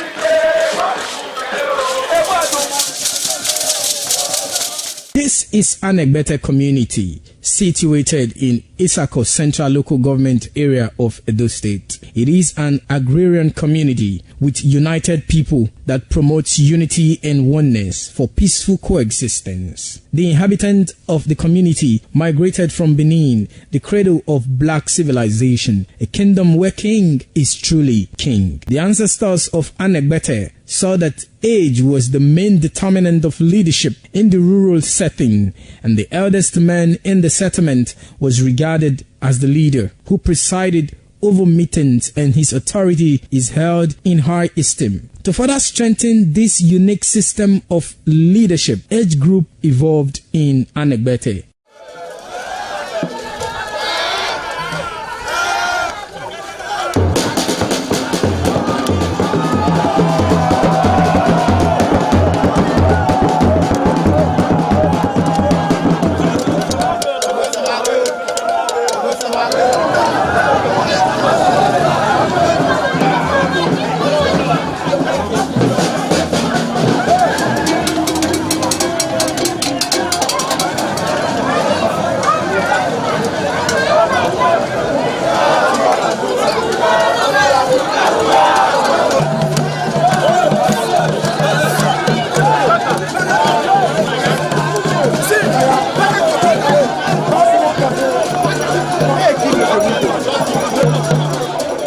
In Anegbete, age group is categorized into two, that is, the common and the noble. Anegbete is rich in cultural heritage, as the community at noon saw the commitment of the festival with the first set rolled out in beauty colors to showcase their might and strength, indicating their feet and ready for the responsibilities behold on them. The streets in the community with a feed up of young men and women adorned with the festival. Later, the royal family takes the stage as their children fight out royally and work in the community to showcase their might and fitness.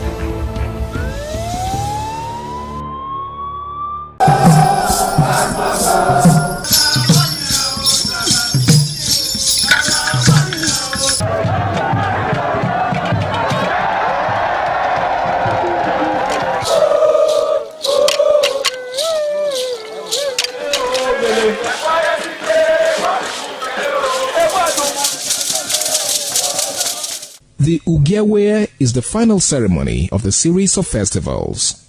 It is one of peace and lightheartedness, following the more solemn of the ritual year.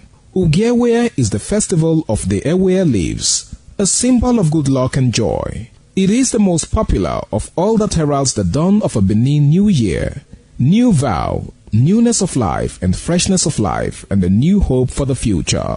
In the evening, the Ewe leaves are presented to the Oba of Benin in grand style in a colorful ceremony. The Ihogbe Society, amidst singing and dancing, bring the sacred leaves that symbolize good luck, blessings, peace, and prosperity. Each of the senior members of the Ihogbe proceeds to give the sacred leaves directly to the Oba of Benin, and others put theirs at his feet.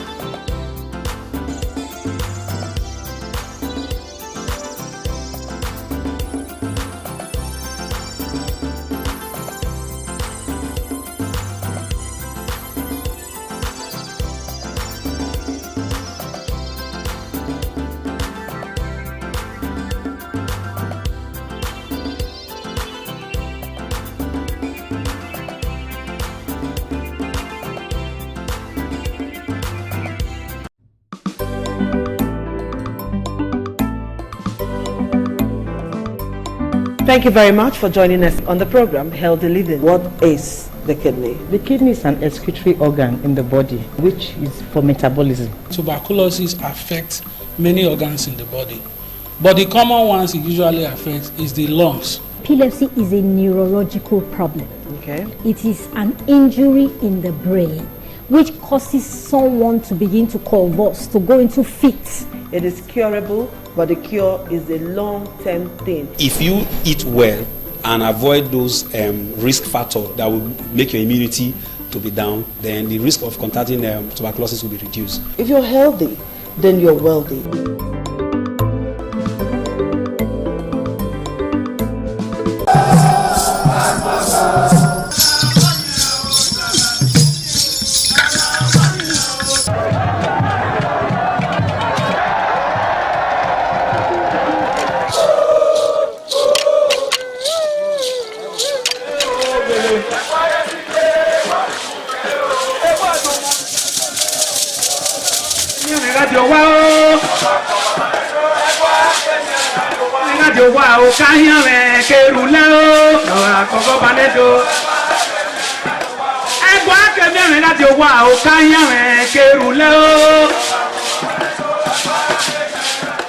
Omonomba Nedo Ukwakwalopolo Ewai II, Oba of Benin, performing during the 2025 Ododua Festival.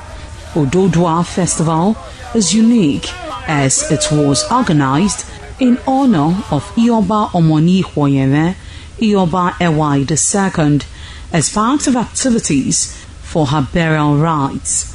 The rich traditions and cultural heritage of the Benin Kingdom was showcased when His Royal Majesty Ewai II engaged the floor to perform during Uge Ododua in the palace ground in Benin City. In the dance performance, the Ogbelaka royal drummers supplied the needed impetus and rhythm for the dance. However, tributes are paid by the head of Benin deities to the monarch, who was the cynosure at the event.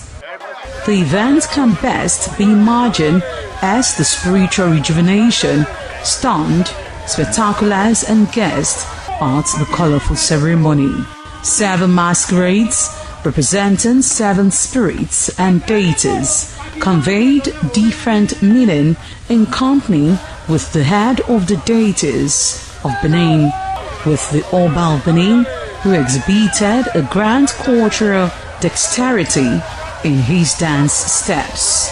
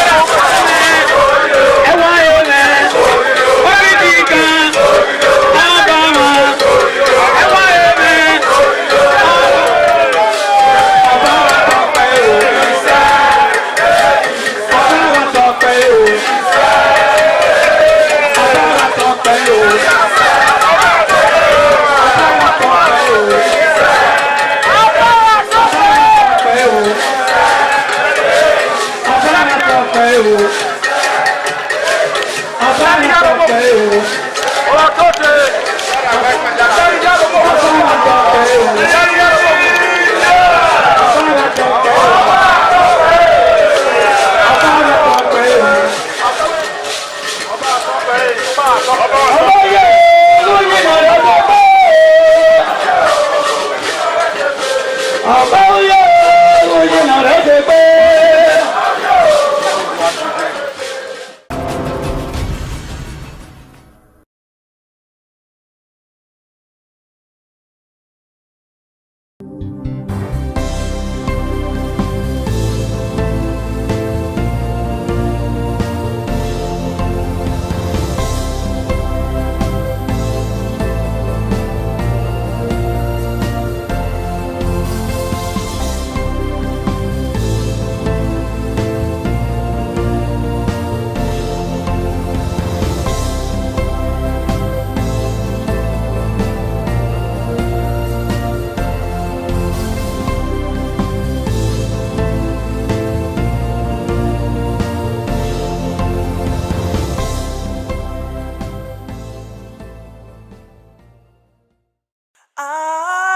ITV, certainly the best.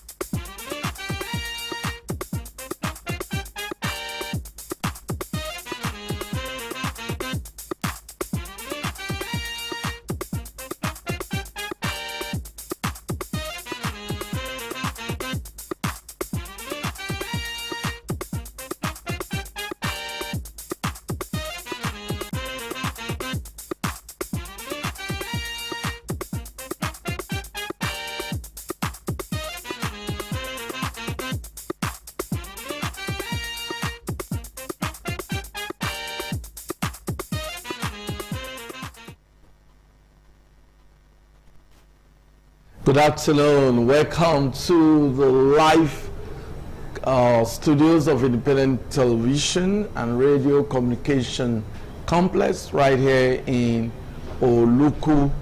I must tell you that it's raining cats and dogs, and so many residents are stranded. But it's a delight to have you join me on the program 60 Minutes Nigeria. My name is Egosa Agmalao.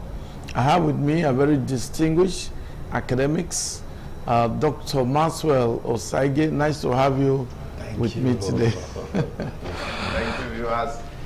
Good afternoon. My other guests are unable to make it to the studio. I got SMS, phone calls from them that the flood occasioned by the heavy rainfall this afternoon has prevented them from coming because the roads are flooded, especially at the S&T. The flood there is terrible. But we must acknowledge that it is a federal road. You know, once you just talk about flood, everybody is talking about Governor Monday Okpebholo. No, that's not correct. We have federal roads. These federal roads are supposed to be maintained, taken care of by the federal government. No wonder the Minister of Works, David Emahi, actually visited Edo State just about 2-3 days ago to inspect federal road construction projects. And he lamented when, in short, he had to revoke some of the contracts from the formation we got in. He threatened arrests and all of that. And that's to tell you that the Minister of Works was disappointed with the pace of work. Benin Saple Road, Benin Asaba Road, Benin Lagos Road, terrible. Motorists are stranded. Residents are stranded. It's a very precarious situation. But there's something to be cheerful about.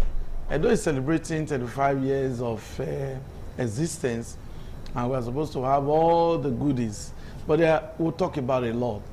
And that's the reason we're looking at governance and dividends of democracy. I must tell you, to some people, the governor of Edo State, distinguished Senator Monday Okpebholo, is a hero because of some of the infrastructural projects is done. In Udomi, Ira, massive construction work going on, health center, in short, name them. The flyover at Ramat Park is his signature project, and so many residents are commending for that, because if you go to Ramat Park now, you see a different Benin City, a new Benin City. Beautiful. Well, I won't do all the talking. I just want to give you the premise on which we will stand. Dr. Maxwell Osagie is not just an academic, he's somebody that also knows the political terrain, and is also a clergyman. Dr. Maxwell. Thank you. Do we have a little to celebrate? 35 years, Edo State, 35 years anniversary of its existence. Okay, I think I will take it from this angle. As a father, if you have a 35-year-old son at home, or a 35-year-old daughter at home, who at 35 is here to get married, or is here to find his footing, maybe there is a problem in that home. That's why I said, let me take it from this angle. Yeah. No father will be happy that, or no parent will be happy that they are having their 35-year-old child, whether male or female, still dating with them, eating with them at all. The wish of every parent that that child should be up and running at that particular stage in life. Yes, we understood, or we understand before now, that one way or the other, the Nigeria has happened to all of us in a way where we now look at this number of years as minimal or nothing of importance. But I can remind you that Foden, the Manchester City attacking guy, got married at the age of 21, something like that. I think 21. And he's a father. He has not even gotten to 30, or even, I don't think he's up to 27 now. But he's a father, living well and everything. Can you tell a child that is 25 years old in this Africa, or to be precise, Nigeria, to go and get married now?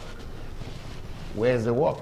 And if you see those ones that you feel are riding car and everything, they dip their hand into one or two things. But when we are talking about from legitimate aspect of it, it's quite difficult, and that's where I think Edo State has found themselves. So that's where Edo State has found themselves. When you look at these states, let's take Benin City for instance. When you compare this city now with Ogbemudia era, what do you have to say? Are we moving forward in a way, or we are moving backward? I can still tell you there are some roads you can still pinpoint it tomorrow done by Ogbemudia as we speak today. Untouched. Sir. That's how many years? Over many years ago. Yes. So, but we now have governors who are leaving seat and the road is living with them. That's why, in as much as I want to celebrate the previous government, they did well, but I've often said here, times with that number, that as Obaseki was leaving, all the road he did left with it. So there is no road Obaseki did in his 8 years now that you can actually pinpoint that it has a test of time. So are we going to continue like this, of which our forefather built road that lasted over 30 years, 20 years, etc., etc. So I wouldn't say we are there, because as you see, it's not a Okpebholo issue. Let's be frank. It's not a Okpebholo issue. He just barely how many years in his tenure. But this issue has to do with every one of us. If the road will be good, if the road will not be good, it has to do with every one of us. Yes, indeed. There has to be someone at the forefront championing the objective that everyone has to what? The goal and the objective that everyone has to follow. But be that as it may, the degrading nature of the state as we speak is a contributing factor of every Edolite. You are talking about flood everywhere right about now. I want to believe in Bermuda time, we have sanity everywhere. We have everywhere clean. We have everybody. I could classify that time as normal people compared to the era that we are in now, that is like all of us are, there is something about our mental state, and that is affecting governance, is affecting democracy, is affecting our moral state of life, and is affecting every area that you have to talk about as far as this state is concerned. I think, yes, indeed, the governor is working. Let us know. I'm not someone that comes on here to pet or to support us. When the thing, I'm naturally objective. Yeah. When you see some green light, you attest to it that these are green light. So when the things are not working, you also say this part and this part are not working. There are areas where it's working. Yes, we talk about, at a point insecurity became the order of the day in this country, and the measure he took, you cannot take that away from him. That is a very good thing.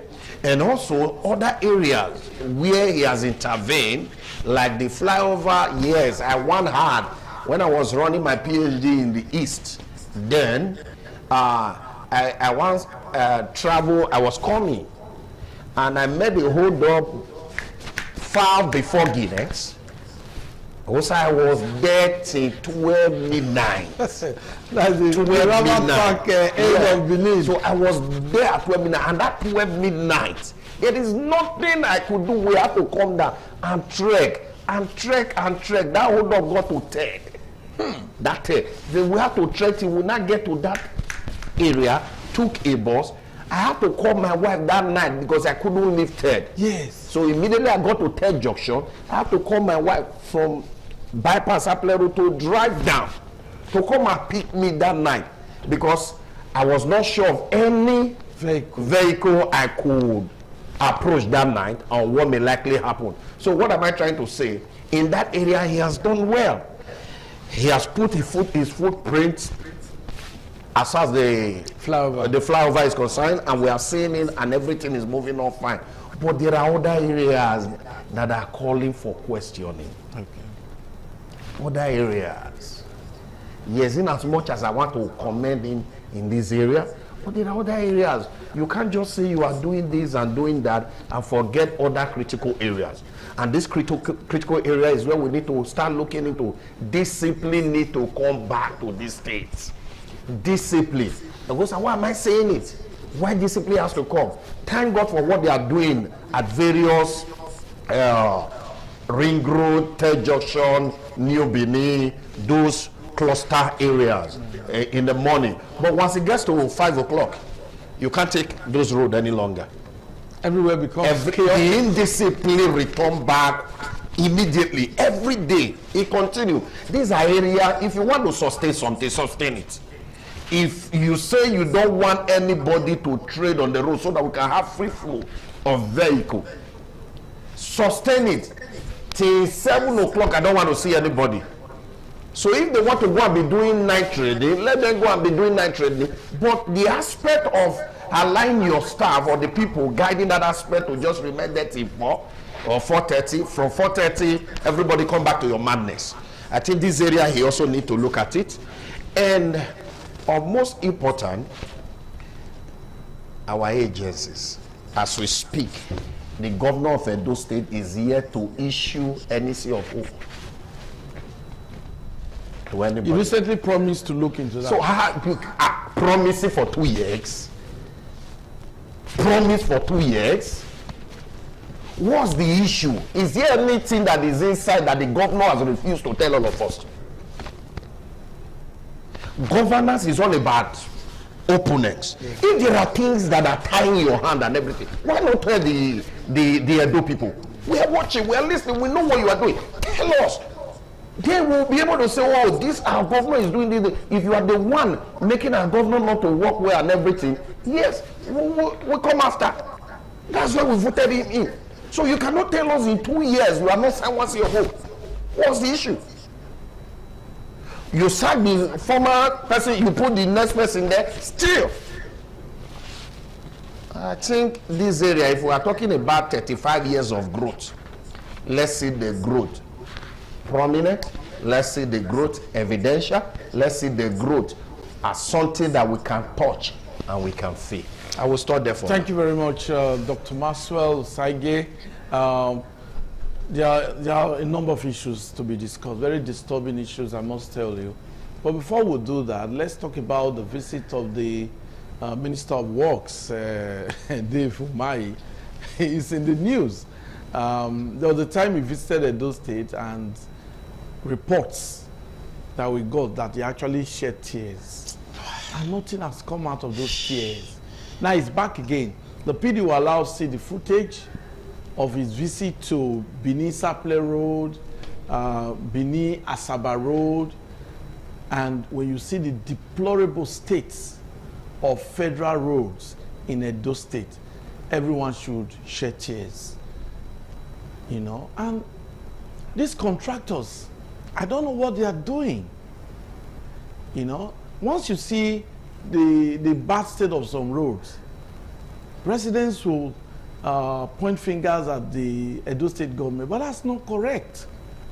Some of these roads are actually designated federal government roads.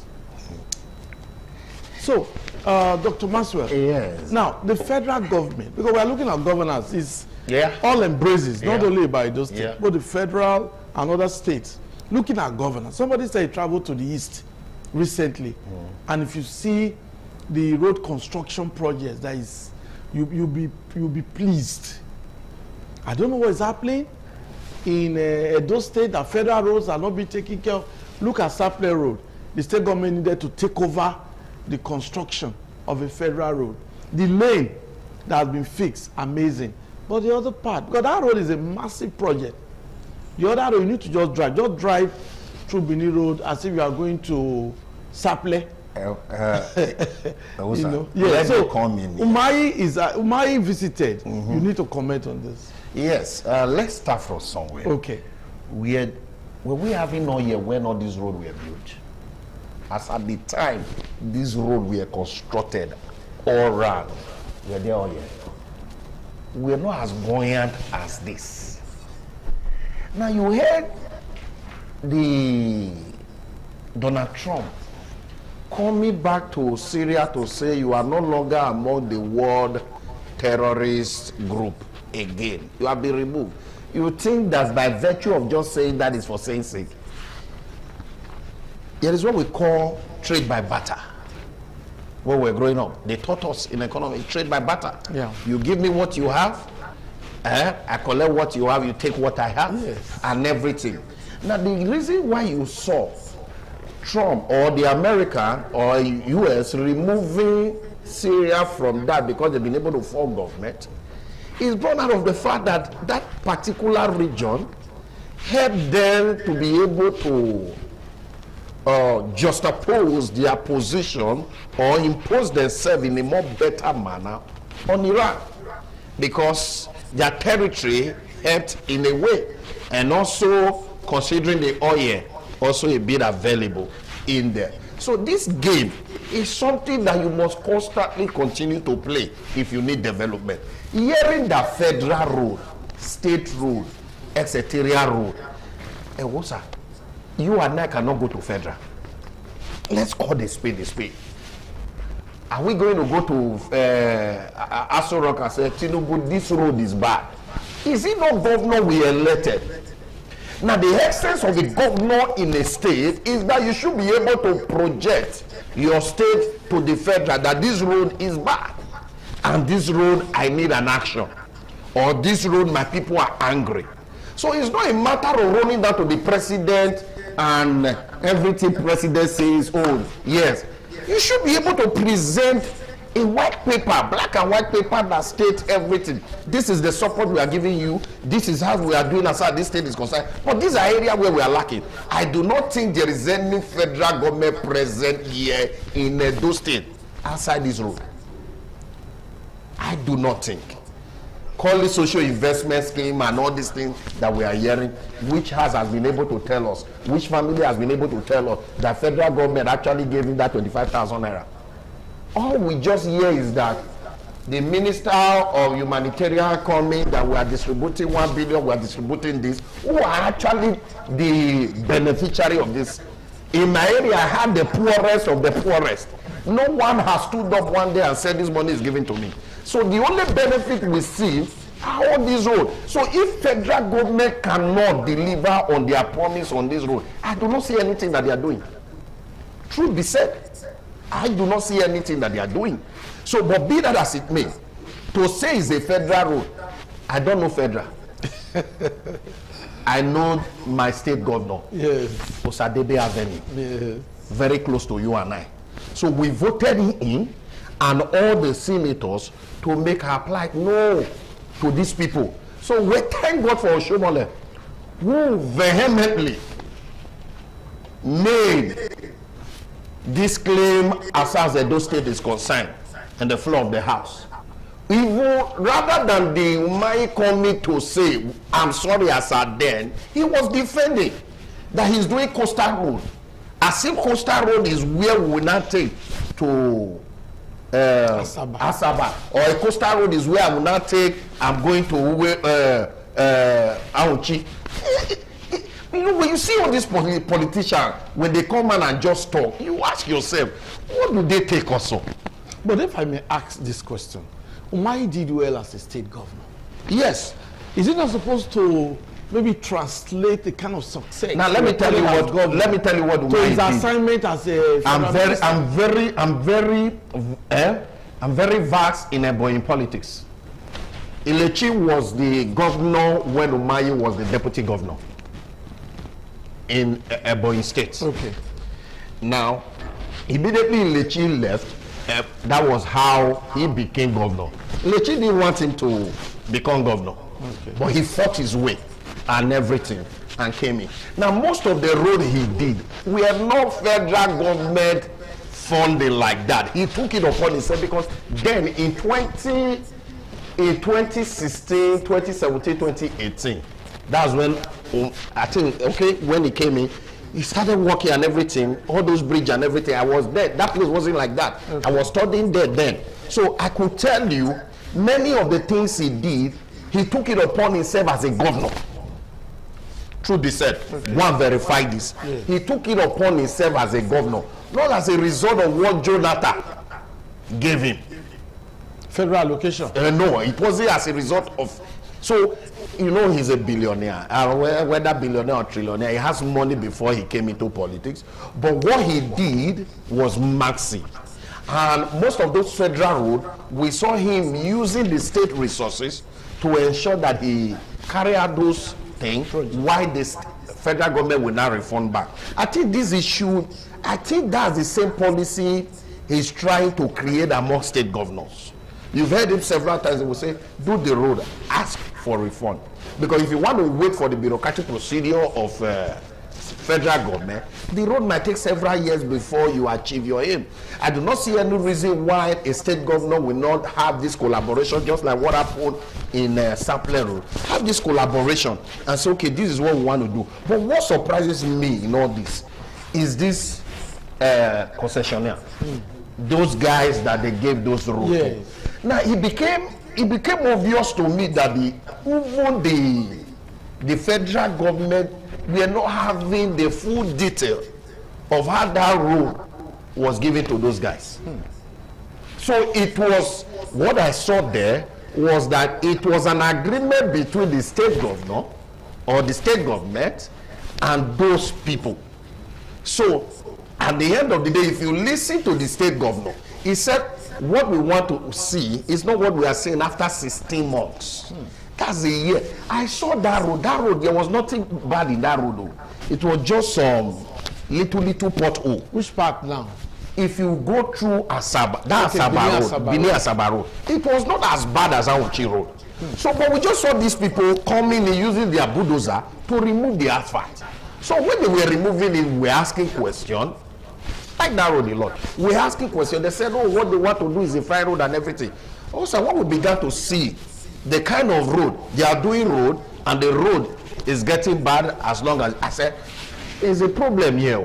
You have removed good road, and you have not brought in barrow. So the expository we saw these few days actually confirmed my fear as at that time. So what are we saying? The state government or the state governor had that deal with those people, and without actually validating the capacity and competence of that company. So the normal engineer they took to that road to be doing that road are classified to be road-sided engineer that doesn't even know what they are doing, and you want to do a massive road like that. Dr. Maxwell will come back to you. Sure. It's just that we don't have state government officials now to really give us the details of what transpired in that contractual agreement. But we'll take a break, and when we come back, we're looking at governance and dividends of democracy. Are you enjoying the dividends of democracy? Democracy is what we practice in Nigeria. Are you enjoying the dividends of democracy? Are you comfortable with the kind of democracy that is practiced in Nigeria? We'll answer that question after the break.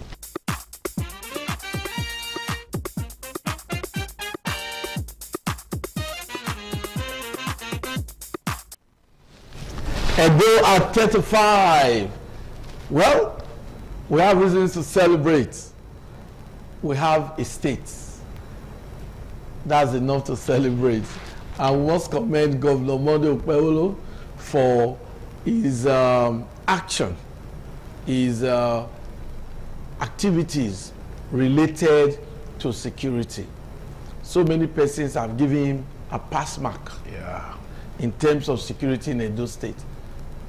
That has made us to sleep with our two eyes closed, and there's reason to celebrate.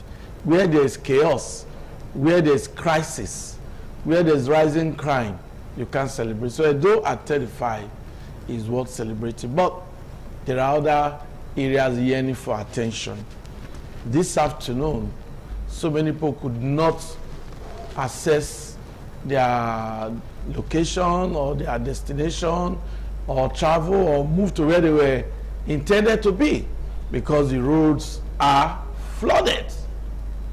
Either you wait for the water to resign, to decrease in volume, or you drive through and face the consequences. It is a terrible situation. During the administration of Senator Adams Oshomole, introduced the Water Storm Project. Well, we are still talking about that project now.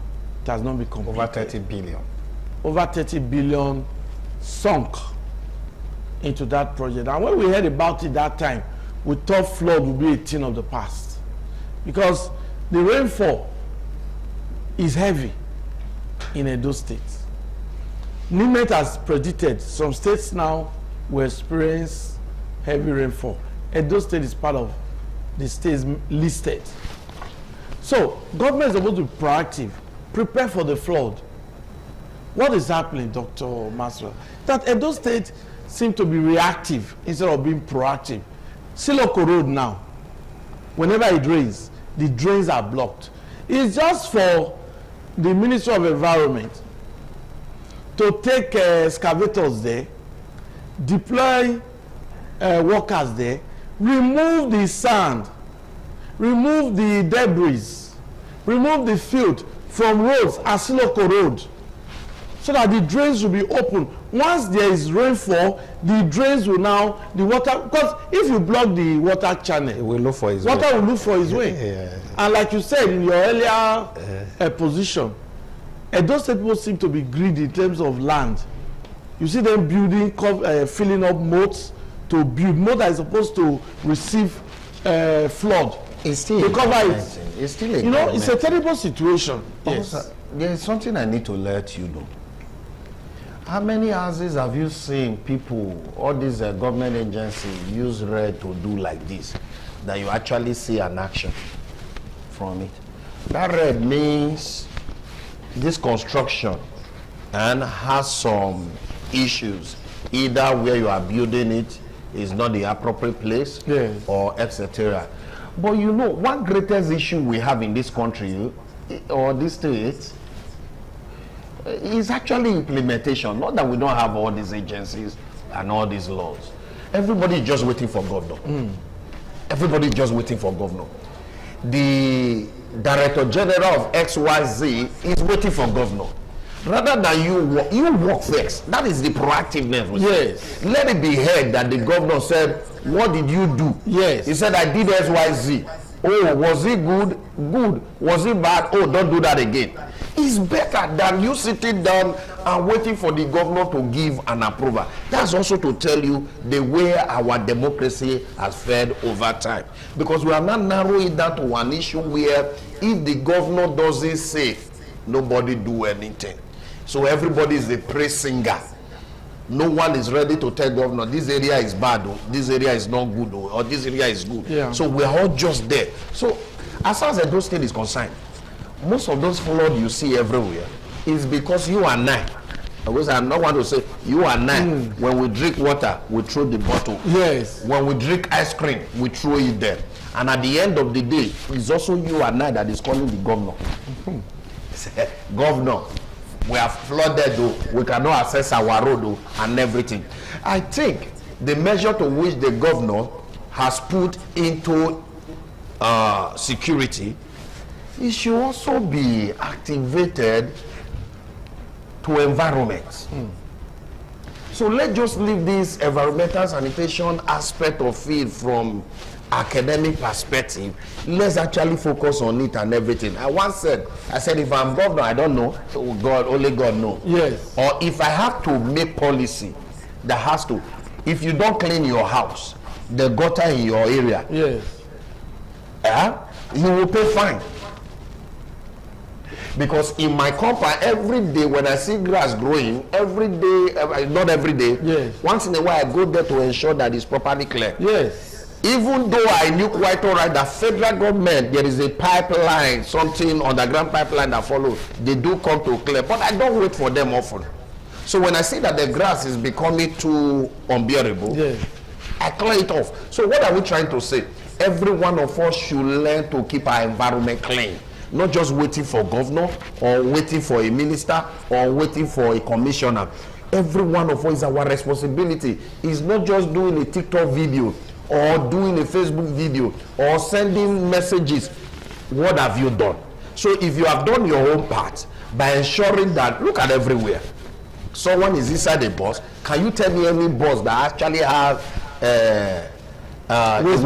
waste basket in their bus? Everybody eats something in the bus and they throw it. Now by the time it rains, where is it going to go to? To the drains. To the drains. So at the end of the day, we continue to experience this problem. It will not stop. It's not going to stop. It continues until the government, whom we gave mandate to control our lives, directly or indirectly, start implementing all these measures to the barest minimum. An average human, it is difficult to coordinate animal than to coordinate human being. I once said it. It is easier to coordinate goat, the one we call goat, that is stubborn, than coordinating human being. If you tie goat in one place, the only thing he goes around and everything. But when you tie human in one place, he is looking for an escape route. And when he leaves there, what he's going to do will be worse. So what are we trying to say in all this? If we must keep the environment clean, if the drain must be flowing the way it ought to be, is everyone's responsibility. But the government has to come as a policy enforcer, using all your arsenals in ensuring that everybody plays by the rules. So if we don't play by the rules, we are going to continue like this. It's not just all about saying, oh, the road are bad. Yes, whether you like it or not, we have many rules. So all the adjoining roads are bad in Edo State. Town planning is another setback. That's why I say we still not to have proper planning of communities. Government is still a government thing. In my area, there's one place now we cannot pass whenever it rains. That place used to be moat. So it was absorbing all the water coming from that area. Somehow, one man sold those places to some persons. They now build stores. So the place that used to be that used to be absorbing water, like a receptacle. Are you getting it? Yes. So at the end of the day, nothing is happening now. So whenever it rains, that place, all of us are in trouble. You don't drive past it. the government that is supposed to come at a point at a point they marked that place and nothing happened. So you see, it's not just a governor thing. They come to environmental agency and they meet with the people that are there, hand meeting hand, and at the end of the day, story changes. So see, if we want to discuss the problem of Nigeria, 365 days is not enough. So, but what we need to do is that the government that we give power to help the developmental strive or to bring about developmental strive and help our lives in a more beautiful manner, they are failing and they are getting more money. In as much I believe that they are getting more money, I understand that the value has dropped. Also, let me tell you, the presidency, after heavy disturbance, they finally opened up and said 15.8 trillion is what they saved for 3 years of the subsidy removal. Okay. Also, if you divide that money by 36 states of what each state got, a state, the federal government said they took 5.4 trillion. The state government took 6.5 trillion. While the local government took 3.9 trillion. Now, statistically speaking, if you break that money down to tell you what each state governors are getting on a yearly basis, and if you further bring it down, they are getting more money. But it's just the other value we need to discuss. Yes. So if you break it down, if you divide that money, that 6.5 trillion, each state got, the state got, if you divide it by the 36 states, each state got nothing less than 180 billion in that 3 years. Invariably, every year, a state got 60 billion aside the federal allocation, aside the internally generated revenue. Invariably, we are having more money. I'm just telling you now, in a year, the Edo state government got 60 billion. If you divide that money by the document released by federal government, 60 billion a year. So in 3 years, they got 180 billion. Now, also, let's break it down further for a more better understanding. Now, the greater challenge which we are facing, why I will also not blame them too much, is that when you look at the value of dollar we had in Buhari time and the value of dollar we now have now, at Buhari time we were dealing with 400 naira exchange rate. Now we're not dealing with 1,400 exchange rate.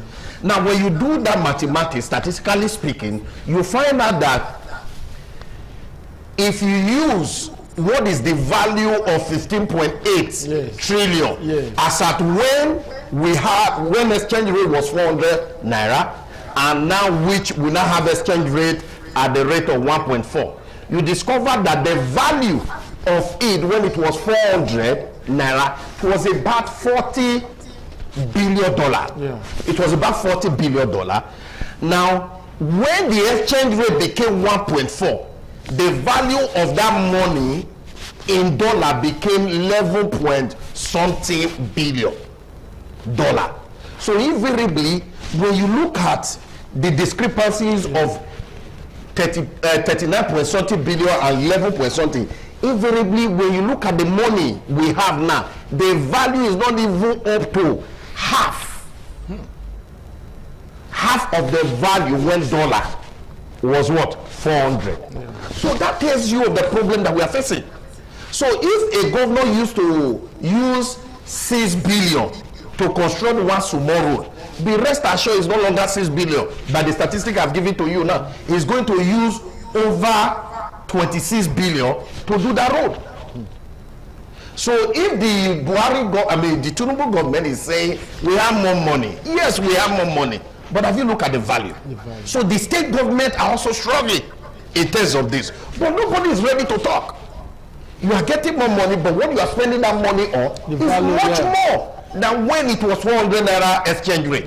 And when you calculate that further, you discover that the declining nature of that particular is about 71.2%.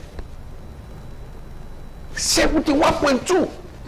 So that's a serious issue. It is. And that's where government need to start looking into and start looking for how we need to solve Thank and you very come out much, of all this quagmire. Dr. Maxwell, you are a statistician, you understand all these statistics. I hope our audience can also, deduce from this discussion. But we'll take a break. And after this break, we'll be taking the concluding segment of 60 Minutes Nigeria.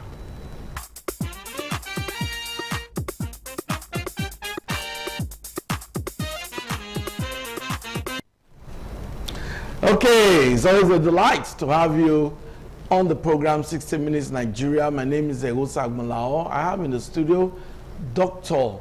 Maxwell Saige. He's been able to give us his own perspective, federal allocation, extra funds from the removal of subsidy and all of that, because the federal government has disclosed what they spent and what they saved from the removal of subsidy. But you and I, are you enjoying the dividends of democracy?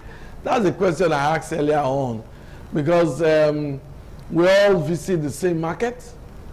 The prices for food items, not funny at all. So many Nigerians are not some cannot even afford regular meals. Somebody on social media said, who told you that you must eat 3 times a day? That it is a construction, that was done by somebody. Those are just motivational statements to just keep hope alive, to just encourage people.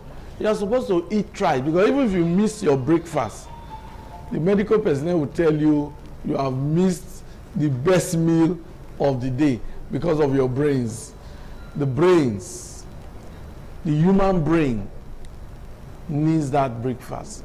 So there's need for improvement in the welfare of the people. But Dr. Maxwell, let's just take a trip to Abuja. Okay. Don't you think other governors should emulate Nyesom Wike, the minister of the FCT? Recently, there was flood menace in the FCT.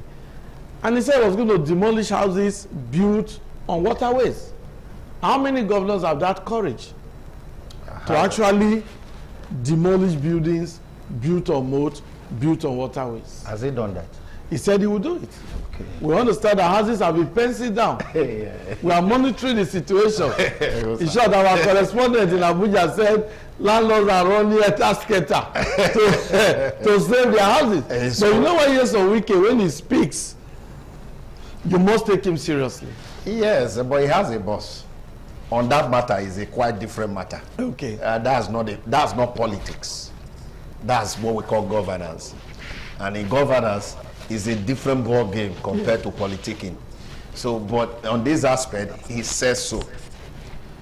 But you must know that he also said that the houses are owned by what? High personality. He had just told you he is one of his greatest challenge. That's the logical meaning of that statement. So, be that as it may, I don't think anything will be done to that. Because I want to quote somebody. I think I was reading. He said, for you to be given appointment in this regime, you have to be corrupt to be able to get. I read this somewhere. But that's not correct. That's not correct. Yes. That's not correct, because we don't know the criteria to which they use in giving appointment. Those are normal politicking. Yes. But be that as it may, when you look at this matter in Abuja, it's still not a matter of these houses blocking and everything. If you listen to Kingibe, is it not Kingibe now? Is it Kingibe? The senator representing Abuja. Yeah, Kingibe. Yeah, if you listen to her, she and Wike, they are like cat and dog. So, and the woman actually attested to the fact that yes, those areas where you have the normal waterway has actually been taken over by different kinds of persons. He has complained. She has complained. So Wike was not just knowing it there. So let us not continue to deceive ourselves. She has complained. She has written. She has said everything about those areas. Nobody says something. He even have to cite a close range to the Senate President House. That there is a place there where flood is also now approaching because somebody built closer to. So what are we saying? See, let us not play politics with. The last time I saw someone doing something that I could attribute seriousness to when a statement is made that has to do with Abuja was El-Rufai. Was El-Rufai. So in as much as I want to admit that I'm not a fan of El-Rufai, but there's someone, you know, that man is like when he says something, yeah, he will carry it out. And that's why you find out that tomorrow they are still battling his case and everything. Federal government knew him very well. Yes. So they knew what he started. So generally talking, do you think Edo State residents, Nigerians are really enjoying dividends of democracy as we conclude? No, of a truth, let's call this thing the way it is. Okay. Democratically speaking, right now, there is no dividend of democracy in Nigeria or this state. It's not the handwork of our governor. We can't blame him. He's not the one managing the economy. Yeah. So it's whatsoever happened in Abuja is what is affecting him, is affecting us. So the little of what he can do is what he's doing. And but we believe he can do much more because there are other areas where he ought to be generating revenue, which is actually not giving more attention to. So if those IGRO has to come in a way to ensure that all these roads are fixed, continue with the IGRO. Because there are agencies that are just going to work now, they are not generating anything. And those agencies used to generate something. Yeah. So if you go to Edo Geological Services, it's like nothing is happening there again. If you also go to all these, there's a system they created for IGRO, for buses and everything, nothing is happening. But we see some individual still collecting that money, not on the name of government, but they just impose themselves. And we've had this complaint severally where people call the ITV, this is your money show, and they man around and say this and everything. So these are areas where is actually need to look into. You can't just say because money is coming from federal government, it's coming from XYZ, the IGRO should just be set aside. I understand Izango. He didn't want to put more burden on the people of the state. But the question I want to ask, since he refused collecting this money, has the bus driver reduced their fare? Nothing. That's the $1 million question. Thank you very much, Dr. Maxwell. Thank you for being a part of the program. For our viewers, for those of you who have been with us from the beginning of today's program, we are immensely grateful. Those who joined halfway, thanks for being a part of the program. We've been talking about governance, dividends of democracy, because democracy is what we are practicing. We don't want to align with renowned poets and academics, Professor Oluse Yinka, who described the kind of democracy in Nigeria as a voodoo democracy. We don't want to align with that, but we want to see the dividends of democracy. You know, those who are working, they earn salaries and they are not able to take care of themselves. They can't afford to buy petrol, PMS, into their vehicles. You see some persons now, well dressed, some they put on suit and tie, and they stand by the roadside. They have a car at home. They need to trek because they can't afford. Driving a vehicle, some will need to spend 10, 20, 30, you know, and above. And the family need to be fed. So they prefer to trek and save that money. It's as bad as that. Go to filling stations. You see people with illusory cars, Lexus. Illusory cars. They will tell the fuel attendant just put 4 liters. If you look at the meter, you would have thought that they bought like a full tank. Just check. They bought like 7,000, about 5 liters. It's as bad as that. Well, we hope for the best. We hope that those in charge, saddled with governance, will turn things around so our Nigerians can enjoy the dividends of democracy. On that note, I want to thank Dr. Maxwell for your time. Thank you. Thank you, viewers. So do have a wonderful weekend ahead. Bye-bye.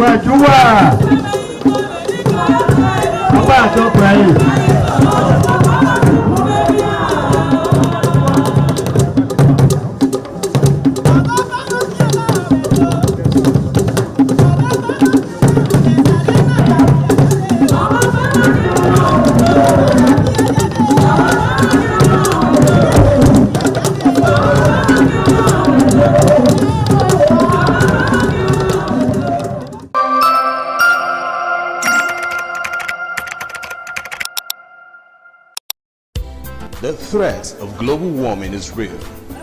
You have seen the destruction of lives and property as a result of incessant flooding.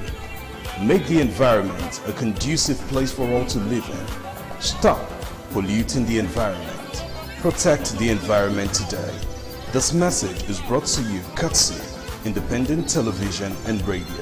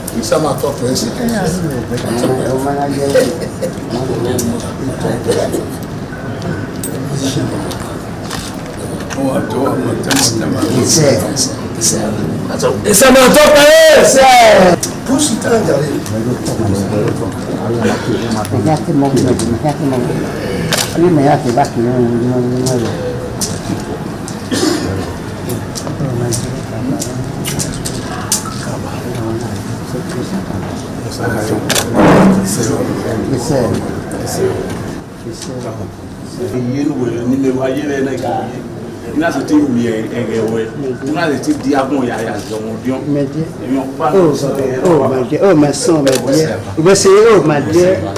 Oh, we're not here. Is that where I get you? Not over. Yes. Not do so much. Yes, we sit down and we sit down and oh, it's not here. We see.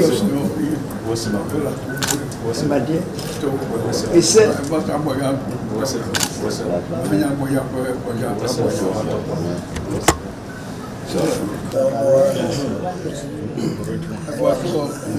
Comment c'est papa que voici quoi voici ça m'a toqué ici oh mais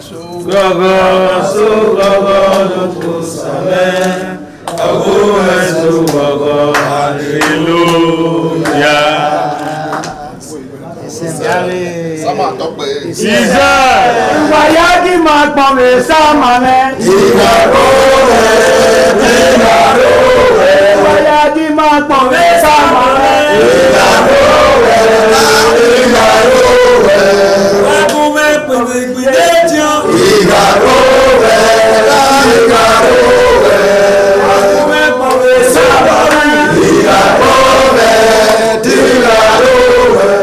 The Esama of Benin Kingdom thanked the new Edion for visiting him and advised them to always abide by the rules and regulations of their new positions. The Esama urged them to indulge in what will continue to bring development and progress to the community. When I say it's your job, I wait to us and I know what I will. Yes, Papa.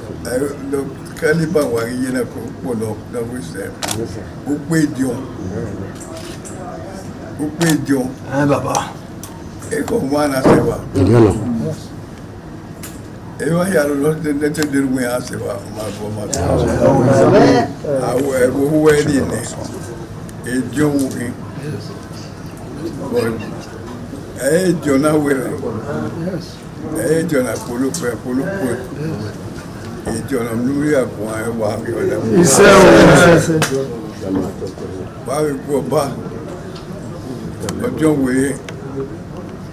Kaje de nena ya de wuyi.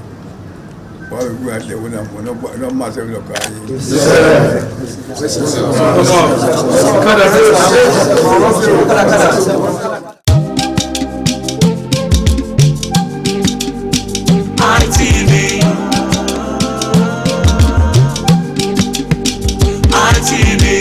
ITV, certainly the best. ITV, certainly the best.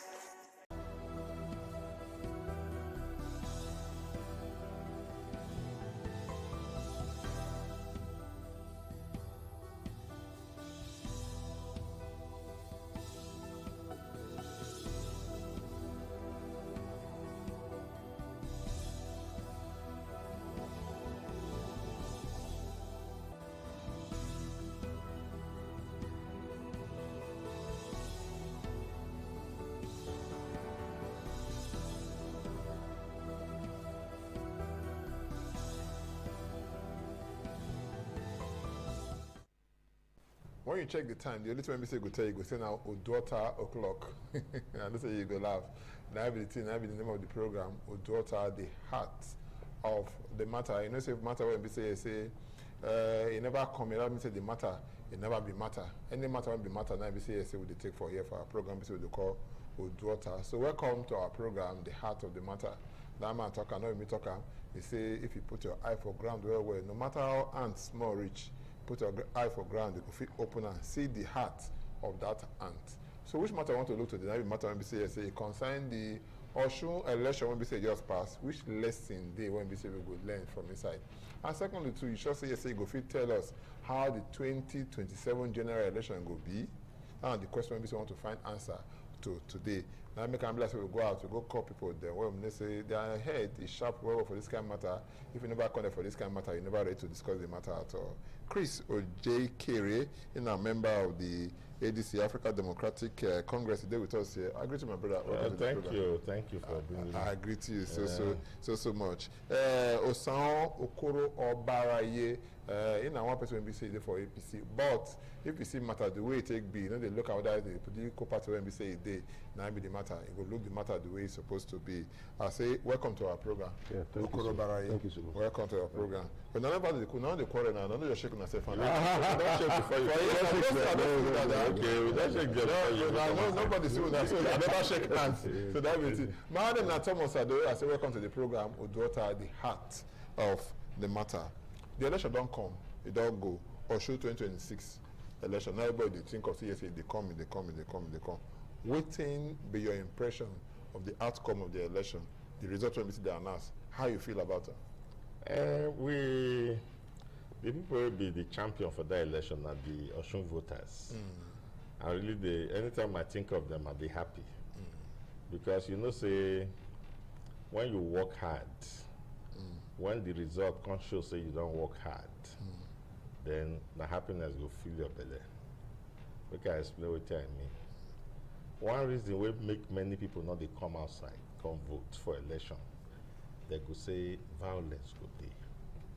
So that violence not they make voters come vote. I never see election for recent time for Nigeria we get violence reach the Osun 2026 election. Okay. In fact, the last time where I count, they don't kill over 40 people. before the election proper. And if you look television, you will see say they can't catch one APC candidate who carry men, can't carry assault rifle, AK-47, where Navy officers catch. When you see, for television, they show up for the whole country. Okay. So you will continue to say because of that kind of thing, voters not come out, come vote. They come they fear to vote. Or you both they call voter apathy. But Osun people not agree. As they do all those things which kill people rich, attack. In fact, even that day they even do the election, they nearly kill our governorship candidate, ADC governorship candidate. They attack him, I escape, the man escaped, the Karen escaped. Now, despite all this, the voters still come out and they vote well. We get that kind of results. ADC gets, Accord, we win the party, get almost 500,000. APC way for that. Over 500,000. Yeah, over 500,000. APC way for that nearly get reach 500,000. So then ADC, another political party. So the lesson there that I be say, if voters don't make up their mind, say, see what we want. We want to vote for the candidate who we believe say go fit. Nothing go fit stop them. Okay, that means now voters when they come and come they vote, now make anything they happen online, they try to talk so. Because now they ask you, now they try to talk so say if bad thing won't happen for election. One of the things where they give room to that bad thing to happen. Now we will not many for grant. But you can't want to NBC you talk. I want me to carry your leg, go by for me to go join my brother. You say they catch one APC, man, carry gun and everything. AK-47. Okay, AK-47. Not be just man, candidates. Okay, but we see, say yes, say even the APC too, they complain, say some of their members, they kill them. You understand? So if you want to look at like this now, the way NBC is to talk, you not talk about the, say they show any other political party when NBC carry a gun. Not sure say you want, you not just want to give the APC bad name when we can talk that one. So.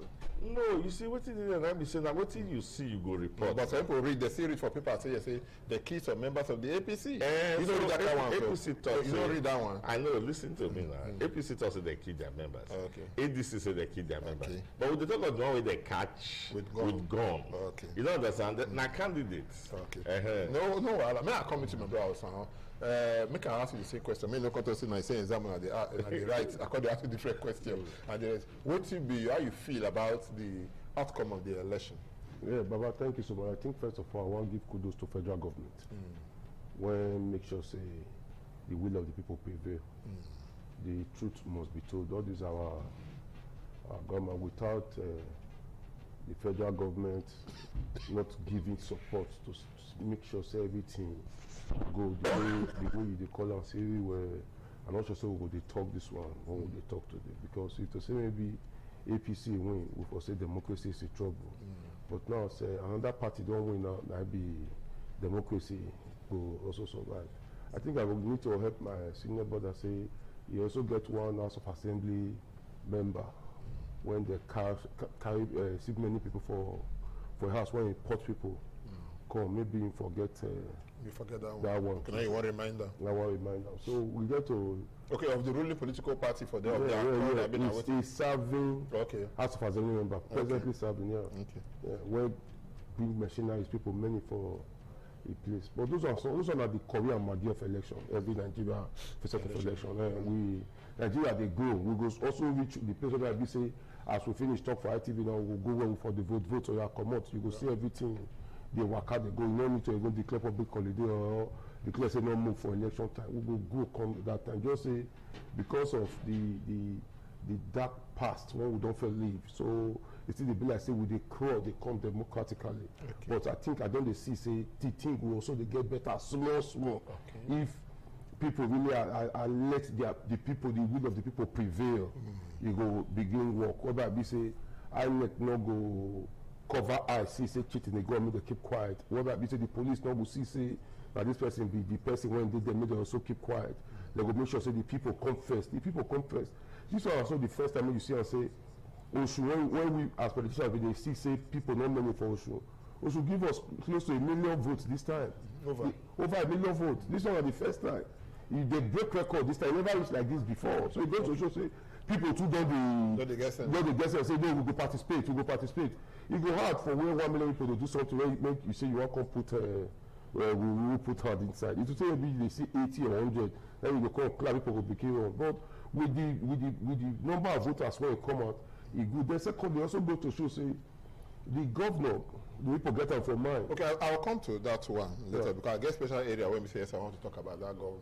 So I want to remind you something, just as I remind my brother just now, because you talk about that, say we go thank the federal government because he allow the thing work out well the way it's supposed to be. Just like Wike talk, say because federal government, Mr. President make it be. That one no me say yes, so federal government if you talk say or they do one before. Say make it now so we want time.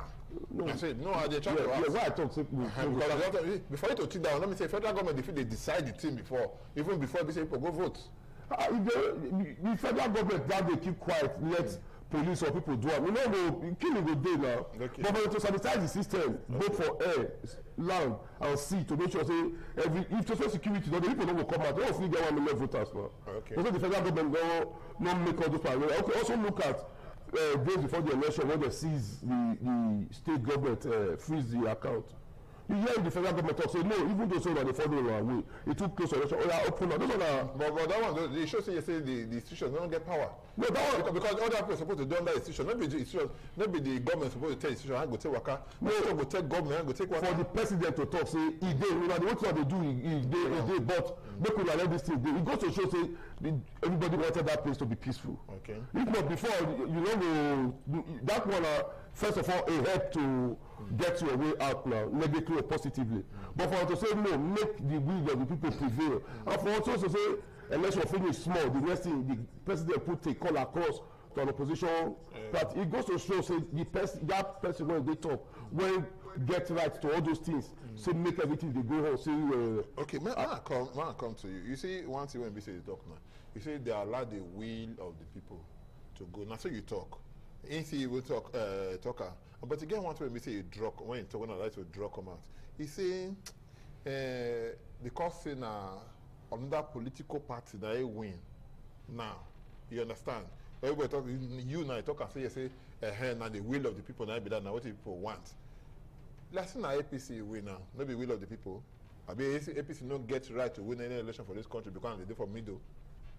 Not be the political party name we win. They make people they say not be will of the people.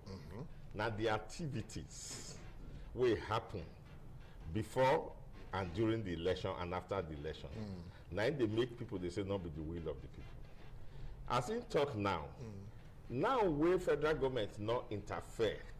This time they miss they interfere before. Like they interfere before that. That's why I ask you. That's why I say we thank federal government. Say yes, and that make we praise Tinubu say he allow free and fair election. You know, just like Wike. Yes. So now when federal government take hand come out, now we can't take know which one be the will of the people. Not because of an accord win.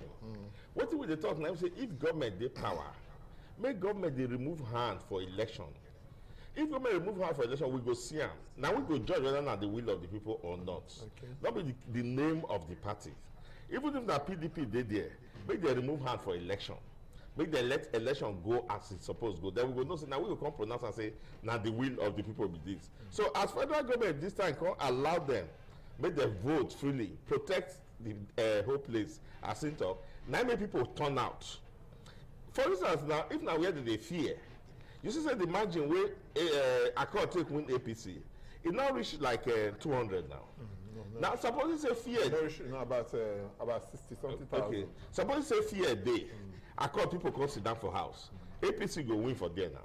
You don't understand? So when government do what it's supposed to do to provide security, to provide the material and everything, make them remove hand so that we go know which one be the will of the people. Wait, I won't find out. They don't already.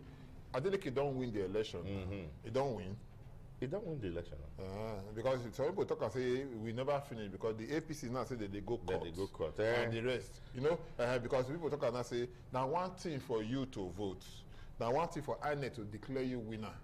Now that thing for the judiciary to tell whether you don't win the election or not. Where is the business of judiciary for this one? The business of judiciary, and I will say the person way they win. If you say he not satisfied, judiciary good last make you bring evidence. What make you talk to this election?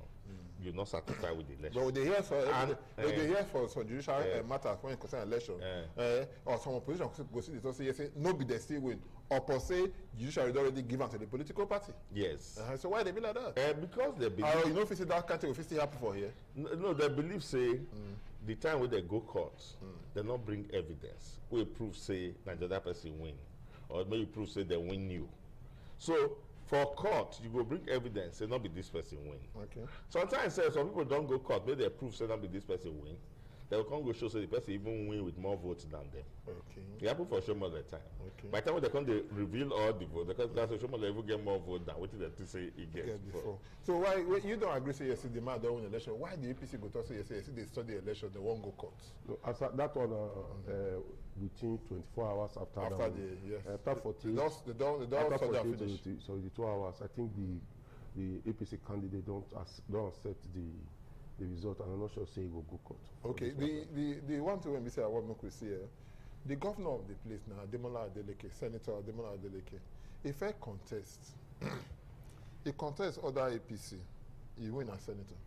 He contest other PDP, he win as governor. He move to accord when we say nobody even they hear of that political party, especially for that area.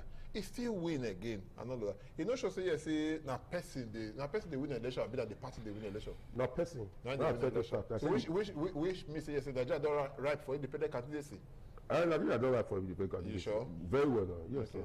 That person they win election. It goes to show say the man good to a people.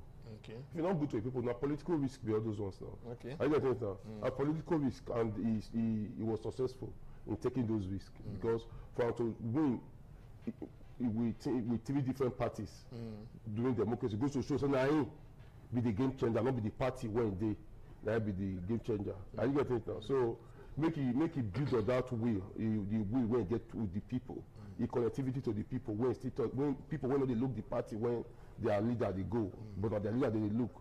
Goes to show say they follow. Well, they say before now. But say I remember every one time now when we say for those states here, when the former governor they moved from a political party, Obaseki, people will come out and say, anyway where you be so you go now we go. We see that kind of thing now. Yeah. And we even hear that time some leaders, people don't even know the one be say this thing. You will be leader for your political party. And you'll be leader to some extent. You're not leader to some extent for your political party. When you move from here and go there, people will talk and say, the leader way you know, leaders on this side now and the rest. That political ideology and the rest, you know the day for people, I mean the person, whether the person is good or not good, now we just follow. No, you know, there's a better Gary they sell itself for market. Yeah. Somebody went good now. But that Gary they could the chop because they could the tester. Yeah, somebody went good for house, then they good for church, then they good for meeting. Church not the change person. Okay. I get this now. Woman when they call your husband for house, if you reach church, you go cost pastor. Okay. And not gonna be there of you will call anything. So if you don't good, people they when they follow you, when they know say this person what did they do, we like them. What did they talk, we like them. How they behave, we like them. If we call them, if they answer us. Whenever they look for something, we knock for a door, they open up. So everywhere where you go, we go. People don't like that. If you say a leader where they go, you know, get followers on the follower, not the leader now.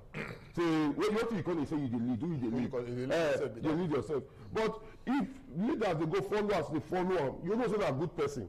You get what the PAP people like about them. Make we use our brother. Adam Soshomole, yes, look up. Before he become governor, he follow one drive keke reach New Benin now. Before he say Jacob, they don't take the keke for a hand. They follow they go. When he be governor, the same thing. After I come up for governor, the same thing. He get to show say people like my follower. We don't forget other governors now, other senators now. Soshomole not be like a senator for a donut. If they more popular pass even some senators for Nigeria, not even talk of within the state. It goes to show say people they follow. So naturally you see say when from Labour come APC people follow.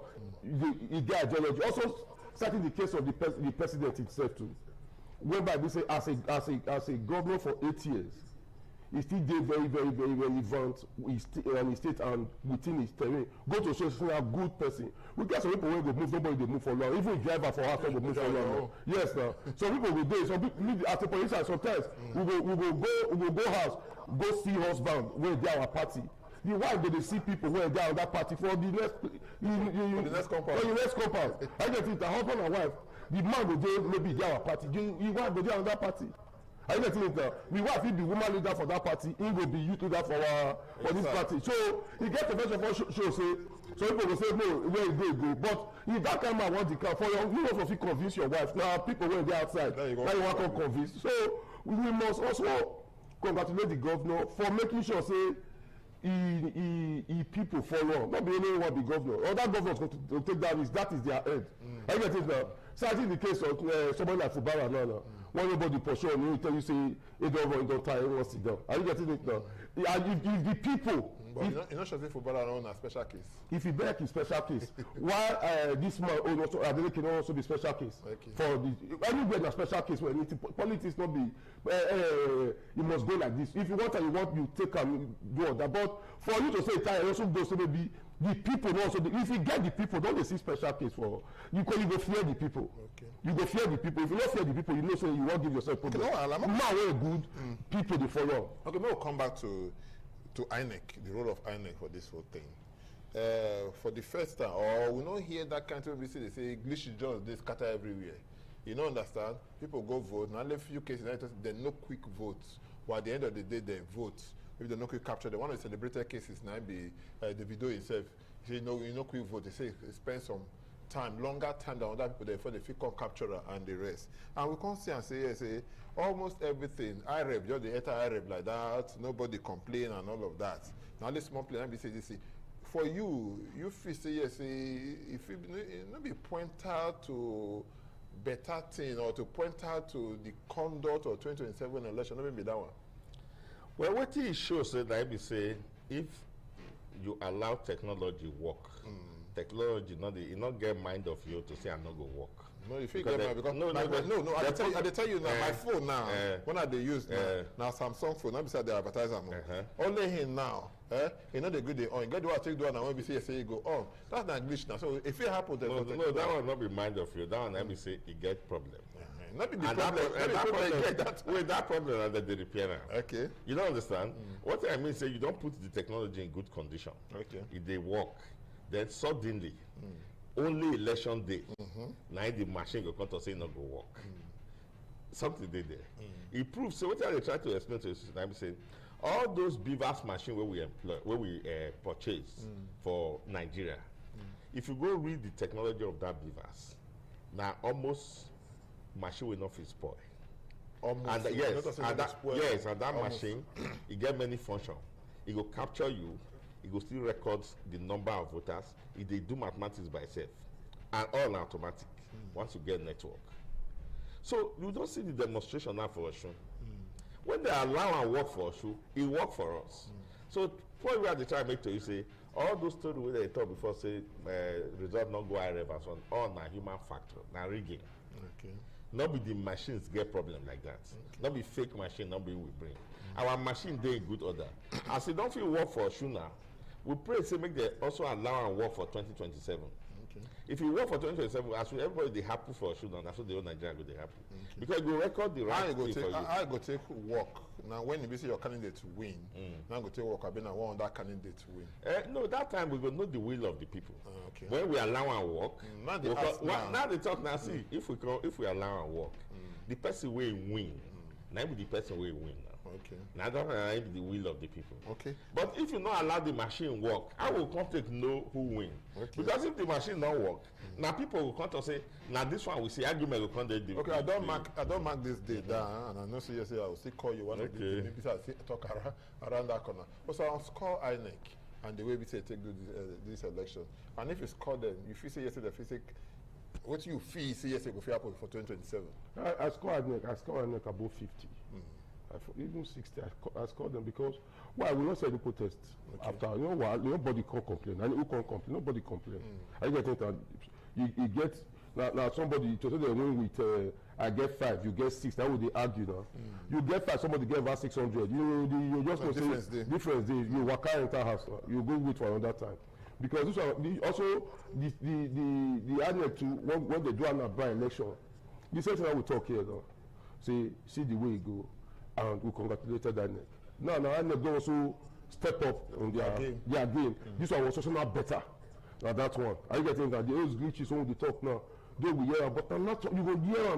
We say Nigeria they crawl democratically, never begin the wrong. By the time we don't do all those kind of things on the waka where this one can be old. You can wait back say there was a time when they talk like this. So once upon a time. So it also goes to show say 2027 too will also be better since Anna Brown was good.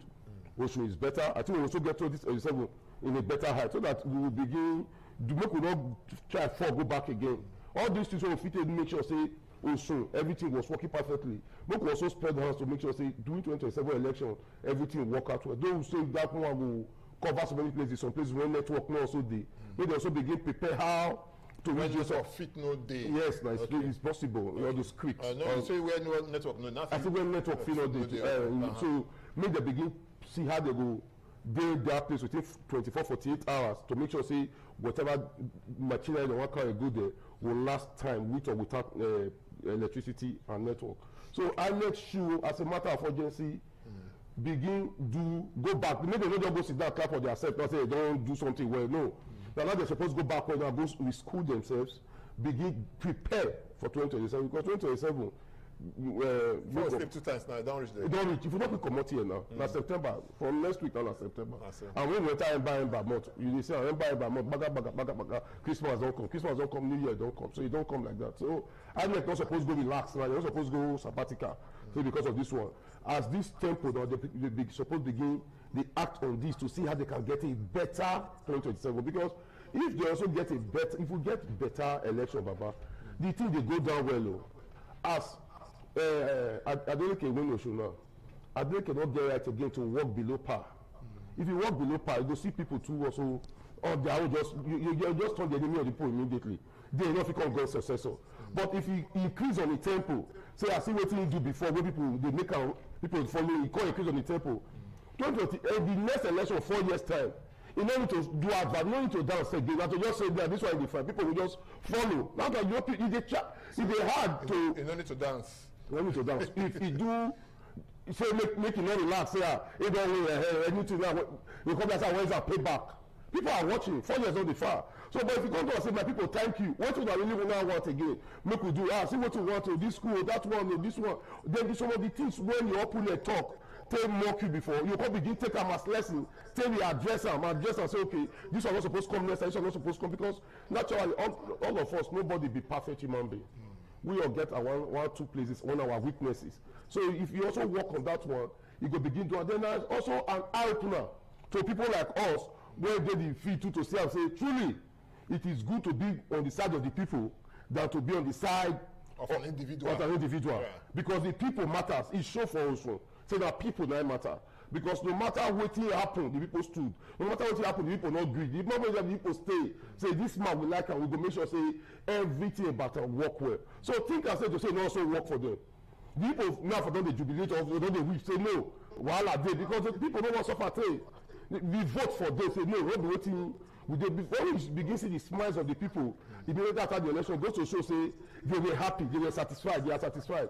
So it's not left for the governor to make sure say the team, the Korea Magi what they do, they cook this election, make it increase and say make it spread the soup. Make it spread the soup well. Everybody can chop inside. For your good, so that you go get successful. No wahala. The program is saying the words on our daughter, the heart of the matter, the reaching for independent television. We'll take a very short break now, but when we come back, we'll go open the line so that you could feel calling and all of that. Because many things then they will be say we will still talk for this matter and be say concern the Osun governorship election and how or it go fit shape the 2027 election. Every matter when we say they look.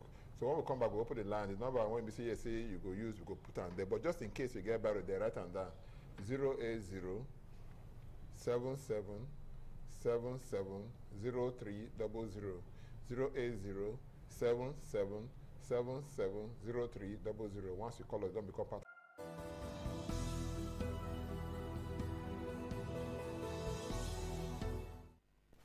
Welcome back, and the program is the Waka Dey Go. And the name of the program our daughter, the heart of the matter.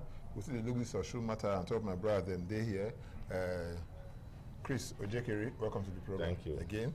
My brother Sawa Okoro Barayi, I say welcome to the program. Before they take the calls, because the number there, we will put the number there so that you could take call.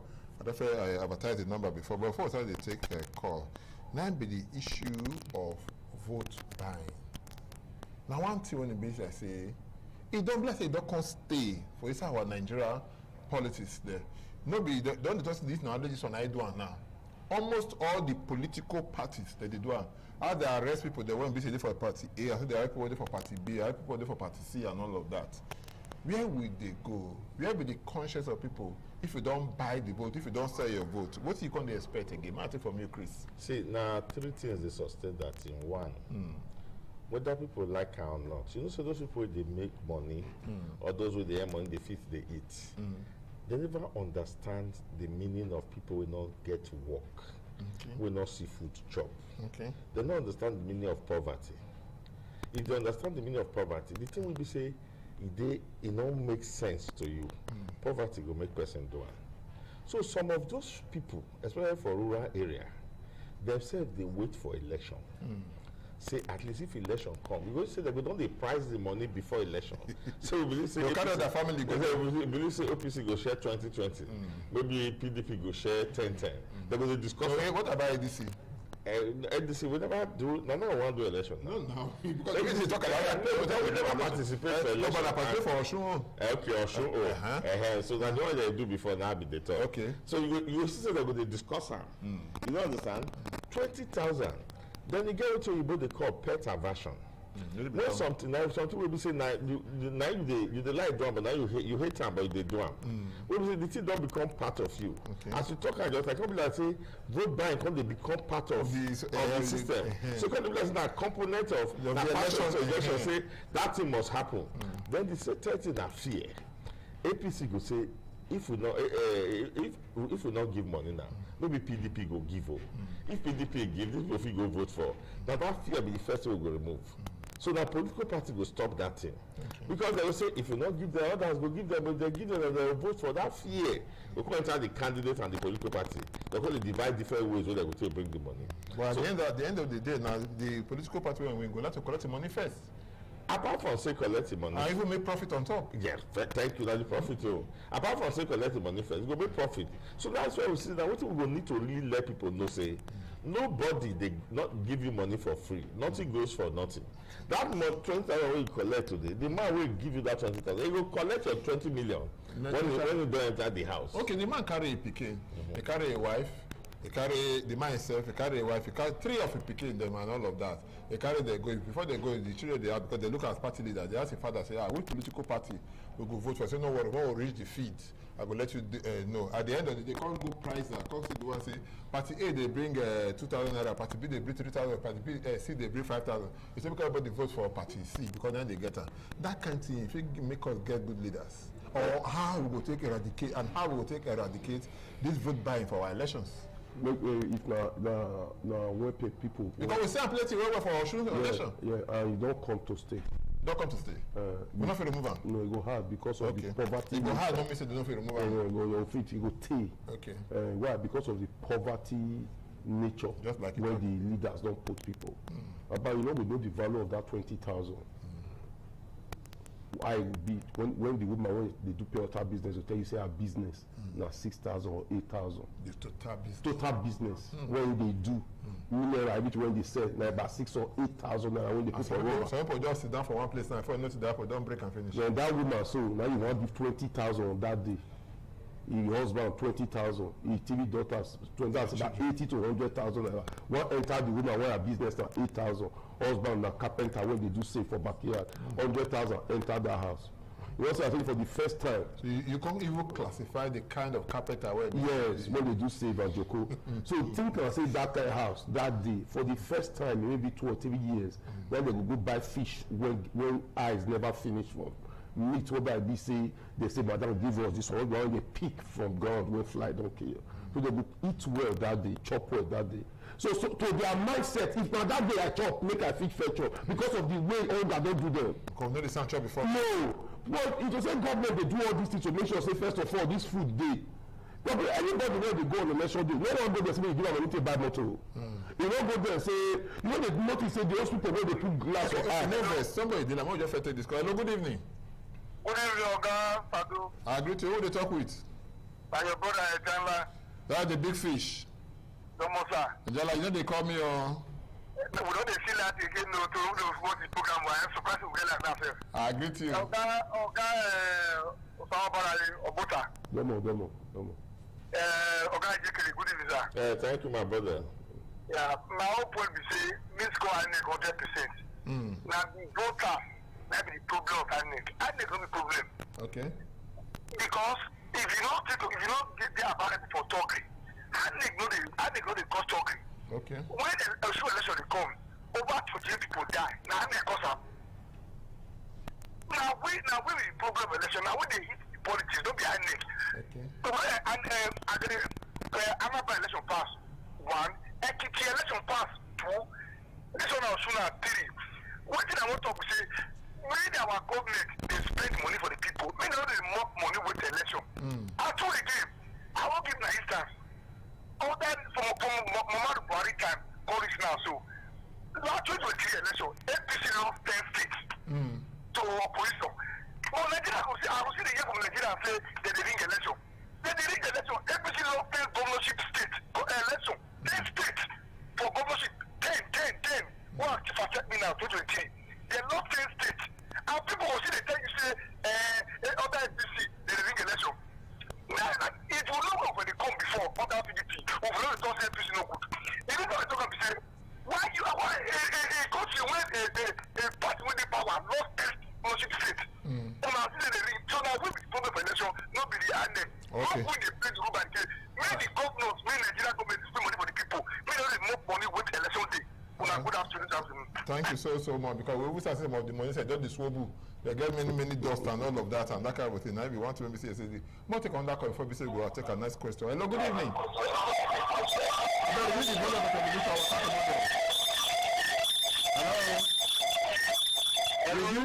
volume of television or television. Okay, good evening.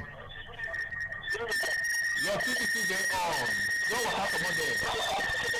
I don't want to make a cut you off. Your water come on there. Okay, Ibrahim, if you want to talk to us, once you call us, we don't already pick the call off your television. Or waka come on there. We don't already hear. No listen to yourself for television at all. Until you get. More take this other call. Hello, good evening.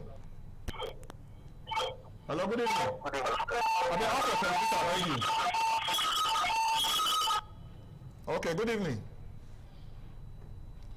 I don't make you off your telephone. I say off your television and the rest. I beg, I won't talk for the last time, man. Once you call, don't pick your phone. Just off the telly. You go to hear my voice from your telephone, maybe from your television. I mean, because they tell this, I don't make you know the which one be which one again. I beg, telephone, listen to me for there. Off your television, so we will get decent conversation. Hello, good evening. Hello, good evening. Yeah, good evening. What will be your name? Where do you call us from? My name is Emeka. I call from Port Harcourt. Emeka, how Port Harcourt this afternoon? Sorry, sir. Okay, talk to us. So, I remember during 1983, during people said, hello? We didn't hear you, carry on.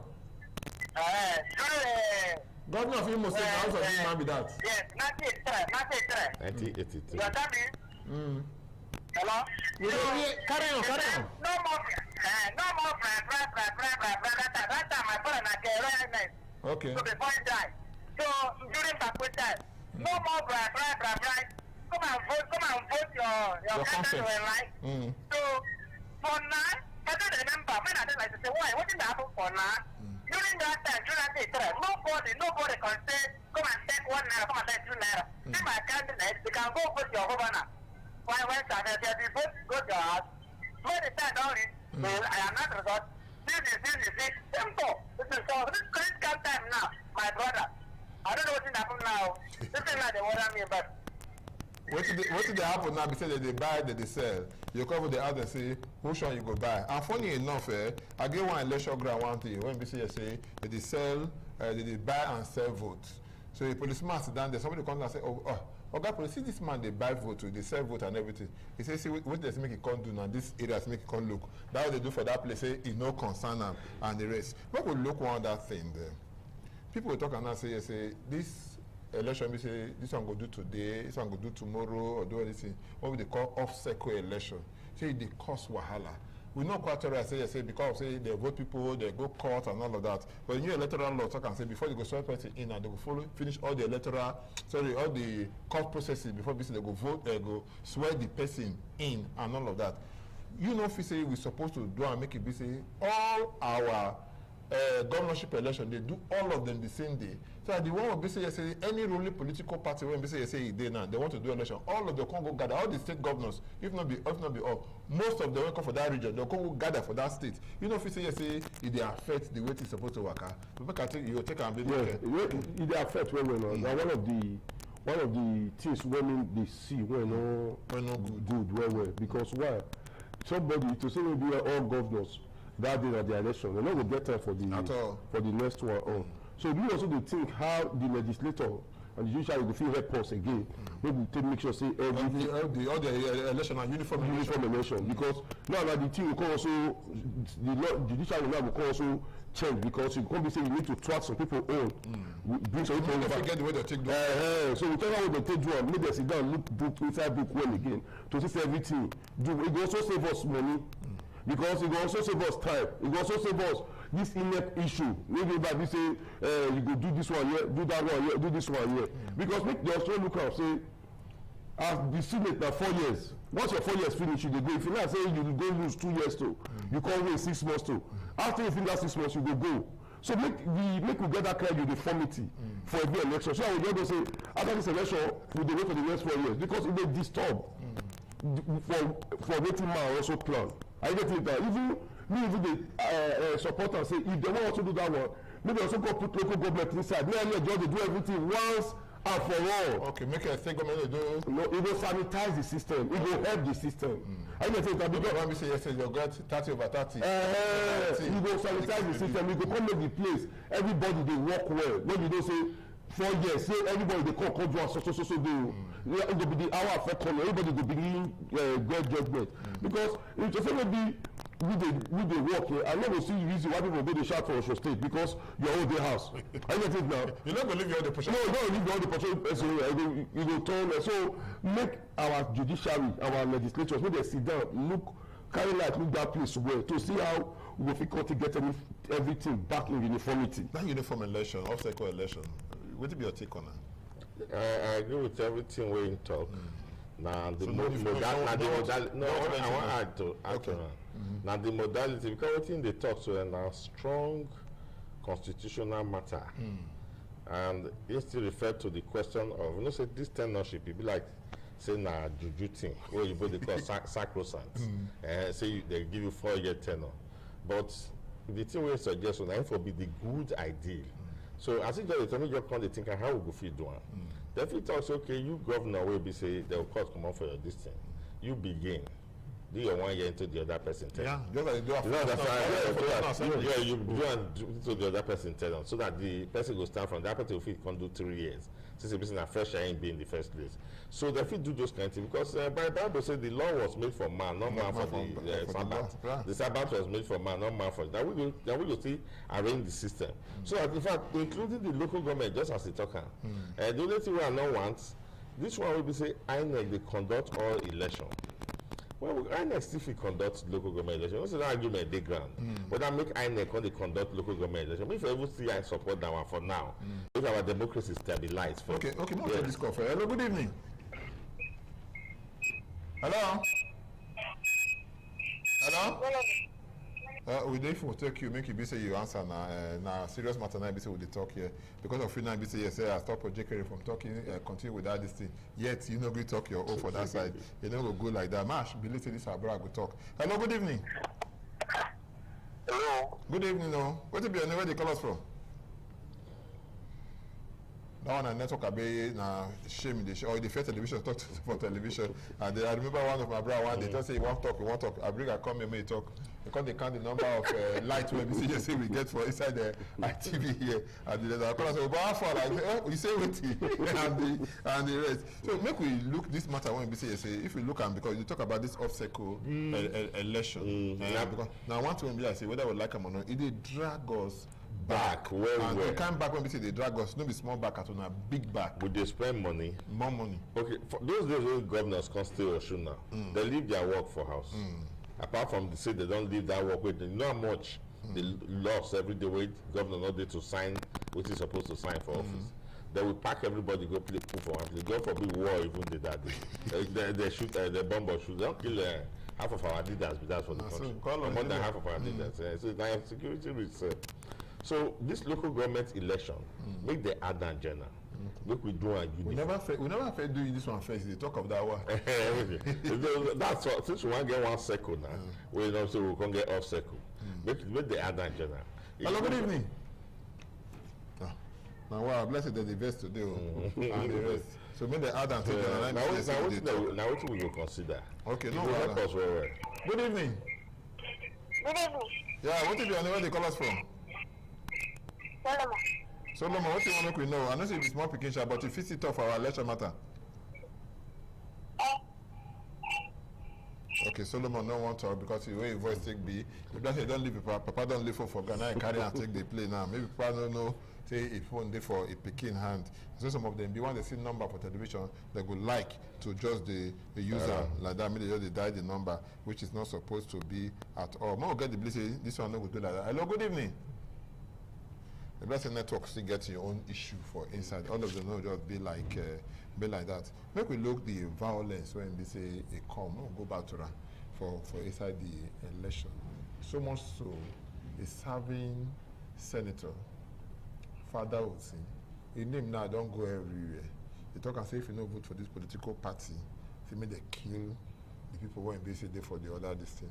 At the end of the day, he come and say, no be waiting, he talk. Even when they see the original one, say somebody they record, I say, they record me. You don't understand? People know. How come they look at him? Say, if this kind of thing they happen, before nothing they happen, you come become normal thing. And that one I be the fear. All this our custom, what we see in our tradition, our custom. Now what people they do before? Some of you they go ask yourself, why do this? You go say that some people they do. You don't even know the origin of the thing. You don't know why they do it. Because they do it like that, we don't look at that. All this kind of normal, this kind of thing is supposed to be normal thing. Because guy how you talk about and say that they can't even say they follow election.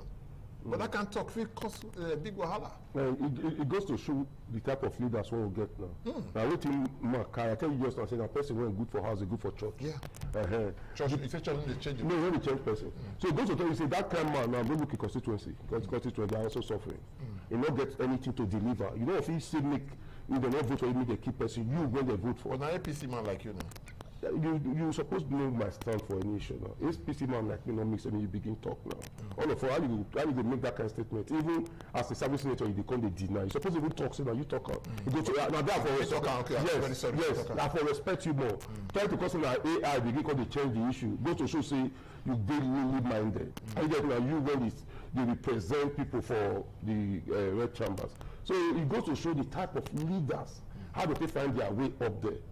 I get it now, maybe mistakenly, because don't be what you supposed to expect from a serving senator, even don't be what you even expect from. I know be small picking too. No, what you supposed to expect from a conductor.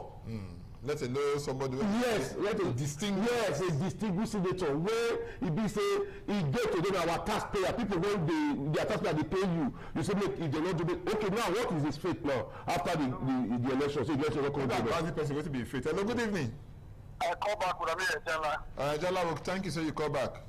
Yeah, I want to talk about get to I want to talk. Okay, so about this senator we talk say anybody who will kill a court party member. What it tell me is nobody born as a political party. Your constituency now people will did the same they kill them. Every election they get kind of thing. We remember when this kind of thing come up when the city governor.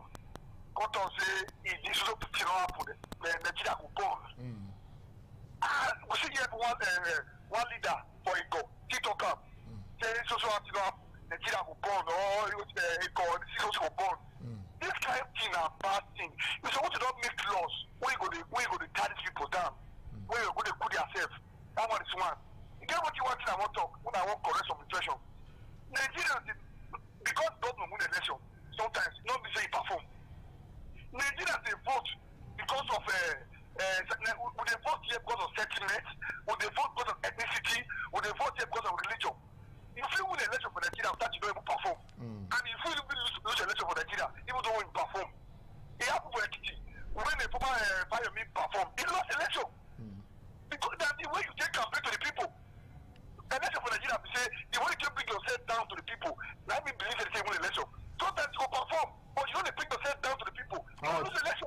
thank you, Ejala. You do well. Make I come to Adeleke. You understand? At the end of the day, when Michelle don't win and love it, if I talk and say go work for Mr. President and the rest. Now they repeat and again say in talk and say that Mr. President go work for the 2027 election. How? How you react to that one? It's not just saying go work for president, saying endorse. Endorse and work for you. No, that's two different things. Okay. You know, say he's saying endorse Tinubu. You're not just saying go come and come work for Tinubu. Okay. And then you know, say for the man they talk say animal way escape trap for bush. Make you know say still dey inside bush. Adeleke still dey inside bush now. Okay. Not because court case dey ground so. So you go know. Well, the court case. You go know how you go take talk. Say the court case no be like no be waiting. But the time we take talk and the court case dey ground. No, never enter court. No, I mean the statement don't come out say they go examine this and if it's necessary they will go court. So it go dey immature of Adeleke. After he don't win, make they talk contrary to what he talk before. He talk am before the election. And he reiterated. Don't repeat am after the election. Say he endorse Tinubu. Yeah, what is your name? Where they call us from? Bright from Benin. How are you this evening? We thank God. I greet my people for the house. I greet you. Yeah, the thing when I want to talk is, for me personally, I feel say the federal government they just to control so many things for me. Okay. Like you don't reach time when you say states on their own supposed to conduct their own election. At least federal government supposed to get other things. Maybe say they're supposed to put their hand. Maybe say they go come out hand for all those now state local elections. government. Now local government election they conduct. Now when we say they get 80 over 80, 24 over 24, 30 over 30. If you say they will conduct the election by themselves, not before they own they go do and for. Look, even when the advice when we give for that one, we say you need to understand. Say at least the governor, the federal government, even though say maybe they won't conduct the election generally, but at least the INEC supposed to serve as observer. We be say they observe another body. We be for the runner. At least you go be decentralized some certain power. We be say federal government they use they interfere with state election, and I advise with that one. Okay, thank you, Bright. When you say you tell us the time no be our friend now. Will they look into 2027? What thing you would like to tell voters? It's simple. It's how we on that they made they come. If they ask the things when who they contest. If you don't fed there before, what you don't do. Okay. Who not fed there before when they come, ask what you go fit do. But they hear that one before now, go do this one, go do this one, go do this one. We go keep asking. Okay. You know, go there, go vote because you want. You see somebody talk just and say ethnicity. I get into tribal issues. They make we avoid that religious one. issues They I get it and say this one are Muslim, may not be Muslim. Make we begin look at the person when know the thing who will fit deliver. Okay. Somebody when don't fit deliver or who you don't fit see within a terrain say go fit deliver. Make we begin look towards that one. Then make we also begin see how best we fit make sure say election not dey rigorous. But to conduct election not be small money. Okay. If people like Adeleke no go waste money, they will waste about that kind of 20 to 30 billion for this election when you just see pass. So when you just see and say that normal thing. Are you getting it? So by the time we see and say the money not come today like that again, people will feel come they enter the contest. If not, people be what do, but to carry the money for election, not be small money. So by the time we begin to say we they make the money issue, they fade away small. You can't be attracted to many people.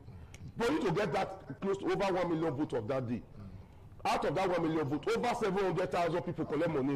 Okay. The rest of they collect now all those baba when they put glasses here, when you know they feel convinced. Okay. I get it that when they come with tea and wife, hold newspaper. If election come, then you cannot convince them. Okay. The rest of you see when they come, anywhere if they vote, if now 100 people want to vote there, 70 they come ask you say how much you want give me. Now 15, 10 or 5, now they vote their conscience. Thank you so much. Man, leave on with you. What you would like to advise our people at 2027 they come? The way they take come out for sure. Where people come out like that. Okay. You see, when plenty people go come out, whether they collect money, they not collect money, not the same will of the people. Because as soon as many for us, now they give each other heart. Now you going to go and say now they tell each other the truth because now be voters. That, sometimes for that voting lines and then they shape some people. You know understand because okay, plenty people believe this way I believe say with some people. And make we do one. See and because for instance 2023 will be election. It proves say money still get in place, but money not be everything. Comrade Christopher Ojekere, thank you. Thank you. God bless you. Our brother Osan Okoro Obaraye, I greet you so much when we say you come. And I greet you people that when we say you call into the program, you call twice. God bless you. Thank you so much. We thank Brett when we say you call and make a call all the way from Port Harcourt, and even Solomon when we say you call. My name is now Thomas Sado. Until next time when we say we go see, I'll leave you with this one. They don't give deaf man name, may they call and make your answer. They only they call and that name. So as you, when we say you know deaf, you cannot say in there. And good evening.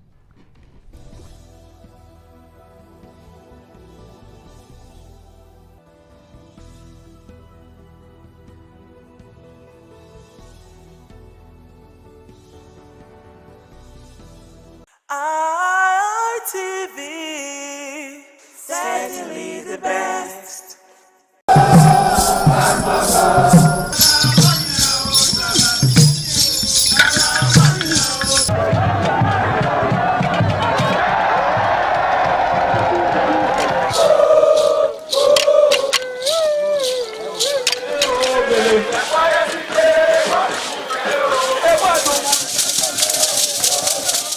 Omonoba Nedu Ukwakwalopolo, Ewai II, Oba of Benin, stepped out majestically with large crowd to perform the Soton rites of his late mother, Queen Mother Ioba Omoni Ikoyeme, Ioba Ewai II, who departed this world 49 years ago.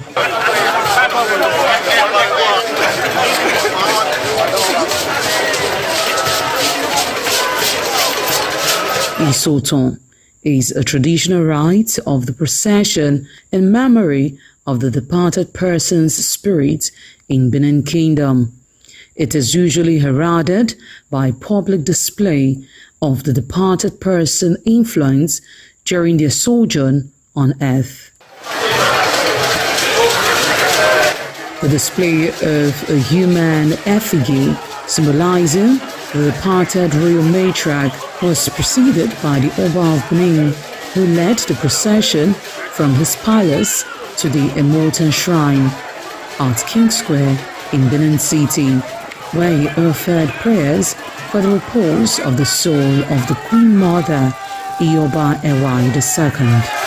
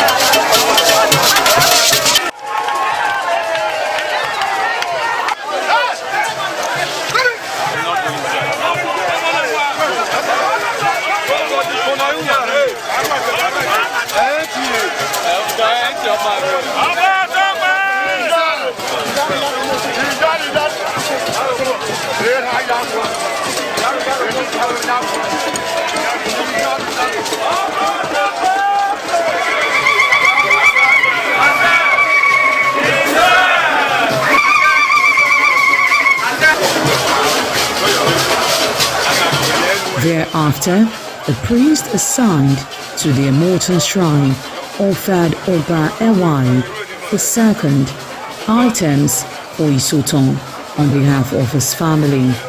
However, chalk, known as Uri, represented a mixture from royal fans after ancestral spirits were invoked to bear witness and announce his arrival. On his way home, Oba Ewai paid tributes at various pilgrimage sites, including Queen Idia Tomb, beside Oba Markets, where a cheerful crowd of traders abandoned their wares to catch a glimpse of the royal personage and join in the celebration.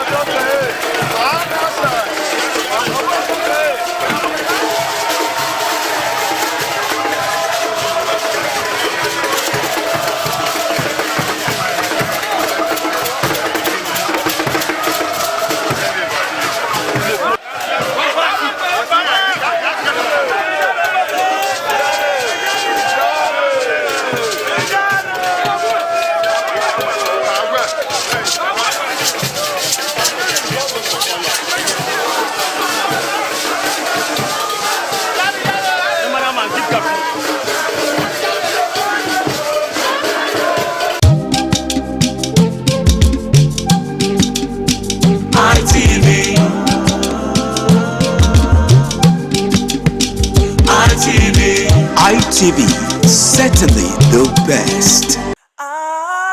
ITV, certainly the best. Once again, welcome to this fitness show on ITV this morning. I'm Gato Destiny, aka Man of Steel. Already, I've introduced us to the use of cardiorespiratory exercises and aerobics. This morning, once again, we want to take another variation of the aerobics. Thank you as you watch.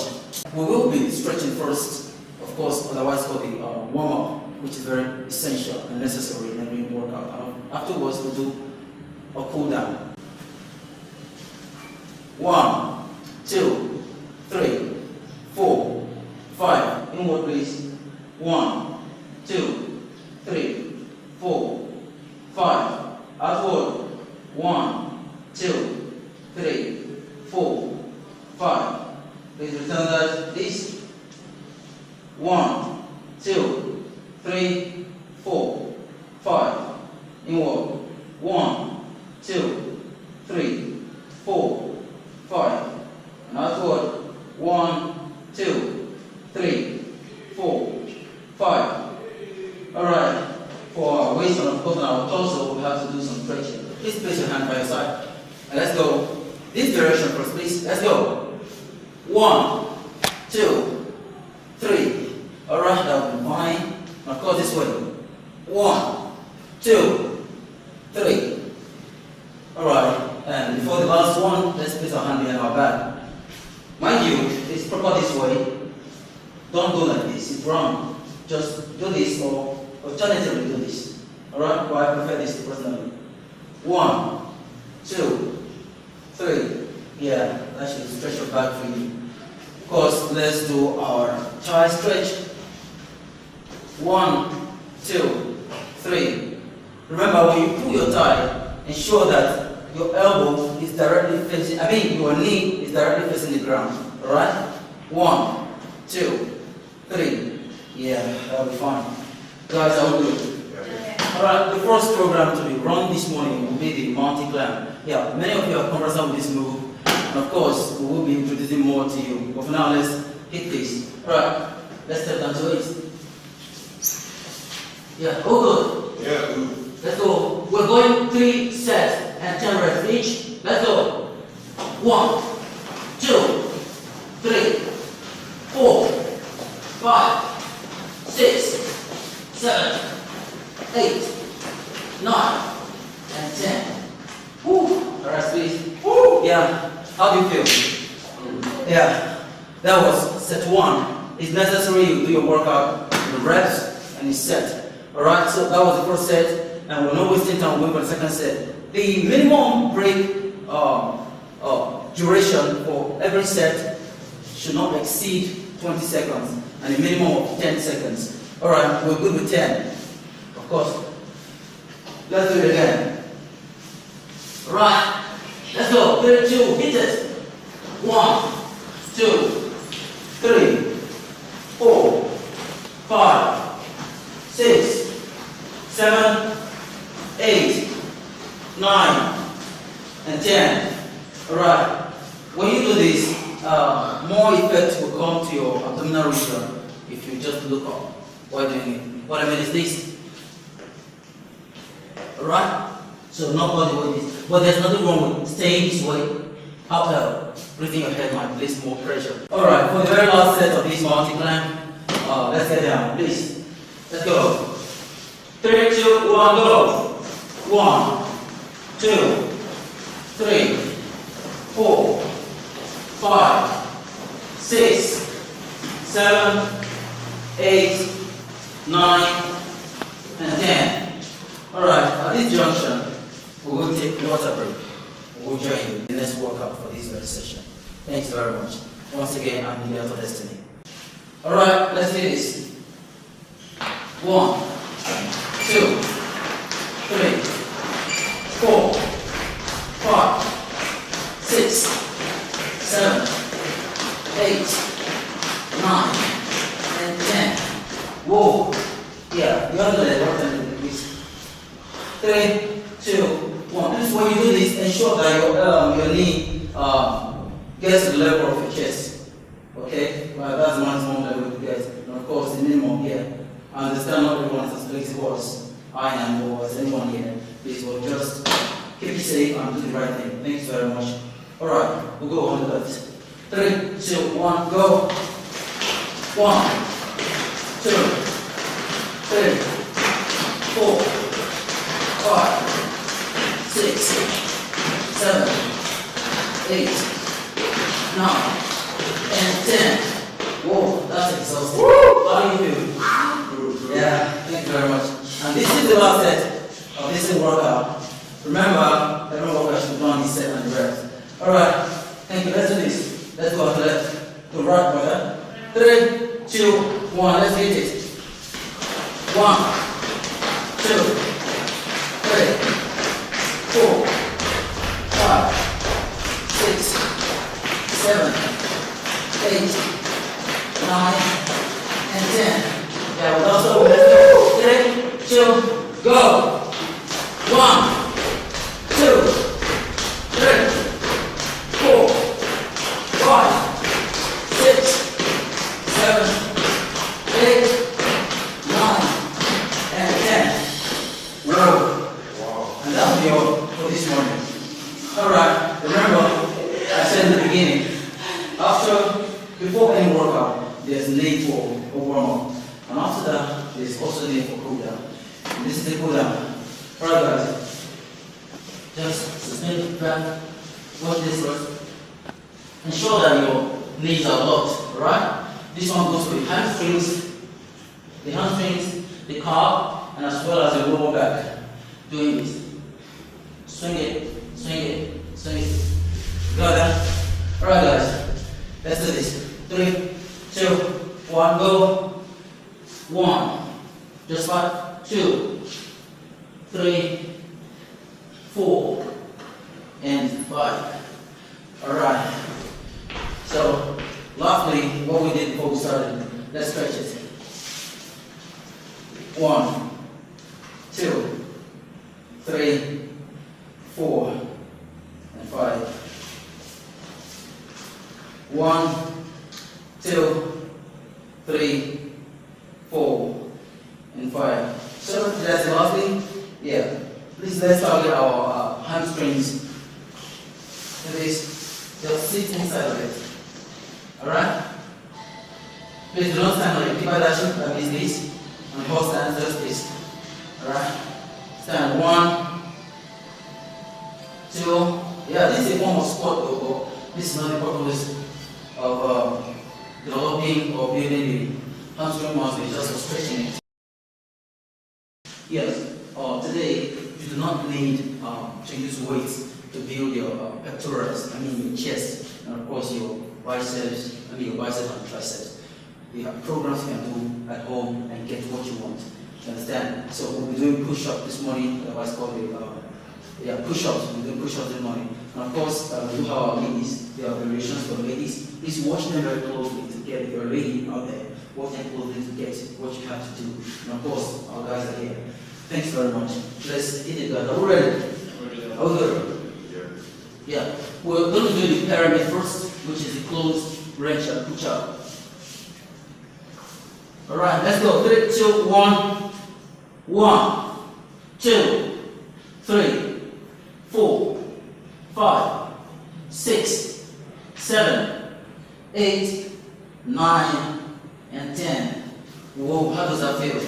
Yeah, that's the first set for this morning. And we'll be doing 3 sets of them. Meanwhile, the first one was close your hand in the pyramid shape. And that one goes for the tricep. For ladies that have sagging hand, you can do that actually, and it will help you. And of course, this time around we're doing mid-open, and finally we'll do wide range of it. So we're going there now. The mid-open. Let's go. 3, 2, go. 1, 2, 3, 4, 5, 6, 7, 8, 9, and 10. Alright, that's okay, being open. And someone wants to ask, why exactly are the ladies cross their legs? I mean, why they cross legs for ladies? Now you understand that you guys have more defined muscles, and of course to bring more weight on the upper body, we go on the what's called the toes, picking all the weight in the body to the upper body. But for ladies, they do not need much weight, just that. So we break it down at the knee level by crossing the legs. So the weight used starts from this very region. You understand? Alright, thank you for watching. Alright, for the last very set of these exercises, the wide range or the push-up, particularly intended to build the side of the chest. Do you understand? Alright, let's hit it. Okay, this is wide enough. At least double your shoulder width.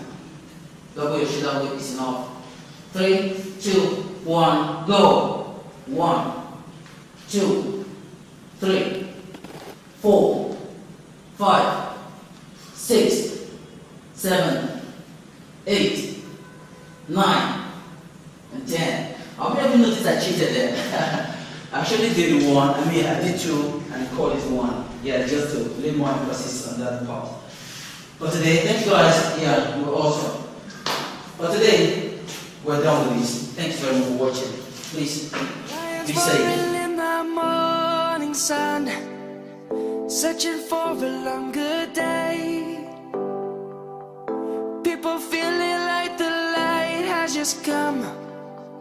We must never stop the way. Birds jumping and I hear my name, grasping into life. Life is happy but it's so insane. We must merely make a start.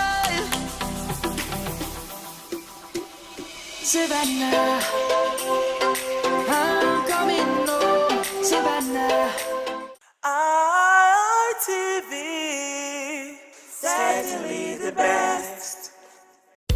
The threat of global warming is real. You have seen the destruction of lives and property as a result of incessant flooding. Make the environment a conducive place for all to live in. Stop polluting the environment. Protect the environment today. This message is brought to you courtesy Independent Television and Radio.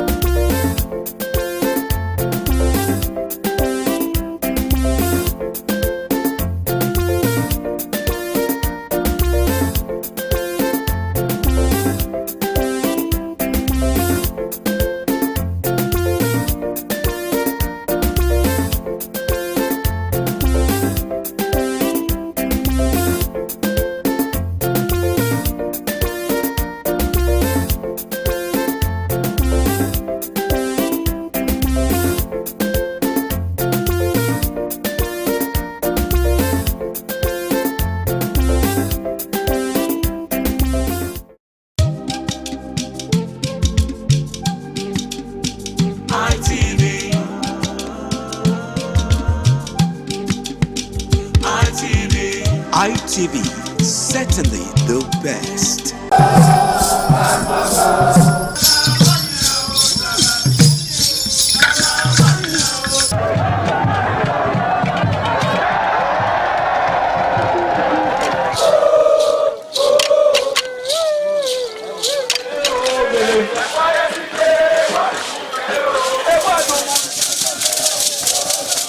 This is Aqua Game, a popular game in Africa played by our ancestors to entertain themselves after each day of farming.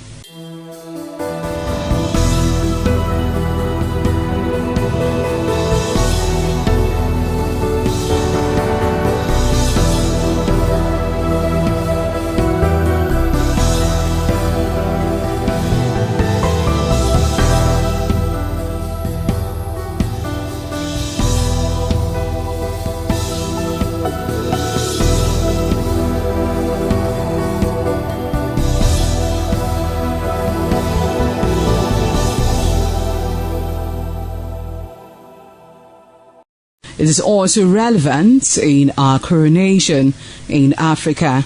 It is a sport and indeed very interesting, as every seed had a role in the game.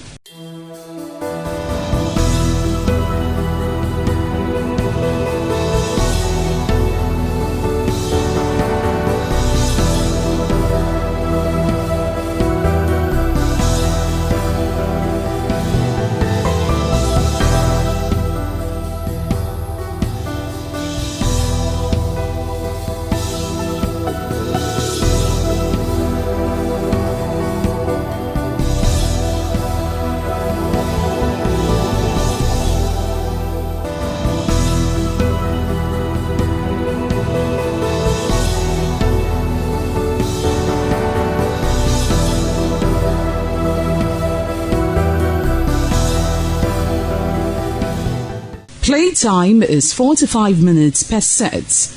There is no age limit as long as you can spin Aqua seed. Ayo or Aqua Game, known as the game of intellectual. This game requires a lot of mathematical skills. Aqua Game is played with carved wooden box containing 12 holes.